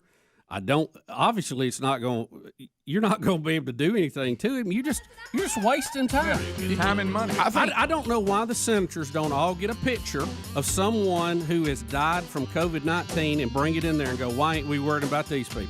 Remember, the Democrats did that during the Amy, Barrett hearings. They brought in pictures. Why aren't we doing this when this is happening? I think you could do the same thing. Come on, Joe. Is it really unity you want? Really? Rick and Bubba, Rick and Bubba. There she got you now, Gretchen. Go Come ahead. on, Go ahead, Gretchen. Sorry, I was trying to use headphones. Long time listener, second time caller. Second time caller. How about that? Don't have a sound effect for that. But go ahead. I know. I thought it'd be different. I called 17 years ago. I was nervous, missed an easy, know the good book question. Can I tell you that's quite a break between the first and second call. That really is. 17 years. 17 years. What do you think about this for second time callers? Nice. I like. Go ahead. Well, Stop bad. You know, we got we got cut off in Nashville for a long time from your show. So Thank I'm goodness. usually a podcast listener, but you know. You know what? For these places where radio goobs will not give us access to you through terrestrial radio, aren't you thankful for tune-in apps and YouTube and iHeartRadio and podcast and Spotify? I mean, thank goodness for all that. Oh, very. When I found y'all a few years ago on iHeartRadio and then podcast, I was so happy. So thank you. Here's the point of my call. Politics are important for the temporal, but I wanted to give the audience some good news for the eternal.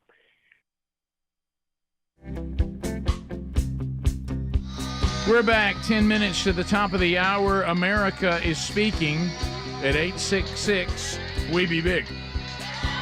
Looks like we got two to three lines are available. The other are stacked and ready. So you couldn't get in if you move right now. Don't forget, coming up this weekend, another Rick and Bubba University, the podcast. We record that today. NASA Flight Crew Sensor Equipment Operator Tony Casey had a look at the solar eclipse from 50,000 feet. And we'll chat with him about that and catch that coming up this weekend. Let's start with Jesse in Alabama. Jesse, go ahead. Hey, good morning, guys. I was kind of catching up, and last Friday, y'all gave the man that saved Bubba's life one segment and gave the man that almost killed Bubba three segments. If you're keeping score, you're right. That's a great point. Yeah, that's a good one. It really is. Yeah. We continue. Let's go to Brandon in Wetumpka. Brandon, go ahead. 30 seconds. I'm sorry, it's not 30 seconds. What's going? Yeah, go ahead. What's going on, guys? So I was thinking about something earlier. Y'all were talking about the contradictions sometimes that liberals have and how they think and how they vote. So with this upcoming election or this upcoming vote in our state for the support of gambling, for liberals in our state that might lean a little left and want to vote for gambling, won't that actually take away business and money from the Native Americans in our state that already own businesses like casinos? It would. I mean, it'd be competition now, you know. So I think a lot of those groups are trying to get control of that. Yeah, if they can get control of all the gambling, they'll be all right. They'll just add that to it. But I see your point. We continue. Porch Creek. John in Alabama. John, go ahead. Hey, good morning. Hey, John. I just wanted to remind everyone that our major cities have been underwater for a long time. That's why they're always asking for bailouts. That's funny. That's a good one right there. I was concerned. I think we disturbed John. Yeah, well, I did. I thought so too. If I was waiting on the flush. You're going, hey-o. We continue. Let's go to Jeremy in Georgia. Georgia, go ahead, Jeremy. Hey, I was just wanting to defend Speedy. Georgia actually, over the past 6 years, the temperature has increased by 1 degree, and they say it's because Georgia keeps it hairy. Oh, you're just terrible. Just hunker down, you hairy dog. Oh, it's terrible. terrible. We continue. I'm just going to read it like it's written. Lance in Tuscaloosa. Lance, go ahead. Hey, fellas. Good morning. Hey, buddy. I just wanted to comment on y'all's pitcher's entrance. I think the ultimate one would be not coming from a tunnel, but coming down from the upper deck in a golden escalator, just as our boy Trump did. Well, yeah, okay, that's interesting. What was him? That one, you got hung up just a little bit there. I hope that escalator runs a little smoother. You know what? That's a tough word early in the day. I know how it feels. You run up to it, you run back, run up to it, step back. We continue. Let's go to John in Decatur, 100.3 The River. John, go ahead. Hey, man. Green Acres. Thanks for the call, buddy. I think the reason why y'all are closing down the store is because y'all have a horrible bathroom situation. Maybe if we got y'all's bathroom situation fixed, y'all'd stay on there a little longer.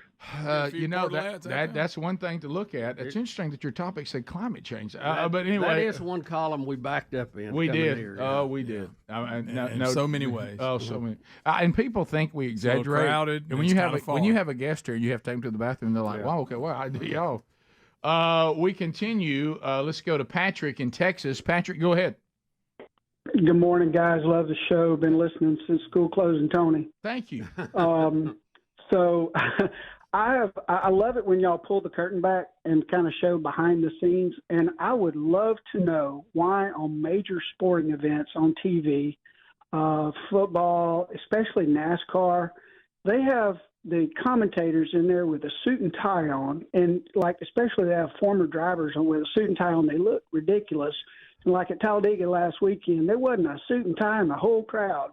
Why do they do that? It doesn't fit. You know, I've noticed some will go to a polo with the logo on. That looks a little more appropriate. In the booth, though, he's right. Normally they don't come to town. I don't know. I guess that looks trying professional. To look professional, yeah. Yeah, because well, I mean, but if they dress like the crowd there, you're going to be in trouble. I think you're seeing some changes in that, like you see in college basketball. They all used to wear suits, and see a lot of them have gone away from that now. They're wearing polos you have seen and that. stuff. Yeah, I don't know. At Talladega, they said that when the announcers come in, there's people holding up signs that say, "Show us your suits." Yeah. Josh in Alabama, go right ahead. Hey, I got a question. Everybody's against, a lot of people's against the lottery coming in Alabama. But how is it the Indians got casinos and all these Indian stores has got slot machines and little rip-off lottery tickets, but the white man can't get it? Whitey's Casino.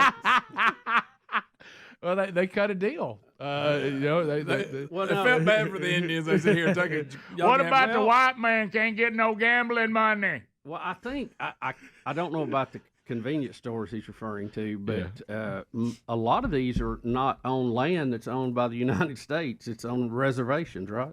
It's Indian land, which is not part of the U.S. It is kind of funny, though. Yeah, it's like, the Indians, I tell you what, y'all can have casinos. Well, here's a bunch of land we don't want. How about some casinos? Yeah, I mean, they kind of rule themselves on it, right? To a degree. Yeah. We continue. Let's go to Justin in Auburn. Justin, go ahead.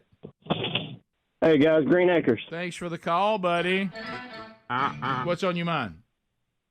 I just wanted to point out, when I was in school, and I'm only 33 now, when I was in school, I remember them telling us that Venice, Italy was going to be underwater in like 10 to 15 years. Right. Nothing's changed over there. No, and the only city I've ever heard of flooding is Kalijah. Not familiar with that city. Anybody? With a few people to deem this show speechless.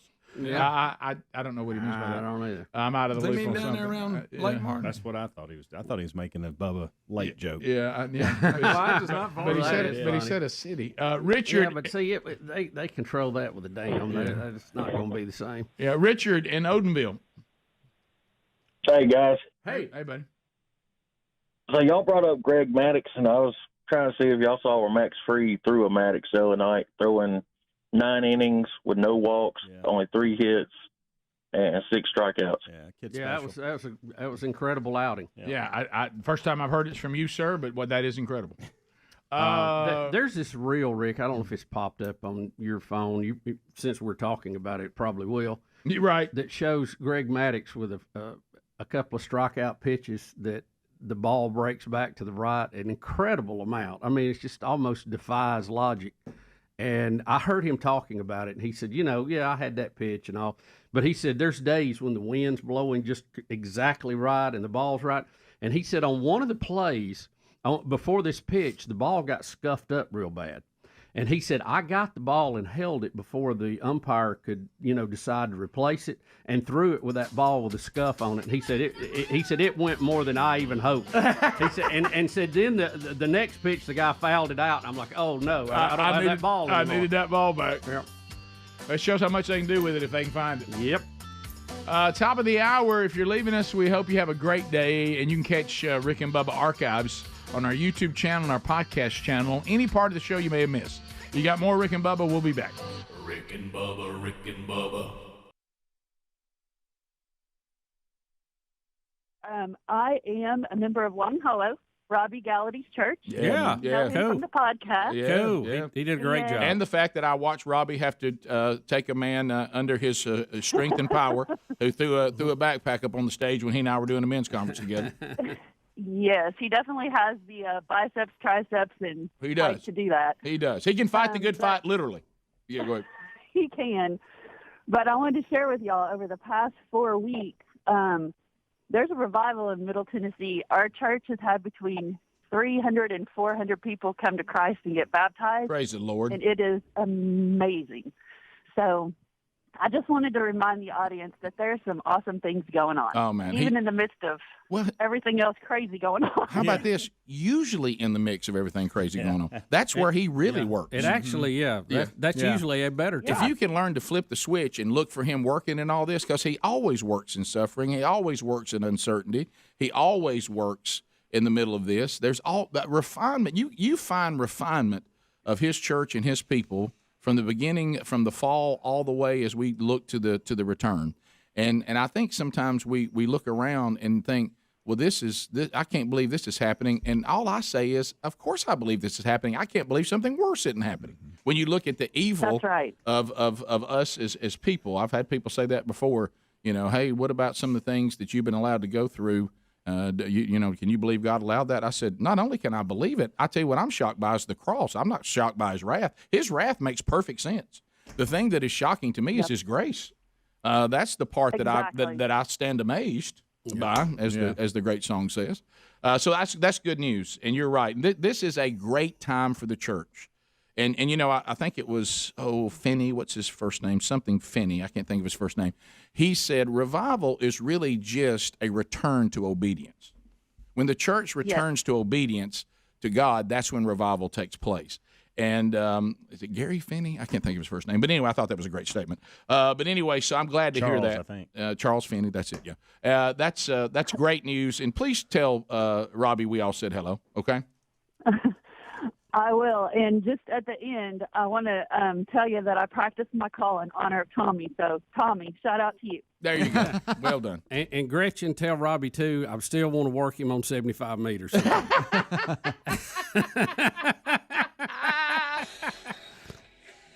COVID update. All right.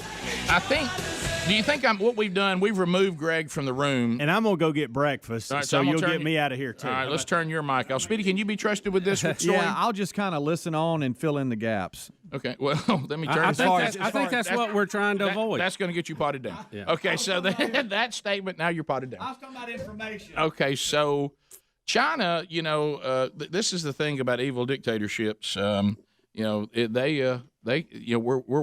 the ones where we think this thing came from. Now they say no, that didn't happen, but you mean the Wuhan virus? Yes, well, and the term Wuhan is going to have a whole new meaning today. Boy, doesn't it? Though. But Wuhan. Apparently, they continue to try to, because they want to lead the world in everything. Yes, yes. They are tired of this little blip on the radar called the Western civilization. Right. They want to get back to the natural order of planet Earth, and that is they are number one. Right, and so when they're number one, that means everything they're doing is far advanced to the rest of the world.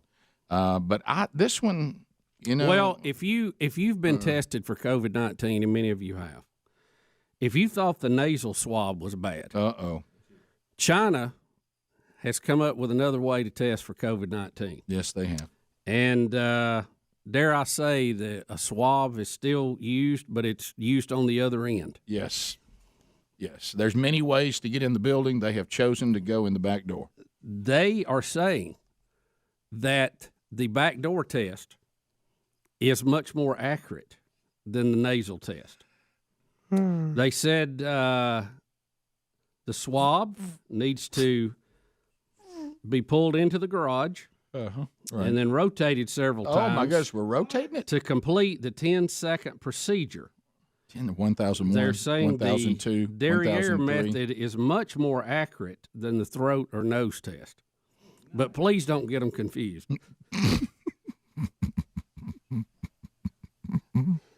Wait a minute. Wait just a second here. All right, so everybody knows what we're talking about. We don't have to, that's why we removed everybody from the room. Rick, we have a picture. No questions. We have a picture from the manual. It's written in Chinese, but the pictures are very plain. We've put Greg in a soundproof booth, and he's in there laughing his head off. He is wanting to look at him. He's having the time of his life in there. So anyway, all right. So they're gonna come in the back door. Yep. And they're going to go how 2 inches. All right, how many steps they're going to take into the room? 2 inches into the room. Right. And then they're going to rotate. Yes, rotate. Start spinning around when they're in there for 10 seconds. Get about a 10-second sample. 1001. So they have arrived. They're in the building. It's your building. Right. They're in the garage. They're in 1001, 1002, 1003, 1004, 1005, 1006, 1007, 1008, 1009, 1010. They were in there that entire time. Spinning. Mm-hmm. Mm-hmm. I was out at 1003. Stop it. Just stop it. What would that drive-through test look like? I don't know. Well, yeah, I was thinking the same thing. They're going to need more than a 10. And help.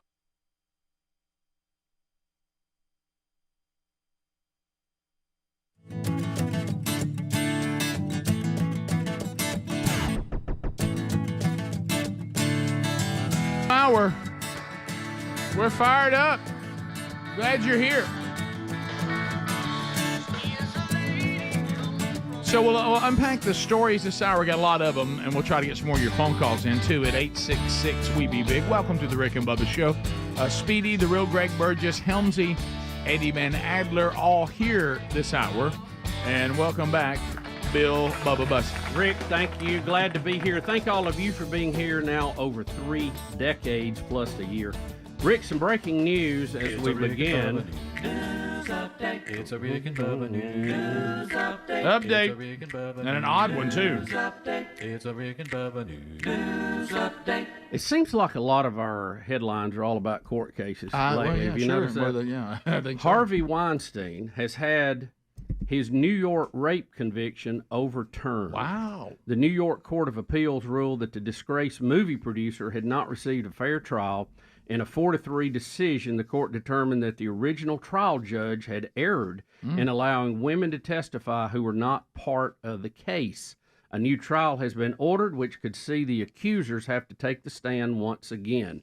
Weinstein is now 72 and was handed a 23-year sentence in New York for 2 attacks in 2006 and 2013. They have now been overturned. So they're saying the way it was handled. Yep. It cannot hold up. No pun intended. Again, we were talking about it in some of these other cases. Usually, they're very particular about just talking about this particular incident. I mean, you could have burned 8 houses down, but they won't let that be evidence based on the 9th house you burned down. You have to focus on that one. Yeah. So it sounds like that testimony was allowed that they feel like prejudiced the jury on this. So I don't know. He seems like he's a bird. Sounds like a really awful human being, and he is going to be free. He gets a new trial. So I guess he'll still be in some form of custody on some level. He'll get that walker back out. Yeah. He went with a sympathy vote with that. Yeah, hard to be sympathetic, I think, to Harvey Weinstein. It is. Yeah. But all of a sudden you look and he had a walker. I remember that. Yeah, that was. This goes back to some of the other cases that we're hearing now before the court. They're not focused on a particular incident where you're charged. It's kind of like this montage of we think you're a bad person for a bunch of reasons, and here's why we're prosecuting. Right. Yeah. I don't know. Yeah, so we'll see. I have a feeling that the former president, if with these kinds of, things being presented in a way they shouldn't be, and that's not right, I just don't think he's going to get the same sympathy as even Harvey Weinstein. No, I'm telling you. No, it doesn't appear so. Yeah. So he doesn't have near as many court cases. I mean, Trump's got cases overlapping now. So, Sure. I mean, he can't even beat all of them. Today he has to overlapping. The day we're in right now live. A couple of other things, we're this whole deal with the college protesters and people protesting, and we have an NYU anti-Israel demonstrator. She's come down from Columbia to join the activist. You're going to hear in her own words, they're going to ask her what she is protesting about.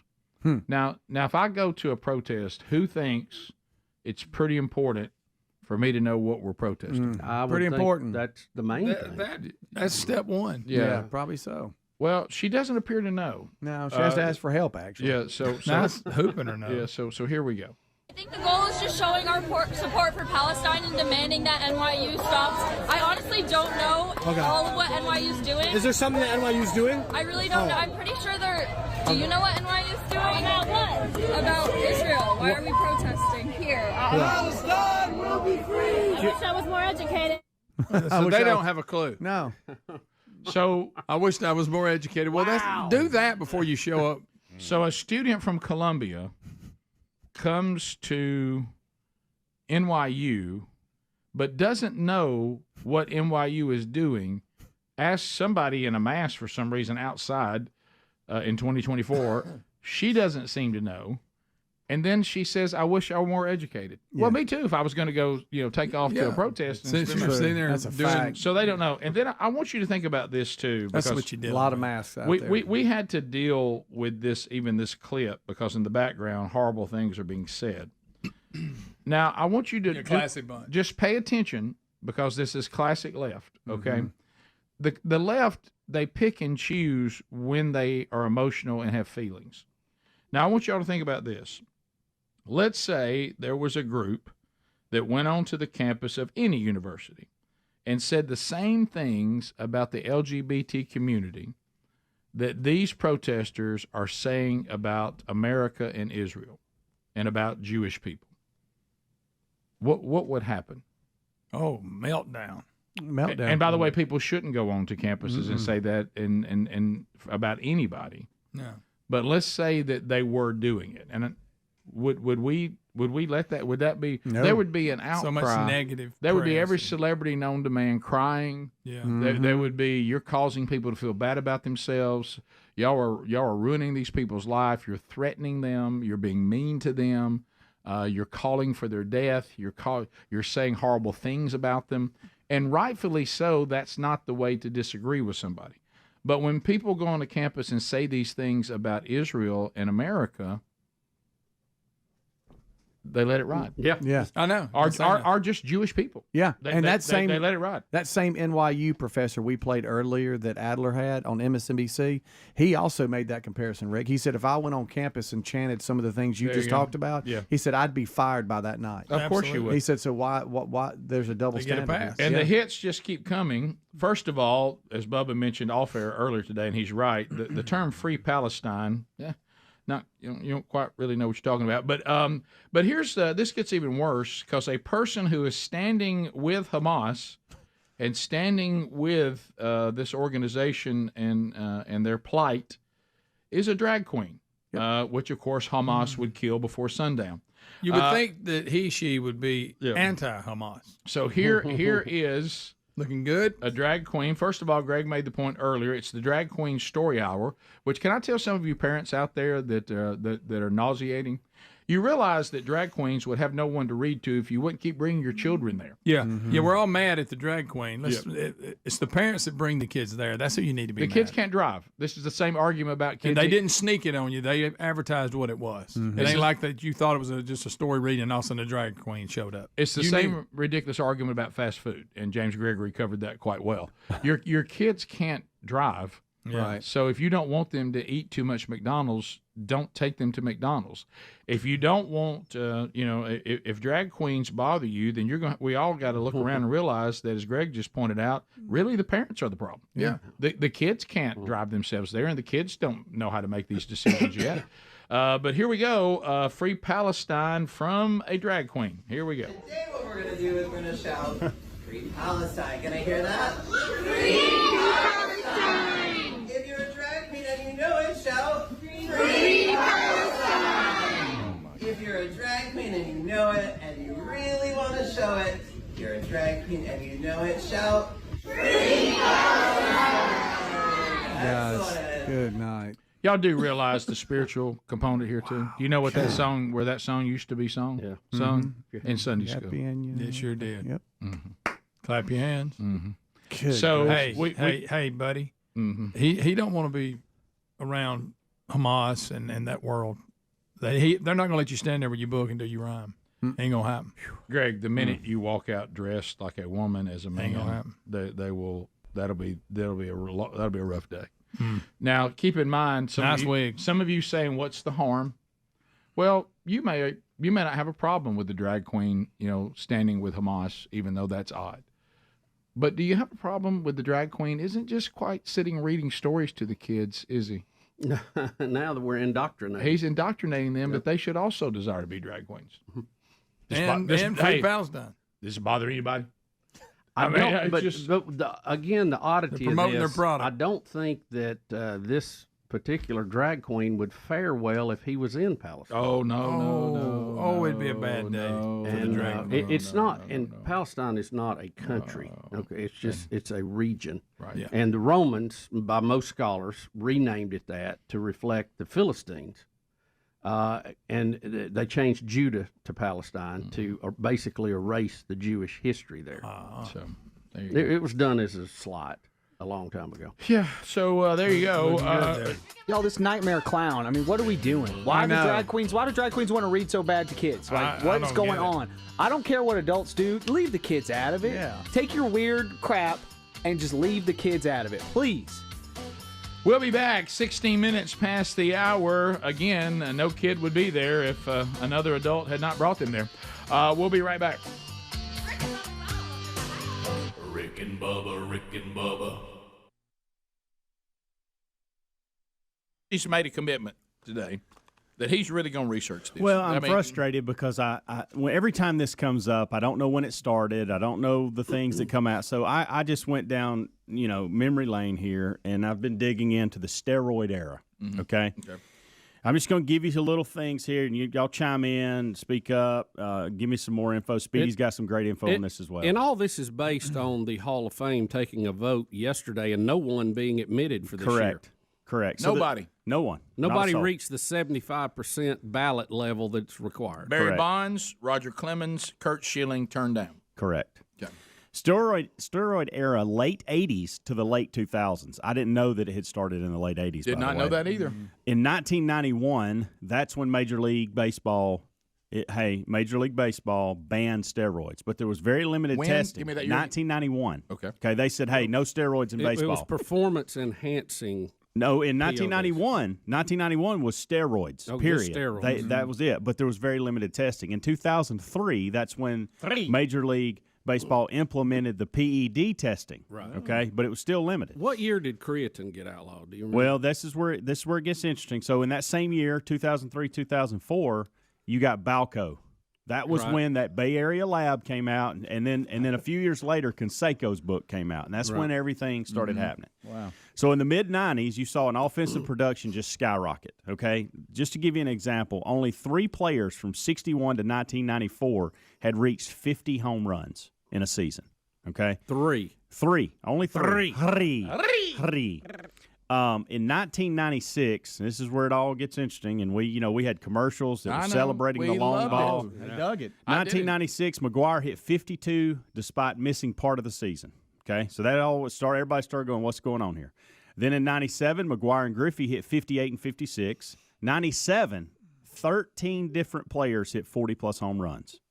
1997 was also the year that Sosa and McGuire passed Roger Maris. 37-year-old record, by the way, and of 61. Sosa hit 66 and McGuire hit 70.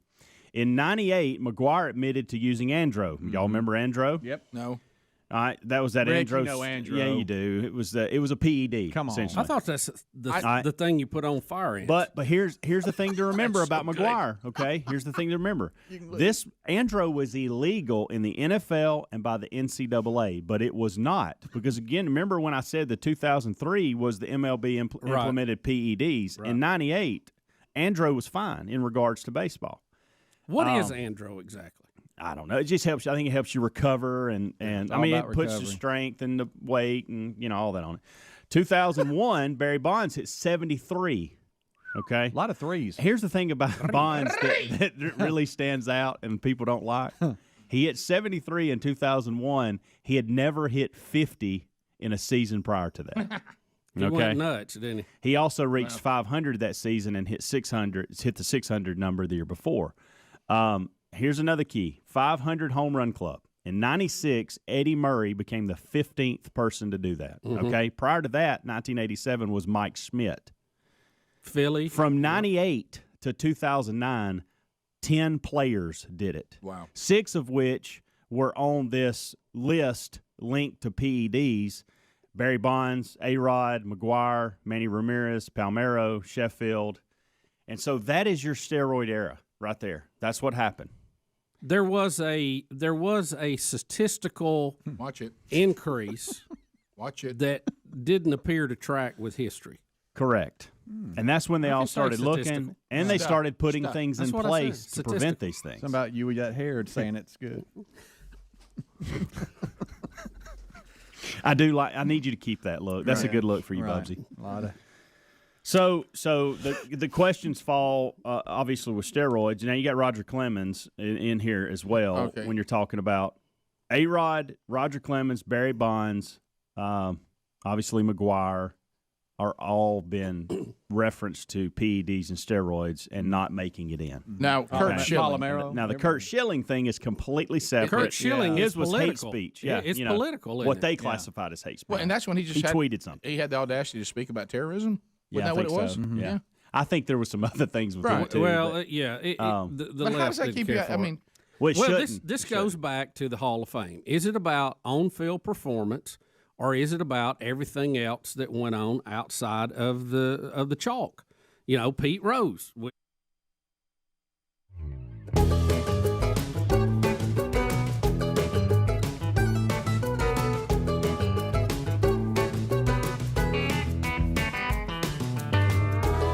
21 minutes now past the hour. Thanks for being with us, America, as we roll through another one together. So, Greg, I know that you are an expert when it comes to 1,000-pound sisters. Well, I don't know about expert, but yeah, probably in this room. In this room, I mean, you here, are the walking I ball. mean, here, none of us have seen the show because, frankly, I can't watch it because I would like to continue to be able to eat. Yeah. But Well, speaking of that, but I understand that one of the 1,000-pound sisters, Tammy Slayton, Tammy's on a tear, is 37, and she has dropped 440 pounds.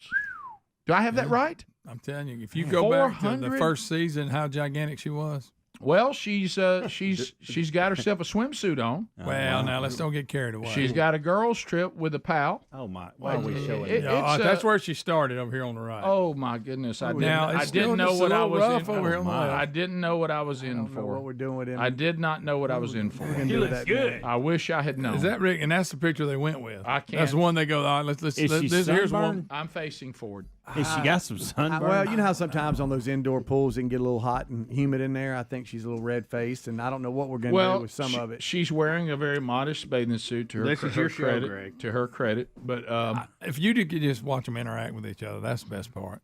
Really, Greg? Oh, That's they- the best part. They dog each other. Well, I gotta ask a terrible again, question. they signed up for this. I know okay? they did. Keep in though. mind. They did, but they did. No one went and found them. Greg, I want to ask you this: does the weight loss ruin the show? I didn't know any other way to ask it. You know what? She would be more entertaining the bigger she is. I knew it. Doggone it. Well, the show has. A I mean, certain I'm glad for run. Tammy. I think this is probably better that I mean, they're good for seeing Tammy. progress. You know. Yeah, the whole family. There's 5 of them, and every one of them's had the surgery. That bottom picture looks a lot better. A lot better. But she Look was straight ahead. Yeah, that's what I'm saying. I think they messed up. They picked a bad one there. I think that picture on the bottom, she looks a lot better. Well, it looks like they God had bless surgery her. on the neck. She had bariatric weight loss surgery. Yeah. Which one's that? Do you know which one that That's is? just when they rewrap. That's when they bypass. make your stomach smaller. Is that the isn't it? one? That's it. It's I something to think. that. Gastro bypass, something like that. But you have to be at a certain pound for it. to Yeah, have you got to that. lose weight to get. That's get right. To do that, because God rest his soul, her husband Caleb, he was trying to get his weight down Here to have we- the surgery. here we but go. He just unfortunately didn't make it. No, He he did couldn't not. do it. No, he did not. Couldn't do it. And they met at a clinic. What Yes, about the yes. other sister? She had already dropped a good bit, and had a couple kids and everything. And Okay. Amy, Good for her. and then there's 2 more sisters and a brother. Oh, All big. Oh wow! Oh, Oh yeah, they're all big. wow, that neck's long. Y'all, she is a year younger than I am. Really? Well, look, she's come a long way. what's that That's going No on? doubt about Oh, that. there's no doubt about Oh, that. if those knees could talk. But Y'all, like I said, they Strong had knees. the seat taken out of a van, and she would just sit back there in the storage area and just fill the area. But now she Did they strap her in or something? No, they didn't No have to. strapping, You Rick. stay down. no She strap. was secure. You stay down. Yeah. But then, at that weight. but now She she ain't can going ride. anywhere. Rick, she can ride shotgun. Did you just say she ain't going anywhere? She ain't going anywhere. Nowhere. No. Where you going? Nowhere. I wish you'd heard her brother talking about pushing her around that wheelchair. Please He tell was me. done with it. Was he? Oh yeah. I bet he was. Oh yeah. Well, that's incredible. I can't What'd say he it say? on air. Well, did He's she tired weigh of one? pushing her FA around? And all Oh that stuff. gosh. Okay. Is the brother large? Yeah, but he's had the surgery too. Okay. Wow. Everybody large? Yeah, they've all had it. Okay. You mentioned the friend. This is the friend in the social media Now, picture. I don't know who that is. I don't know who that is either. That's a new one. That's some new friend, and I think she's doing the thing where you hang out with somebody because they make you look much more attractive. You're could awful. be it. You're terrible. I think that's what she's doing. Because if it's working, It is because, working because wow. uh, Okay, all right. Now I'm just being mean. This must be Yeah. next season. They're in hiatus right now. The new Okay. season comes So out. I Greg guess the knows new that. friend. Greg may be. knows that. Yeah, there's the new friend. Greg knows Yeah, that. I'm telling you, it's funny. Okay, only this It's a show funny couldn't, show. couldn't celebrate There- somebody losing over 400 pounds. No, that's I'm awesome. That's a tough celebrating. picture. We Right there. are celebrating. I'm trying to. Somebody Where's the snuck at me. confetti? Yeah. I'm I celebrating. realize the fact that I can't look at the screen is not that's not a great step. And I'm not being mean here, Right. but when she was at her peak weight, for some reason, Here we go. her forehead, Here we go. she gained weight in her Oh. forehead. It had nowhere to go, so it went everywhere. Yeah. Are you Y'all. saying that, guys? It was- It just started showing up everywhere. You notice I've bailed out over here. Well, what can you do, Helms? There's nothing you can do. I hate to focus on the neck. How about That's a good show. Y'all need to watch it. But Does she can still the neck have the get tattoo? longer? Greg, Does she it's not still a have good the show. tattoo Oh, that's that she awesome. had in the first? I think I don't so. know, Bubs. It's hard to see. You know what's a good point, Bubba? You know how if the tattoo was out here, now it's been brought back Yeah, in. maybe in a It fold. may look like a mole now. Yeah, it could be in a fold somewhere. There's the forehead. There it is. Oh. Look. It's like a motorcycle helmet. Y'all are terrible. Listen, they even made fun of I it. ain't gonna have no Listen, money. her I was- sisters. For the I'm radio out. audience, I was I'm just out. explaining. Adler. Listen, her I'm sister out. and them used to make fun of it. They would get mad at each other. Somebody would say something about her forehead, and then one of them can't see good. And they got on her about her eye and hurt her feelings. And then they, Wait. Her eyes will hurt her feelings. Yes, she can't see out of one eye. or I know, something. but that's And where one of the where you sisters- finally said this hurts my feelings. Yeah, and one of the sisters made a crack about it being her good eye or something, and she got squalling. That's what upset her. Yeah. Oh, she has rusty. I see. Yeah, that's the other one. Yeah. The two main ones. And I then want there's everybody two- out there to know. There's a total of 5 siblings. Adler at rickandbubba.com. That's it. Greg at rickandbubba.com. The rest of us are not in this. No, I'm just Adler with reporting two on the Ds. show. I'm just reporting Yeah. Right. that I find the show entertaining because of their personalities. Is that it? Yeah. I've watched it. I've watched the show. I never watched Two Ton Teenagers. You watched I it? mean, I've but I watched watched Greg made me it. watch Why it. would you Because watch Greg it? keeps talking about it all the Tell time me the truth. off the air. Do you not get intrigued by the relationship Couldn't between the stop siblings? watching. Yes. When they went to a truck scale to weigh themselves, I'm like, I can't believe what's happening. beat that. I can't believe this number. Oh, they embrace So it. you're watching it. It's. Was that before I told you to cut your time with Greg down by 50? It was. Yeah. Sorry about that. I like when they went to the beach Oh, here we go. and Amy, they're narrating it. She says, "Ain't nobody ever seen any FAs out on the beach before." It's just funny, y'all. Right, Greg. You're Greg. I think That's the quote, Greg, you're Yeah. going to give us? Yeah. Well, Of course, she really said it. She said it good. I bet She Ain't said nobody it? ever seen something Okay. because there people are looking at them. Well, yeah. Yeah. They tell me they're not surprised by that, are they? I mean, if you're out on the beach in this family, we're not talking about people that are, heck, I've been out there overweight, but sometimes about as much as 50 pounds. But that's nowhere near weighing 1,000 pounds. Yeah. I mean, Nobody was screaming, "Get a marine biologist." No. Now, Rick, in their defense, I think it was the two weight combined over 1,000. But no, then again, Tammy was if bumping. she's lost 440. Yeah, Tammy was probably What do we tell you? 600-700. She's probably about She doesn't weigh 700. 60 pounds She's now. probably about 700. Yeah, I was about to say, we're not that far off. Yeah. Okay, so that friend is her psychic friend. That'll be a whole new twist next season. Yes. TLC has planted that woman in there. They're trying. needed it, They're yeah. trying to extend this Yeah. as long as they can. 1,000 What pounds in the psychic. world? Oh my goodness! There's the tattoo. Are they 1,000 just pound friends? psychic. Are they What just is friends? that? I hope don't so. know. Now, don't tell me we're going to have that twist. Oh, no. I mean, Caleb ain't been dead that long. Friends?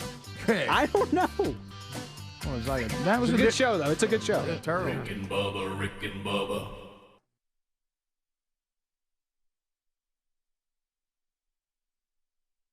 You know, Oh, I'm gonna here bring we that go. up. Oh, my gosh, here we But go. but Gosh almighty.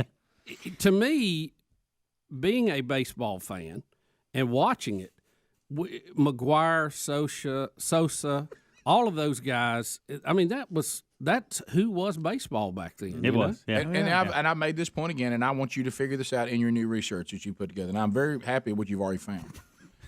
I need to know when people were jacking them out of the park. Did baseball forbid them to take what they were taking at the time during the time they were hitting it? Because if they did, McGuire, no. Well, here's the thing. So that's where you got to look at. So McGuire was taking Andro. Okay, admitted to it. He was the one that said, "I'm taking Andro."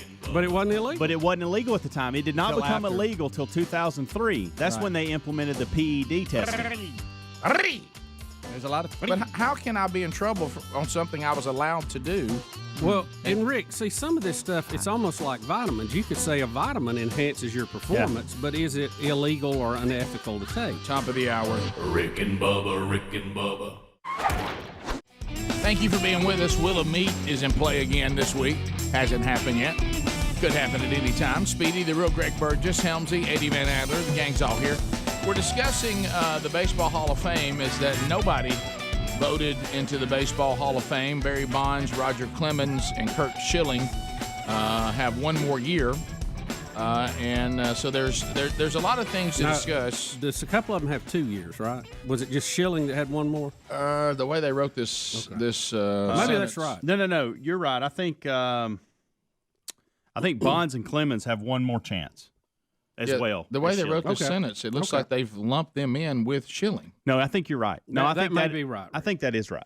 I thought Speedy said two of them had. No, two I more. agree with you. I'm just going back to the way they list them. They do them and then they put one more year at the end of all three. I don't know why you play this game. They are not going to be any better of a player next year than they were this year, 10, 12 years ago. Whatever. I don't get that. Well, the Curt Schilling thing is the one that really stands out because he's obviously being punished just for his political and world view. And nothing to do with cheating or had some unfair advantage or anything like that. And he made the point, which we've made on Hall of Fame so many times, when people start being blackballed because of their opinion on something or something in their behavior. Bubba loves the Pete Rose, and that is a good example. But it's like we pick and choose because, as Schilling says, in the Hall of Fame right now, we have people that did horrible things morally. Yeah, horrible things. We're talking about abuse of women. Yeah. People who are racist. All kinds of really, really horrible things. It's not the Hall of Fame of morality. It's not the Hall of Fame. You remember the Heisman Trophy at least finally said we're going to take this commitment we have in here of you being an upstanding citizen and the way you carry yourself as an individual out and just go with athletic ability and it was the a best joke. player. It was a joke. Well, it was becoming a joke.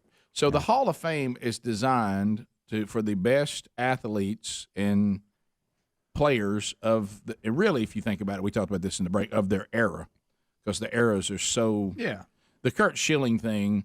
Well, is that's unbelievable. How about he doesn't even what he believes is not. It's just his opinion of the world. That radical, and it's not that radical. And you know what you can say? I do this a lot. Hey, I don't agree with the way they see the world, but I'll tell you one thing: they're good at what they do. Yeah, and it can't be about something being immoral because you got to go take a lot of people out of the Hall of Fame who were horrible human beings. And look, I don't even mind that being part of the story, but it's hard to judge people in the 1800s based on 2021 morals, which does move around. There you go. And, but here's the thing, like with Pete Rose, okay, and I'm going to use him as an example in this because it is one of the most well-known ones. Here we go. Let's say that one day one of my kids, they get married, they have kids, which, would be wonderful, and I have a grandson that goes to the Hall of Fame. Well, he goes through there and he reads about the greats, but he comes out and I say something about Pete Rose, and he goes, well, who is that? Pete Rose was a big part of the game. take out what he did, right or wrong, any of that. But he was a part of the game. I think that should be noted. And then if you want to put the closing statement, hey, he was, did this. This was later banned from the league. It was banned. It was illegal. He shouldn't have done it. He was a bad boy. But you still need to know the history of him being there. You're acting like the Soviet Union. He didn't exist. Yeah. And I kind of feel the same way with these guys. If you want to note that Mark McGuire and Barry and Sosa and all these were accused. It's past the hour.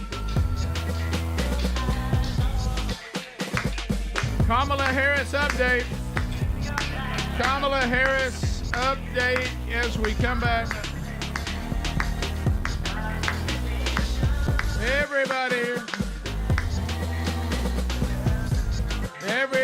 let's go. Everybody, let's all sing it together. Kamala, Vice President of the USA.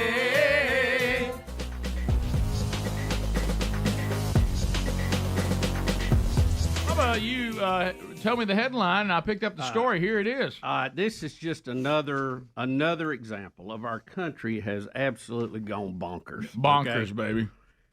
Kamala's Secret Service agents got into a fight. Mm-hmm. No. Agents got into a physical fight with another agent at Joint Base Andrews. The Secret Service confirmed an agent on the VP's detail began displaying behavior their colleagues found distressing. Okay. The vice president was never in danger during the altercation, but apparently this agent has been removed and his gun taken away from him. Are you kidding me? See, having to stay with her, it's making them crazy. It is. It said the agent, whose identity was not revealed, began fighting fellow officers Monday morning after appearing for duty at Joint Base Andrews before the vice president arrived for a planned trip to Wisconsin, according to the Washington Examiner. Sources say the special agent in charge and a detail shift supervisor tried to calm the agent after the official began exhibiting aggressive behavior. But the agent in question tackled the senior agent in charge of security detail and began punching him. You're telling me that it went to the point that one Secret Service agent tackled another one that was in charge and started punching him? Oh, me. What, guys, we have to know more about this. Yeah, and you're not going to hear a whole lot about it. That's probably as much as they're going to let out for a while. The Secret Service confirmed that an agent on the vice president's detail began displaying behavior their colleagues found distressing, like we said, and was removed from duty on Monday. Wow. Wow. Said they would not disclose any further details, at least from the Secret Service side. Well, they're going to be hit with information, Freedom of Information Acts on it. It'll take a court order, but you'll get more of it. So if we look back at what you read here, so it started when the supervisor of this shift of the Secret Service agents tried to calm the agent after that agent began exhibiting aggressive behavior. I wonder why that was happening. Yeah. And then, of course... Then he tackled the supervisor. Yeah, who was trying to calm him. Right. And punched him. Wow. Okay. You think I'm not doing this? I mean, well, look. You think that wouldn't make you crazy? No, there's no telling what those people have had to go through. Oh, my gosh. Rick, another bizarre story today. I mean, she talks to and him I every day. will put this one in the positive category, I think, for now. It appears that a woman's bold text to a Grubhub driver really delivered. Now they're getting married. Okay, now wait a minute. All right, so we got a Grubhub delivery person, and that person got a text from, I guess, a client? Yeah, It was Hannah Bullerman, Bullerman. She tells People Magazine, the right one will come along when you're least expecting it. Okay. She apparently, she said it was so unlike me, I still can't believe I did it. She's 25. She says, but it was just a feeling in my stomach. He just had very kind eyes. My friend told me you can't just wait for someone to come to you. The 27-year-old groom-to-be, well, now I have a great woman. 2 years ago, she stayed home sick from work and decided she needed some fried pickles. Understood. She added chicken wings and applesauce to round out the order. I had a migraine, she tells People magazine. I didn't want to make lunch, and I happened to see a coupon for 20% off, and I love a good coupon. Sure. Who doesn't love a coupon? And apparently I love a good grub driver. Yeah, as she was waiting for her food to arrive, she says she was kind of stalking the driver's moves on the app and decided to sneak down in her pajamas to the apartment building lobby so she could snatch the food as soon as it came to the door. But instead of just dropping it off, the driver began calling her number. I looked kind of grubby and gross and thought, shoot, he wants to give, he wants to hand it to me in person. What? What about the coupon? Yeah. Did you see the quote the way it said? I thought I can't read that. Oh, you had me at. Let Speedy read it. Yeah, let old. You had me at coupon. She says, I'm walking down the stairs, I see his face, and I think, oh, he's really cute. She quickly thanked him for the meal and raced back up the stairs. But when she put the food down, she couldn't stop thinking about the Grubhub guy. Well, Bubba, and how kind and sweet he was. You've been there. Yeah. What? Well, you know, when you get your food, you kind of like these people. Not to text him to go out on a date. No. And he didn't want to drop it. He wanted to hand Maybe it a to her, simple- like make sure you got it. And I would think that from the delivery folks, if you just, you know, you want a good rating, so you want to make sure they get I've it. had them call me before, just even though I can see the car, and I go, I see you. Is that what you say? Yeah, I do. Okay, so she has his number from the contact they're making back and forth, and says she sends him a text and says, you know, would you ever be interested in going on a date? How about that? And now, you know, we'll cut through all this. They're getting married. How about that? That was, wow, a couple of years ago, you said? Fried pickles. With a side of love. That's right. So, I mean. Oh, that's funny. You never know. No, you don't. When you're going to find. Well, the you know, right you one. can do this because I use one of these services quite a bit here at the office because of you know, we're no longer. There was back in the old days, we could just walk out the front door of our office and have multiple eating opportunities with it, just walking around the plaza. Here, you got to get in your car and go somewhere. And so I use these services a lot if I'm here at the office and don't want to have to get in the truck and drive somewhere. And you can follow every detail of what they're doing. Yep. And you can interact with them and all that. And I will tell you this: I'm not a huge fan of when I realize that you're bringing the food to me, but you're trying to double down and deliver another one on the way, because that really bogs it down. Usually it's pretty quick if it's point A to point B. If you had that where all of a sudden you look and they're going, oh, you're trying to deliver another one on the way. And now I'm second fiddle to whoever that is. And the one I got yesterday that I thought was odd is it kept saying arriving on time, though the arrival time kept changing because the driver was trying to double dip. How can you be arriving on time if you're not on the original time you gave me to begin with? And they kept declaring they were arriving. What are you, an airline? And it's okay, but you know, it's like you go, oh, good, especially because I try to eat before the Wednesday Bible study. I'm like, oh, good, they'll be here at 11:35. That's what it says. Well, then they went, here I'm rolling, but then 11:35 turned into 11:38, arriving on time. 11:42, arriving on time. 11:47, arriving on time. 11:48, arriving on time. We're not arriving on time anymore. That's not on time's out the window. You tried to work one in. I get it. If I was in your position, I can see where you'd want to get 2 deliveries in one trip. Got it. But were you able to scarf it down? I was. Okay, good. Yeah, but I don't remember it because I needed to eat it in 7 minutes. but it arrived on time. Well, not really, because when you tell me 11:35, 11:48 means that's not the same time. Their time, their moving time. Well, what they should say, 11:35, unless I realize I could go somewhere else on the way to you, then who knows? Yeah, and then that way you're not playing. Now, it doesn't matter when you're just wanting to get there, but when you're trying to get something in a certain window, when you put it in, you judge whether you can do that or not based on what they give you on the arrival time. And, you know, it just, you know, I probably would not have, I wouldn't. But then I just said it's not that big a deal. But this situation is very interesting. Don't you know, though, one thing that he looked at, though? I mean, you think about the future. Mm-hmm. I bet he went back and said, "Let me look over this order again." Fried pickles. She was sick. Wings. She was. I'm just saying he's probably taking a look. And isn't it amazing how it all worked out, though? I mean, so she's sick. She doesn't want to be. by sick. the way, let me tell you but if it wasn't for that, well, ladies out It there, ain't made. let's just talk about it for a minute. Ladies out there, I know it's a bold new day. I know dating apps and all that's the norm now. Mm-hmm. But I will say this is a good way to get a husband, obviously, and I'm glad it worked out for this couple. I'm happy for them. Also, a good way to be killed by a serial killer. Yeah. Okay, so you got that goes both ways. You have to kind of got that too. You're kind of spinning a wheel here. I mean, it's got a very strong upside, but a very strong downside. Watch it. But how about it worked out for them? So how about that? We'll come back. Your phone calls to wrap up the hour. Any stories we may have missed when the Rick and Bubba show continues right after this.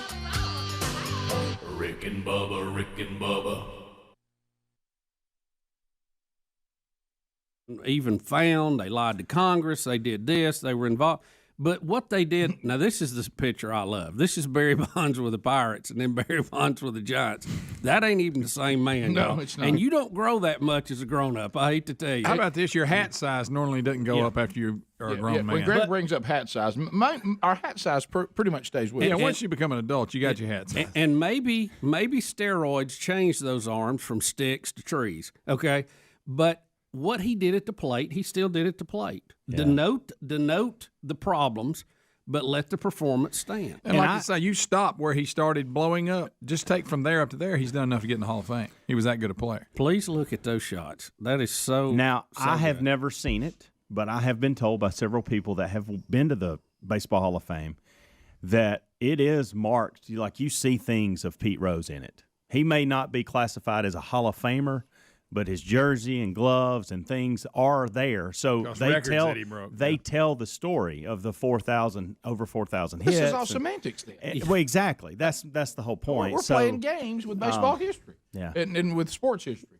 And to Schilling, if you want to make an argument that he won over 200 games, he went 11-2 in the postseason, 4-1 with World Series starts, 9th overall in strikeouts. If you want to look at that resume and go, he's borderline, I don't want to put him in. Okay. Yeah, we can all disagree or agree or debate that anytime you want to.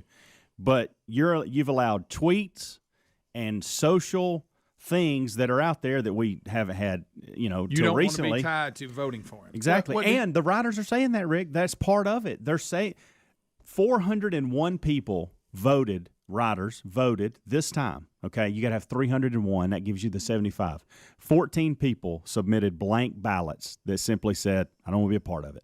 So, then they ought to not get a ballot next time to vote. And here's the other Get issue some you more have, people in and we're seeing it all around society, is some of these older school guys who are writers and will vote more like probably we would, are dying off, retiring, and you're getting these young guns in there that believe all this stuff, carry it around with them, and they're the ones infiltrating the voting. But the point Kurt Schilling is making, and I heard Speedy talk about this in the kickoff hour, but the point Kurt Schilling is making is you're not really caring about these things. You're caring about certain things. Yeah. Yes. And that's not it. If you want to say Tell the overall, whole story. if you want to go overall, I think we shouldn't have men in these in here that live lives that we all find to be unacceptable with their treatment of their wives, treatment of women, treatment of fill in the blank. They had all kinds of drug problems, and we don't want them in here because we want it to be the upstanding men of football, baseball, whatever your Hall of Fame sport is. Then fine. Then be consistent. But what we can't do is go, well, Kurt Schilling's political views bother me more than Pete Rose's cheating. Yeah. So I'll vote for Pete Rose, but not Kurt Schilling. Yeah. We can't do that. Because so if it really I do, then people are going to probably the best way to do it is what Bubba's talking about. We've all talked about. Probably the best way to do it is put the best of the best in Hall of Fames and tell their full story beginning to end and let individuals decide how much they care about it. Tell the whole story. We do this on story. How many times have you been watching a movie on somebody's life, and at the end, say it was Pete Rose, at the end, Pete Rose was accused and convicted of this. Still to this day, claims his innocence on this, and this. Yeah. The end. And then you go, whatever. But I mean, if the movie was about what he did in baseball, tell us about all that too. It's fine. And then we'll decide about how much we. You know what? And some people may say, guys, I don't know how to break this to all of you out there. Talking about the inconsistency. There's a lot of people that couldn't get past Muhammad Ali. Yeah, no, you're right. They couldn't get past Muhammad Ali refusing to fight. Yeah. His converting to Islam. His views on lots of political things. Yeah. But have you ever heard us say that he shouldn't be considered one of the greatest of all time? No. In boxing? Because he should. Yes. So Kurt Schilling can't be considered, and maybe I'm okay with you saying I don't think it's Hall of Fame career. Be hard to make a case against that. I agree with that too. But you can't say on one hand I acknowledge Muhammad Ali as the greatest in his sport, if not the greatest, with all the controversy he had in his life that made a lot of people mad and some people who don't like him. But Kurt Schilling wearing a Trump Pence shirt and talking about terrorism, I can't get past that. See, you can't. Something wrong with that's that. not right. Yeah. And these discussions are going to continue because they do have, some of these guys do have one, and it's going to start all over with A-Rod.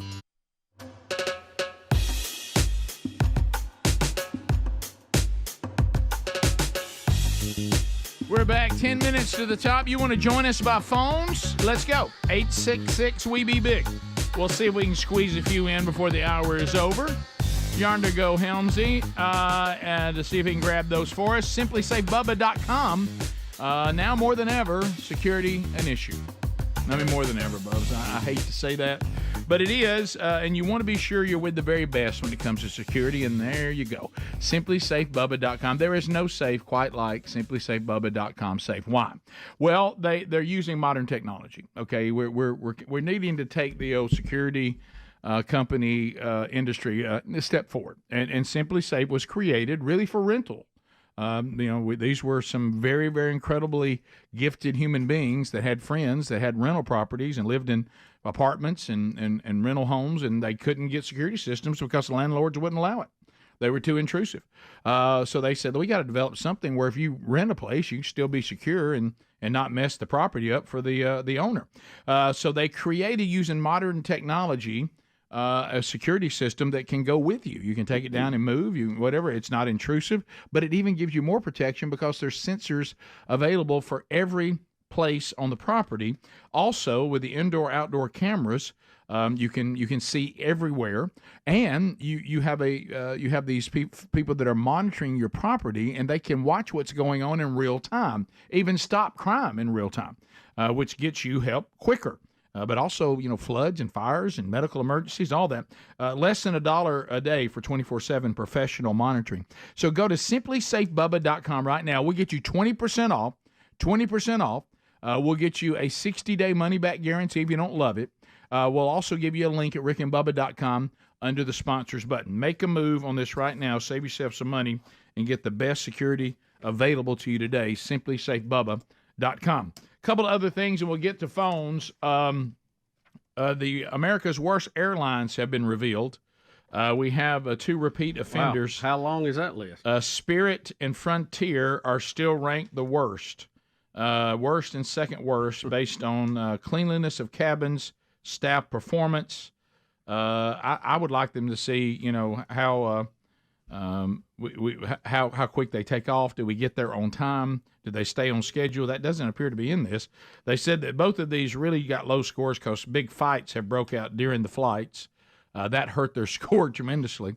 So anyway, I'm looking. I've got to fly Friday after the show, and you know how you start looking, and I notice, because I'm going Delta, I've got to go to Atlanta to get to Omaha.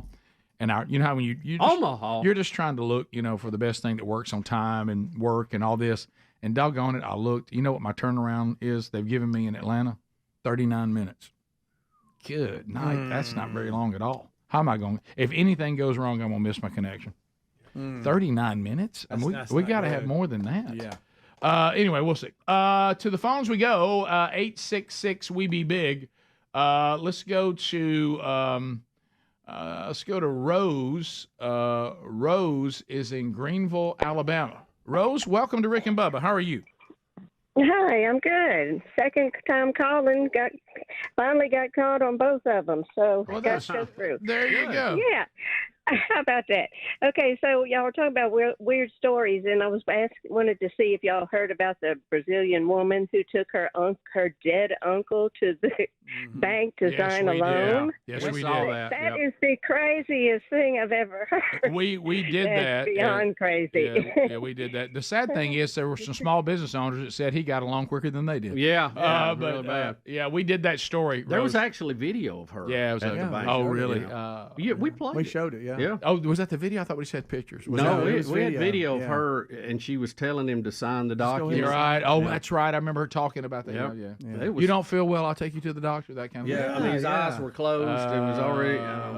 Yeah, I heard the amount of the loan too. Wasn't that much for him to co-sign on? So we're doing that. Stephen Gadsden, Z93, where it all began. Hey, Steve. How you doing, buddy? Hey, Steve. Just fine, sir. Thank you, buddy. Yes, I think I know who Donald Trump's running mate should be. Who's that? Here, Nick Saban's got a lot of time on his hands right now. That'd be a good one. No, he doesn't need any help in Alabama, though. I mean, he's going to win Alabama. There might be 2 people in Alabama vote for him. Well, now, Saban would whoop everybody else in the show. Oh, yeah, well, that's true. But That's true. I don't know if Saban could be a number 2 man, see. That doesn't, no. Doesn't really fit the operating. No, that is true. Standard there. That's true. 866 We Be Big is the number. Let's go to Tammy out of Coleman, listening on ZZK. Tammy, go ahead.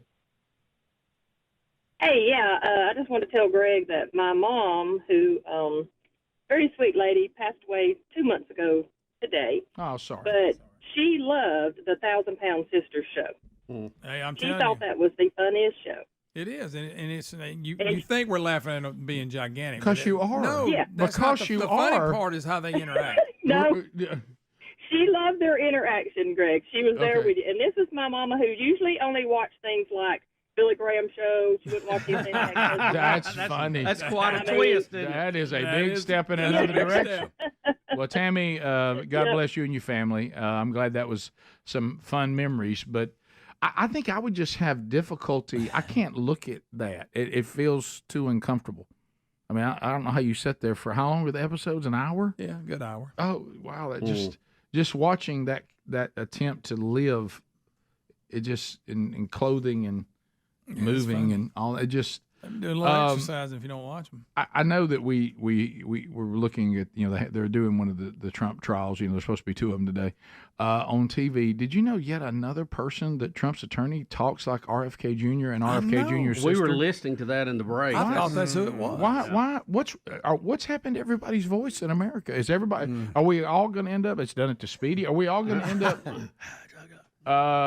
We continue. Maybe we need to talk less, listen more. That's what I'm gonna say. Right. You think that's it? Mike in Jersey. Hey, Mike. Hey guys, what's going on? Hey, Mike. Hey, listen, that Grubhub guy there, or whatever, I give him credit, man. He went in that place. He watched that woman come down the steps, took a look at her face, and said, "You know what? It can't get no worse than this, man." It's like buying a car that's dirty, man. You get it home, wash it up, it's gonna look a heck of a lot better. Oh my goodness. I almost asked Mike how he thought the Giants were doing the draft tonight, but I just didn't want to put him in that. We'll put him there. We continue. 866 We Be Big. Mason out of Birmingham, 104.7 WZZK. Mason, go ahead. Yeah, so I heard you guys were talking about the Giants bullpen catcher when the lights went out. MLB.com actually done an article, and he done an interview saying that if it wouldn't have been a fastball, he wouldn't have been able to catch it because the fastball kind of stays true to its plane. But if it would have been an off-speed pitch, it probably would have killed him. Oh, really? So he did Killed catch him? it then. That's strong. Well, I would say if you're batting or catching a ball coming that speed and the lights go out, my reflex would be to get out of the way. I think so. Just let it go. Yeah. Pat in Huntsville, 100.3 The River. Pat, go ahead. Hey, good morning, Rick and Bubba. Hey, Pat. Hey, how are y'all doing this morning? We're great. We're good. Okay, well, y'all were talking about the straw the other day. Sipping in the straw. Yep. Well, I'm a vocal teacher, and there's a thing called Dr. Vox, online that you can buy. Vox? And it does it. Vox, like V as in Victor. Yeah. O, That stands for voice. Yeah. I got you. Yeah. And so it massages. You can put water in it, and it massages your vocal cord. There you go, Speedy. Oh, that's not bad. That may help you right there, I like buddy. it. I'm already bouncing back. Top of the hour. Rick and Bubba, Rick and Bubba.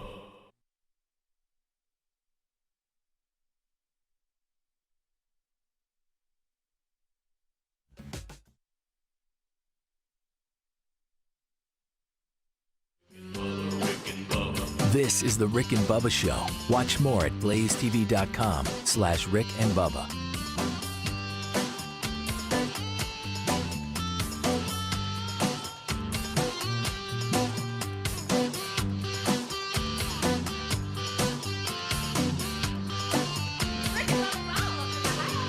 Rick and Bubba, Rick and Bubba.